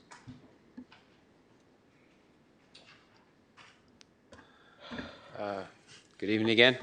Aaron Osorio, Fire Chief, Richmond Fire. These are, you have to look at these items individually. So I can't speak for the City Attorney's Office as far as if the time is reasonable to come back with amendments. The current code is lengthy, so there is a lot of opportunity to stall the process and not get the hazard mitigated in a timely fashion. We didn't identify whether or not it is legally allowed to do that. So the original direction was supposed to be for the city attorney to see if it's even legal to shorten this process that's in the code. That's the first step. If it is, then it would be what's the language to shorten that. So that we kind of need to make sure we're doing it in the right order. For one, I just want to point that out because there may be some legal barriers to removing parts of the appeal process. We don't know. So that's the one item. The on-call vegetation management, that is an important part of enforcing an ordinance. We do the inspections now, and we strive for compliance through education and pestering individuals to try to let them know the importance of it and the hazards. But we don't really have a very efficient hammer to make sure it happens. Sometimes it's an inability, and sometimes it's just an unwillingness. So there should always be a mechanism to enforce something, or otherwise, why are we doing the inspections? But we, up to this point, have really relied on trying to educate and get willful compliance. That being said, if there is an on-call vendor to do it, that is going to require a procurement process. There's going to have to be an RFP that goes out. There's going to have to be a lot of insurance issues that are covered because we will have to get an administrative warrant to give this company the ability to go on someone's private property and abate the hazard. And there's a liability to the city when it comes to if there is property damaged in the process of mitigating the hazard. So, it's not something we want to rush because we want to make sure we don't open up the city to liability. It's not a new thing. Confire, for example, has an contract service that can handle this. But they are also an independent fire district, special district. So there are some processes for them that are streamlined, different from us. We need to determine if that is going to fall under Public Works or the fire department. Traditionally, this would fall under Public Works. But we have to determine if there's the bandwidth there. Either way, we're not talking about having somebody ready to go and do work till, my goal would be till January of 27. So it is ready to go for next fire season. Because then everything can be in place, because there is also a process behind the scenes that we have to look at how to lien properties, and we would need to consult with code enforcement on how they abate properties now, and then have the process set up to lien properties if people don't pay the fine, because it will cost money to have these, whether it's grass or brush or trees taken down or whatever the hazard is. So we have to have a mechanism to lien the property or bill the property owner. The assistance program would be for folks who apply for it that meet a certain criteria that was laid out in the recommendations. It would be following Berkeley's criteria. It would be for $2,500 per parcel. It would be, to qualify, you'd have to be older than 65, have a physical disability or financial limitations. The financial thresholds that are used are the household income limits based on the current California Department of Housing and Community Development state income limits. So it's the same criteria that you would qualify for other types of assistance. That's the model that Berkeley uses. So it progressively gets higher based on the number of people in your household. But that is for defensible space, but it really was meant for home hardening. Things like getting mesh, maybe putting hardscape, rock, removal of a tree. $2,500 could be just a small amount. It's not going to really get everything you need done, but it's meant to help you if you're someone that meets the criteria. But if we're talking about willful noncompliance that we have to go and abate, that's different. That's not the assistance program is not for that. It's for people that help them harden their homes that live in the high severity zone. So the other issue with all of these is the funding source. This item says to go look for funding. We've looked for grants. There is no grants that cover this. The Prop 4 grants, the CAL FIRE grants this year are not funding defensible space. They're funding educational programs. Some of the other places that have, jurisdictions that have started these programs, in the past, those grants were available for home hardening measures and programs, which is how Berkeley initially started getting their money for that, and then they supplemented it with other funds from the city. We will need to take from somewhere if we want to fund these programs, and I think that's the question, is we can come back with everything else, but there is no funding source. So unless there's direction from the council on where you would like to pull from, there is no grant options. If the thought is that we're going to come back with some grant option, there is no grant options that pertain to these recommendations, because we've already looked for them, hoping one of them would actually fit, but they don't. So, that's kind of where we're at with this. I mean, the recommendations we felt were reasonable. They were good recommendations, but there's going to have to be a funding source, and there's some behind the scenes things that need to get done. All of these programs were meant to, at the earliest, go live in 2027. The Zone 0 requirements have been delayed. They're arguing back and forth with the Board of Forestry about what those requirements are. They should have been out in February. They still haven't been finalized. Either way, once they come out, there's going to be a 3-year grace period to comply with Zone 0, and I think they're going to be watered down versions of what was originally put out. So the goal was that this program is in place, the new requirements for Zone 0 come out, and we start letting folks tap into this program over a 3-year period. But it was never meant to get everything done.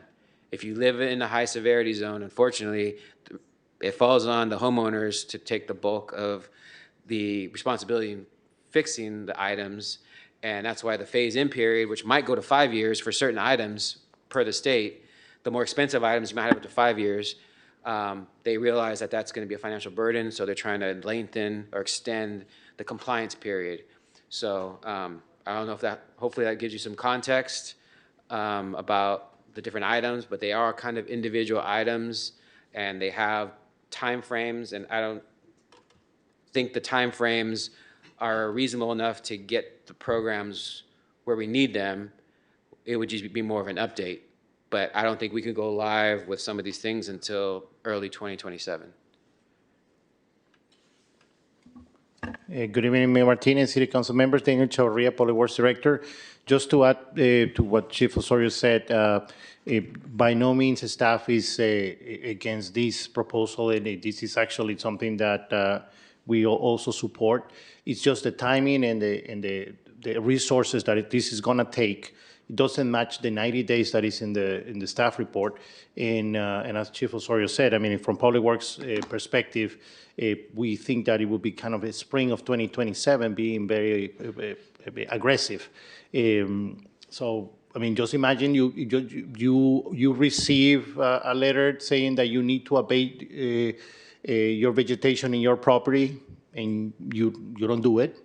And 2 days later, a group of people try to enter your house to abate it. So that's a process, right? I mean, just imagine somebody trying to enter your house with all rights or not, but what I'm saying is you're going to resist. So there's going to be an appeal process. And that's staff time that costs money. And it's the same staff that I hear you talking about how can we hire more people. So we're not hiring more people. We're the same staff that is doing some other items that the City Council has directed staff 3-4 years ago.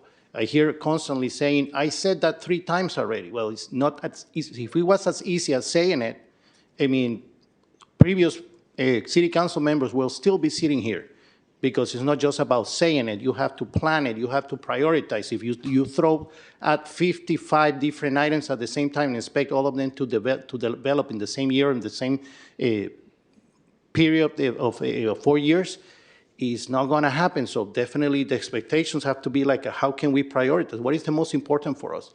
If this is the most important for the City Council, then other things have to take second place, and they have to wait 5 years, 6 years, whatever it takes. So in this case, I think if we can change the 90 days to something more realistic, I mean, this involves the City Attorney's Office, the Fire Department, Public Works, even code enforcement, in setting up the staff that will get involved in this and how it's going to be funded. We'll need to come back to you and say, we're going to need this amount of staff. This is the budget that we're going to need. But remember, okay, let's hire them. But you hire them, and then you're probably not going to be able to hire other positions that we already need. So it would be more like, what is the priority? Mr. Mayor, may I? Yes. So would it be reasonable if we say that the city attorney brings back the draft of the ordinance by the end of the year, and then it will take the staff probably 2-3 months to work on implementation, and we'll have the timeline you suggested? I think that there's a threshold question of whether we need to actually make modifications to the ordinance, because there are due process considerations that must apply throughout this. And so this can't be the scenario that Mr. Chavarria just outlined of issuing a notice and then 2 days later we enter onto private property. That can't be the approach. So there needs to be an appeal process and timelines associated with that appeal process. I need to analyze the ordinance carefully and the appeal process set out and see if there are any recommendations to, that we can legally make to speed it up if that's the way you want to go. But I'm not going to say right now that I'm going to bring back an ordinance, because I haven't made that determination yet. But Confire has a similar, and I shared it with you within, first notice and then second notice after 15 days. And the appeal process is much faster. Can we just follow up similar models? I can look at Confire's model. Thank you. So would you like to come back with a report in 90 days and then the ordinance by the end of the year? Um, A report on legality and issues? one moment. I mean, we're just, I will come back in 90 days with an update. Thank you. Mr. Mayor, I'll just go make sure the community is clear. This would only apply to the very high fire severity zone parcels. And I know in previous items, the term weed abatement's been used. Fire department does not do weed abatement. This isn't every parcel in the city. These are defensible space inspections only. Any change, or potential change in an ordinance would only apply to very high severity zone defensible space inspections, not to weed abatement. The parcel on the south side that has overgrown weeds would not fall under this. This would not change anything that right now. This is strictly for fire safety, not for any other purpose. And that's why it would be only to the very high severity zone parcels. So I just want to make sure we're clear on who would be impacted if this was to move forward. I'd like to share a planning and assessment timeline that staff is doing. And these are all happening now. We have a sea level rise adaptation plan, a facilities condition assessment, a mental health assessment, a port economics impact, port offshore wind study, Chevron settlement funds assessment, facility needs assessment plan, Black resiliency assessment, Richmond Fund for Children and Youth assessment, HUN annual plan, city assist plan, general plan update, Parks Master Plan. These are all things that our staff is doing now, and we're asking them to do even more on top of that. We need to consider the bandwidth that we're working with, and we need to consider the amount of finances that we've already budgeted out the money that we have, and now we're asking more money to be spent on other things, which means that we will have to be taking money from other programs, and there is no plan on doing that. So that's going to take us back to City Council to figure out where the money's coming from and where it's going to. And it's a continual wheel spinning for things that all of us consider important. But it's all important, and we've already decided what was important when we passed the budget. So, you know, I guess this is a process, you know, so anyone else? Councilmember Wilson.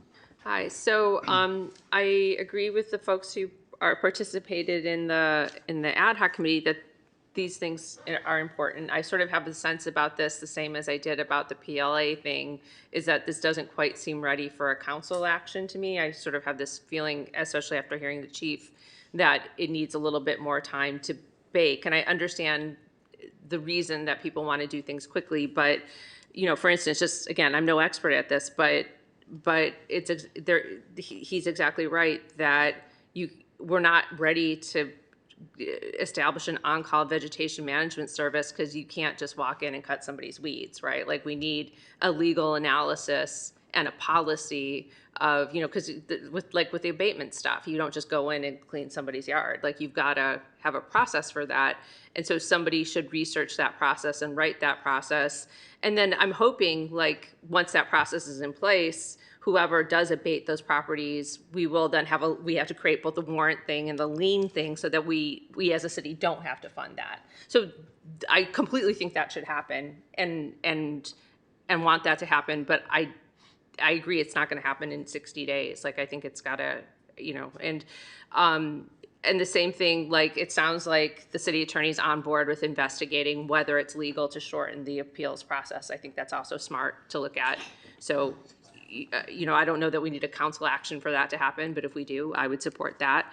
The the chief's made clear there's no funding source for any of this. So I think it's actually, although it's disappointing, I know that it's not going to be ready to talk about for real, for another 6 months or so, it sounds like, that it's going to be time for when we're talking about the next budget. And I think that is actually when we should have a conversation about having assistance for people who need, I guess, again, not weed abatement, but defensible space improvements. I would actually kind of probably want to broaden that conversation because there are other abatement things going on that also we're charging plenty of people plenty of money for abating their properties. And maybe if we're going to have something for, if we can at least look at whether we want to offer some kind of financial assistance for qualified people. Yeah, so I'm philosophically aligned with this, but I'm struggling to find the process here where what we would be taking a council action on tonight. Like, what do we need a council action to do? Go ahead. May I? Yeah. Yes.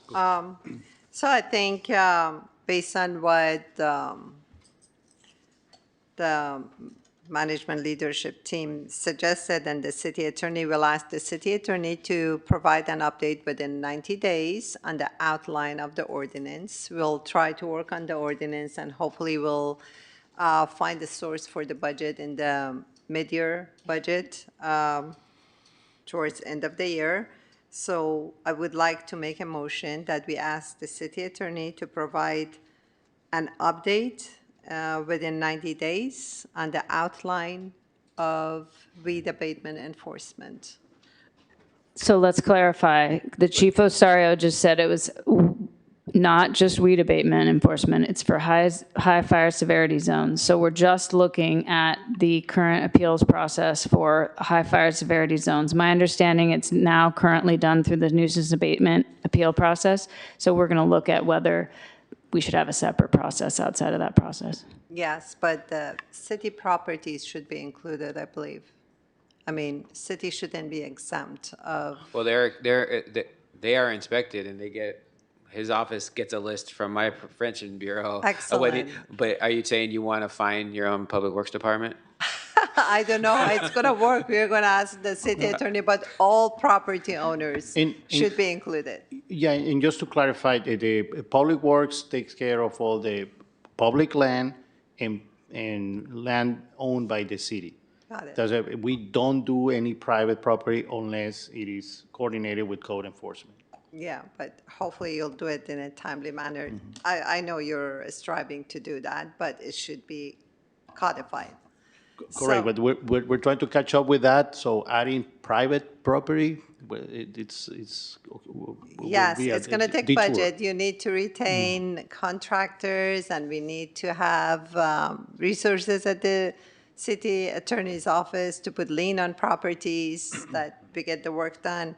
So I would like to make a motion to direct the city attorney's office to come back in 90 days with an outline of the ordinance as discussed here for defensible space within high fire and very high fire hazard severity zones.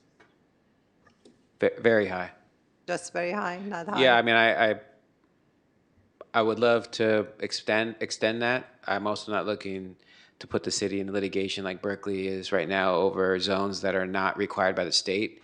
I think the cleanest thing right now is to be in alignment with the state first. Let's get this established. And then once it's going, we can reevaluate if you want to extend that and you want to take on that kind of legal liability, because there are a lot of legal challenges going on right now on some of the city designated zones that fall outside of the state zones. Okay, let's just start it small, and then if it works out, we can expand it later on.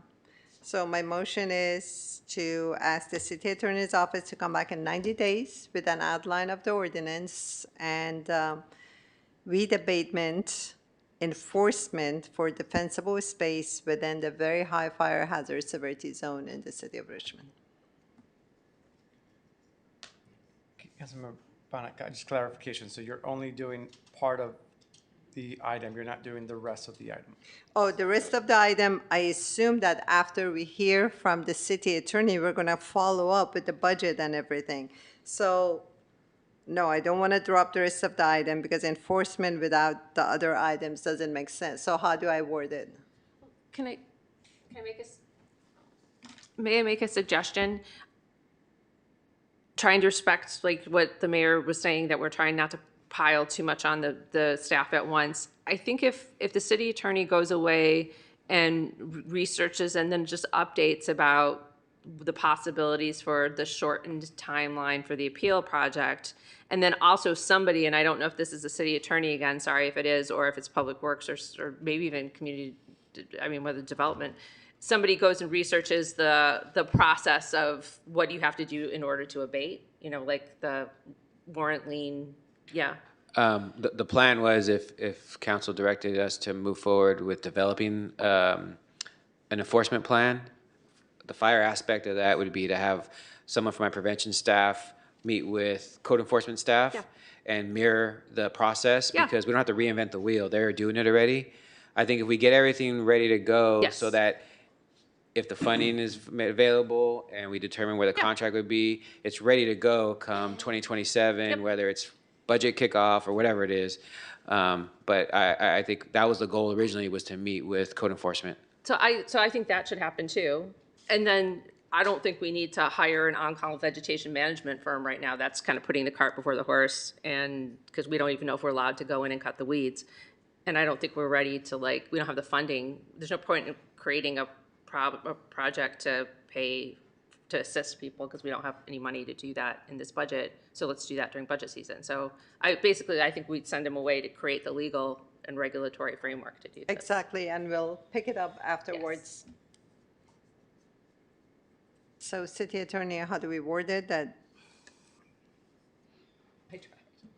Can I get a point of clarification? I just want to make sure I'm certain what my marching orders are. Right now, I would, under what you proposed, I would just be directing staff to establish an enforcement process or policy, correct? Yes. Okay. Yes. And we're going to pause on the assistance program until funding is more clear. Yeah. Okay. Thank you. yes, but I wanted to pause and I want us to continue it. I don't want it to be forgotten. I've brought items to the city council before and then somehow they disappear.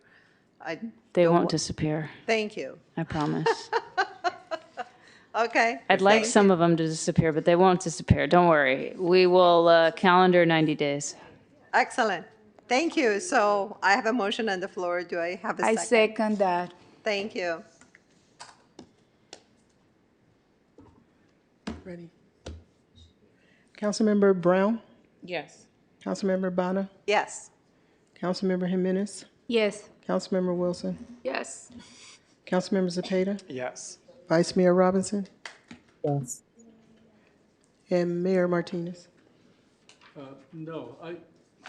The motion, I'm sorry. The motion passes with Mayor Martinez voting no. And I'm voting no because I believe that our staff is doing their utmost in terms of fire safety. And I believe that everything that we're asking of them, they're already doing.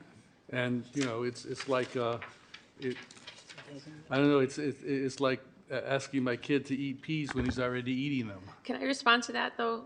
I feel like I totally agree. Like sometimes I'm like, we don't need to do this as a council action. Let's just ask staff. But I think there's been more sort of rigor recently about if you want to ask staff to do anything that takes more than an hour, we are supposed to collectively sign off on that. And maybe as mayor, you don't get as much pushback as the rest of us do. But I don't think this could happen without us voting. So And I just want to clarify, the city attorney's office is coming back with recommendations within 90 days, but not necessarily an ordinance if that is not the recommendation. Okay, I just want to clarify.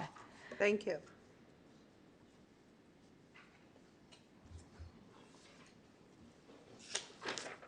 We have, Item Q4. Are we ready for item Q4? thank you. Item Q4 is to receive an update on the proposed 23rd Street Sokovia pilot project and provide direction to staff regarding whether this effort should be prioritized within the current transportation and public works work plan, including consideration of staffing capacity, cost trade-offs with existing council-directed priorities, and impacts to ongoing traffic safety, traffic calming, grant-funded project delivery, and resident council traffic-related requests. If there's anyone joining us online that would like to address the council on this item, please raise your hand at this time. We do not have any in-person speakers, but we do have one online speaker.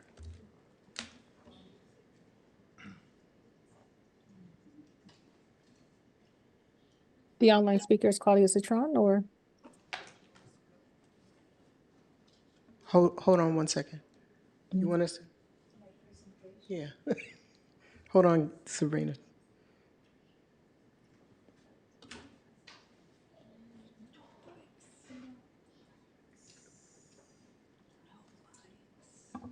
Good evening, Mayor Martinez, City Council members. For the record, my name is Daniel Chavarria, Public Works Director. With me tonight is Gail Payne, our new Senior Transportation Planner, who joined us a couple of months ago, and who has been a great addition to our team.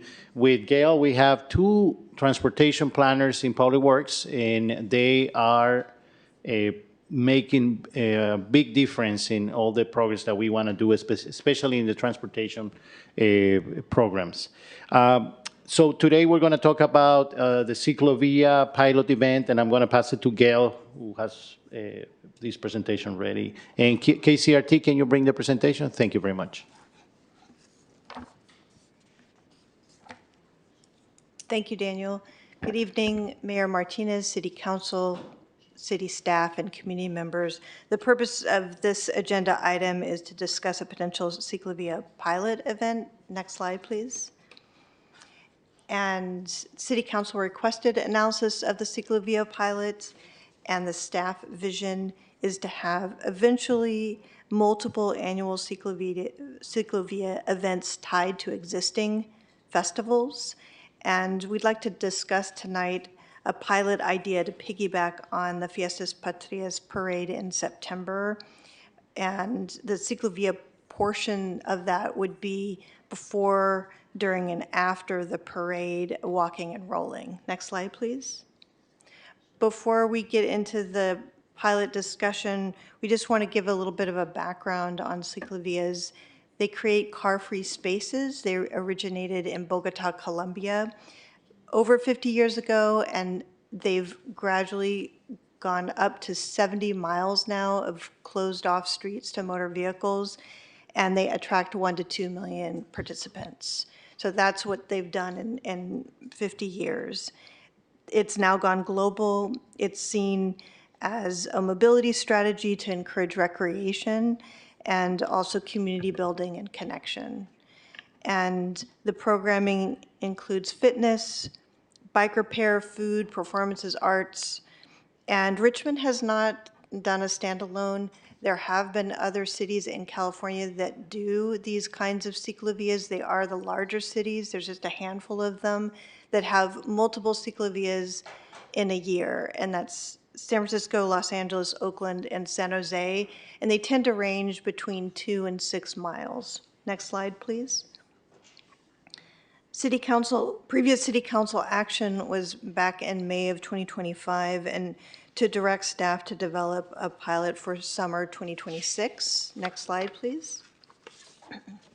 Tonight, we'd like to discuss proposed pilot with the Fiestas Patrias event on 23rd Street and provide direction on whether this effort should be prioritized, considering our existing workload that has been brought up earlier this evening, and how it impacts our transportation safety work. And not only that, but the citywide events that also are occurring, as well as the City Council directives. There are about 55 of them. And we'd also like to discuss considering a CBO option to lead the event. Next slide, please. Other than this 23rd Street pilot, we also looked at these other routes, and we went back to the 23rd Street option. Next slide, please. And that's really because it's piggybacking on this existing event. And this event is on 23rd between Barrett and Ream. It's almost a mile, it's over a mile when because the parade goes north to San Pablo. And the ciclovia components would be before, during, and after the parade. And next slide, please. For before the parade, that could happen, say, 8 a.m. to 10 a.m., and people could walk and roll, and round trip, it would be 1.6 miles. It's still a little short compared to these other jurisdictions in California, 2 to 6 miles. However, that does include 29 intersections to staff somehow to protect, so as not to get cars, so to protect against cars going into the space. Next slide, please.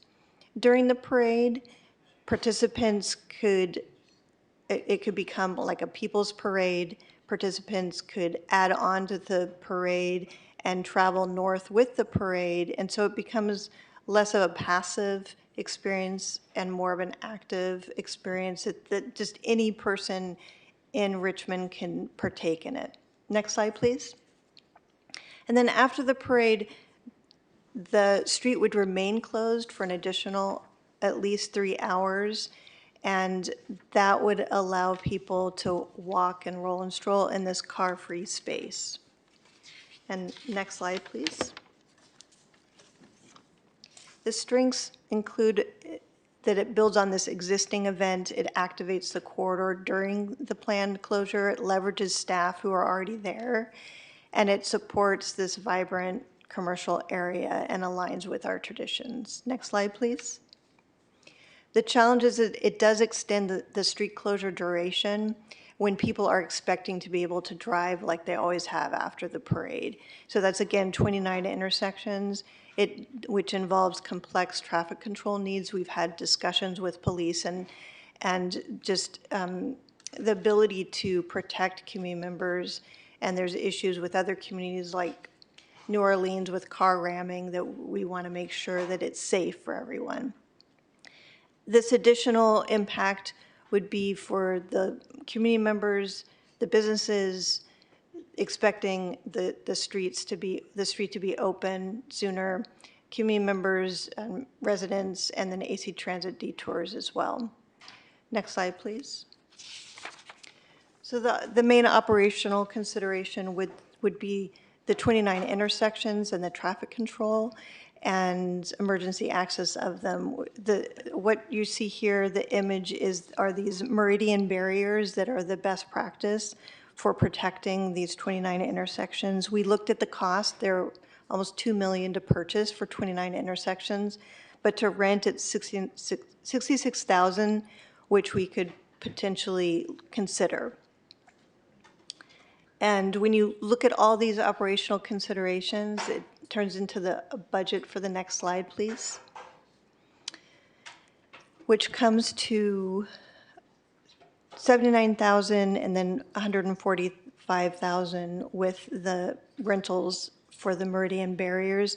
Keep in mind, if it's a standalone ciclovia, that tends to be more like $300,000. So piggybacking on this event makes it quite a bit cheaper. And so the staff costs, which were up at top there, show that the extended 5-hour shift that's needed, and then the programming and miscellaneous costs. Next slide, please. The outreach would be targeted, and there would also be a post-event evaluation and then reporting back to City Council. And I want to thank Gabino Arredondo because he did reach out to the event coordinators of the Fiestas Patrias event, and they are positive and express interest in this ciclovia concept. Next slide, please. So we do have this vision of ultimately having multiple annual events tied to major festivals, with the first one potentially being the Fiestas Patrias event. And we also would like to discuss potentially CBOs leading this effort. And the issue that we'd like to discuss is the timing of it, given the current workload of staff. That's the transportation safety, the existing citywide events, as well as the current city council directives that are a total of 55. And we just added these slides to make sure we're on the same page. Next slide, please. This is just, you've seen this slide before, and these are our current projects, and the issues that we're trying to resolve, the high priority issues, is that we have on average of 6 fatal injuries per year, 6 fatalities per year, and then 31 severe injuries per year. And so we are, Public Works, this map on the right shows the current wave of projects, design and construction, and then the next slide shows the next wave of projects. We're trying to sequence all these different projects that are in all these different plans. Next slide, please. To create a 10-year program plan. On the left, it shows all the different types of projects that need to be sequenced. For example, we want to sequence the sewer work before the pavement, and then after that, the safety work. Next slide, please. And this just shows all the red, the pavement that we're looking at, and then to the right, our high priority, high injury network corridors. Next slide, please. And these are the grants that we're working on. We've submitted some. We have a bunch more to do between now and November. So that's going to keep us busy in the short term. That's for the transportation work. Next slide, please. For the citywide events, currently Richmond sponsors 17. August, September, October, those are our heavy event months. Next slide, please. For example, there's the Fall Fest, the Floating Pumpkin Patch, and there's the National Night Out coming up. Next slide, please. And then there are the 55 city council requests, and Ciclovia is one of them. Next slide, please. It's about mid-level, 25-30 there. Next slide. Next slide. Next slide.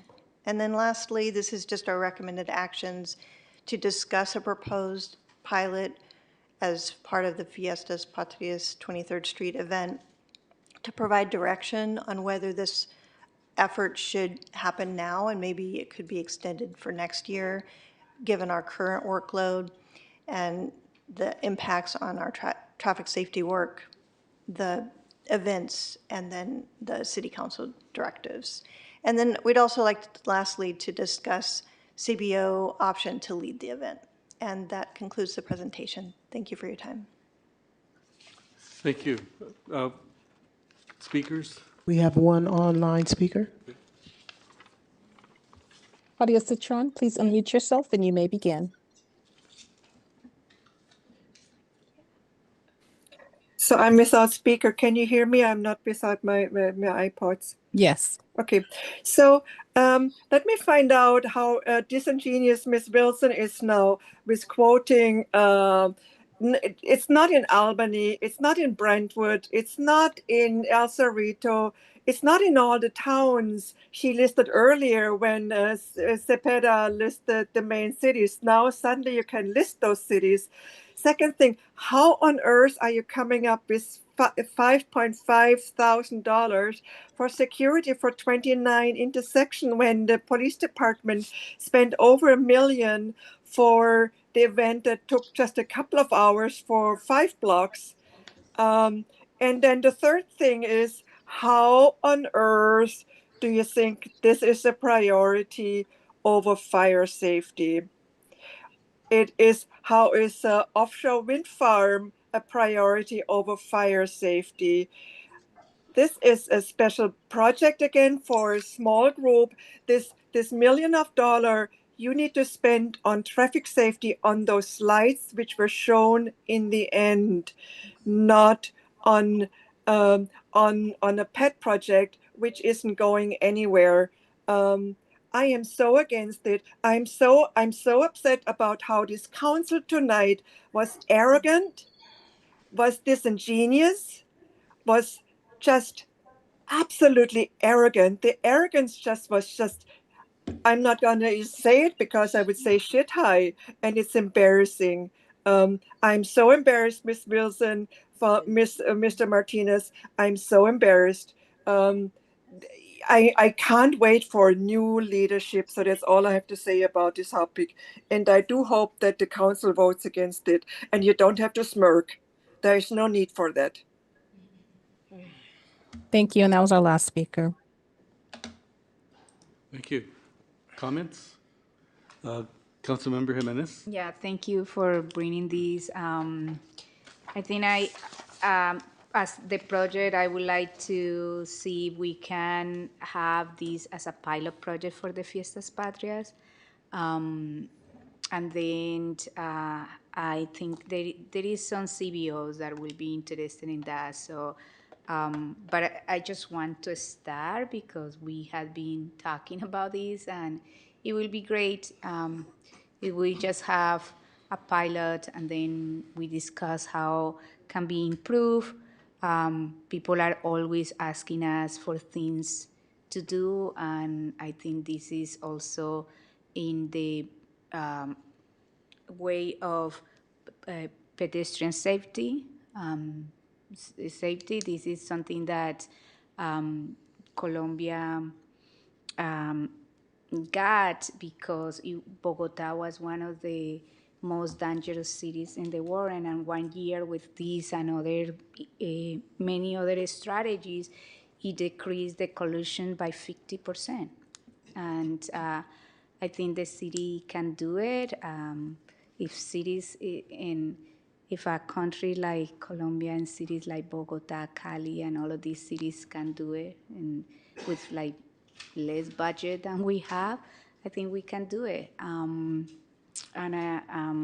since I feel like I agree that part of an event could be the stars, and then we will see how it goes and how other organizations can take a lead for making it more robust for next year. Thank you. Councilmember Brown? Yes, thank you for the presentation. I just have a question regarding, so there's a slide on there where it's a list of all of the city-wide events and the price, like 20,000, so forth and so on. And so this event would be 145,000, and we're intending to have it recurring like every, for 3 times a year. Is that correct? The pilot, we're just recommending a pilot at this point, and so that would be Right. just one time. So what about the other times? The slide that had Juneteenth, Cinco de Mayo. Those are potential events that could be piggybacked on eventually. Yeah, we first want to get through but I see what you're going to. Yeah, because yes. I'm trying to understand, Yes, like this exactly. full list of our city-sponsored events is 187. And so we are going to have one event that's going to piggyback on an already city-sponsored event for 104, for almost the sum total of all of our events. Yeah, that's the cost. And if I could just quickly add, the cost that they have on the slide for Ciclovia includes city staff costs that we don't normally add to this slide. So what this slide shows is the funding we provide directly to community-based organizations that lead these projects, because these are just city-sponsored. It does not include the thousands, tens of thousands of dollars we spend on overtime for police, fire, or public works. What is included in the other one includes some of those staff costs. Okay, well, that explains a lot. So typically these events, would it cost, like one standalone event, would it cost about 145, 200,000 to put on? Cinco de Mayo, Juneteenth cost a lot of money. I don't have it in front of me. Well, those are 2 of our largest events. Those 2 of our largest, but in Yeah. terms of city staff costs that we don't show in these slides, tens of thousands of dollars for city staff costs. The other part that you don't have, oh, we got 1 minute. I'm gonna stop talking, sorry. Yeah. I had other questions regarding. Well, yeah, but I think this will have to continue to another city council meeting because we are 4 seconds away from adjournment. So this meeting is adjourned.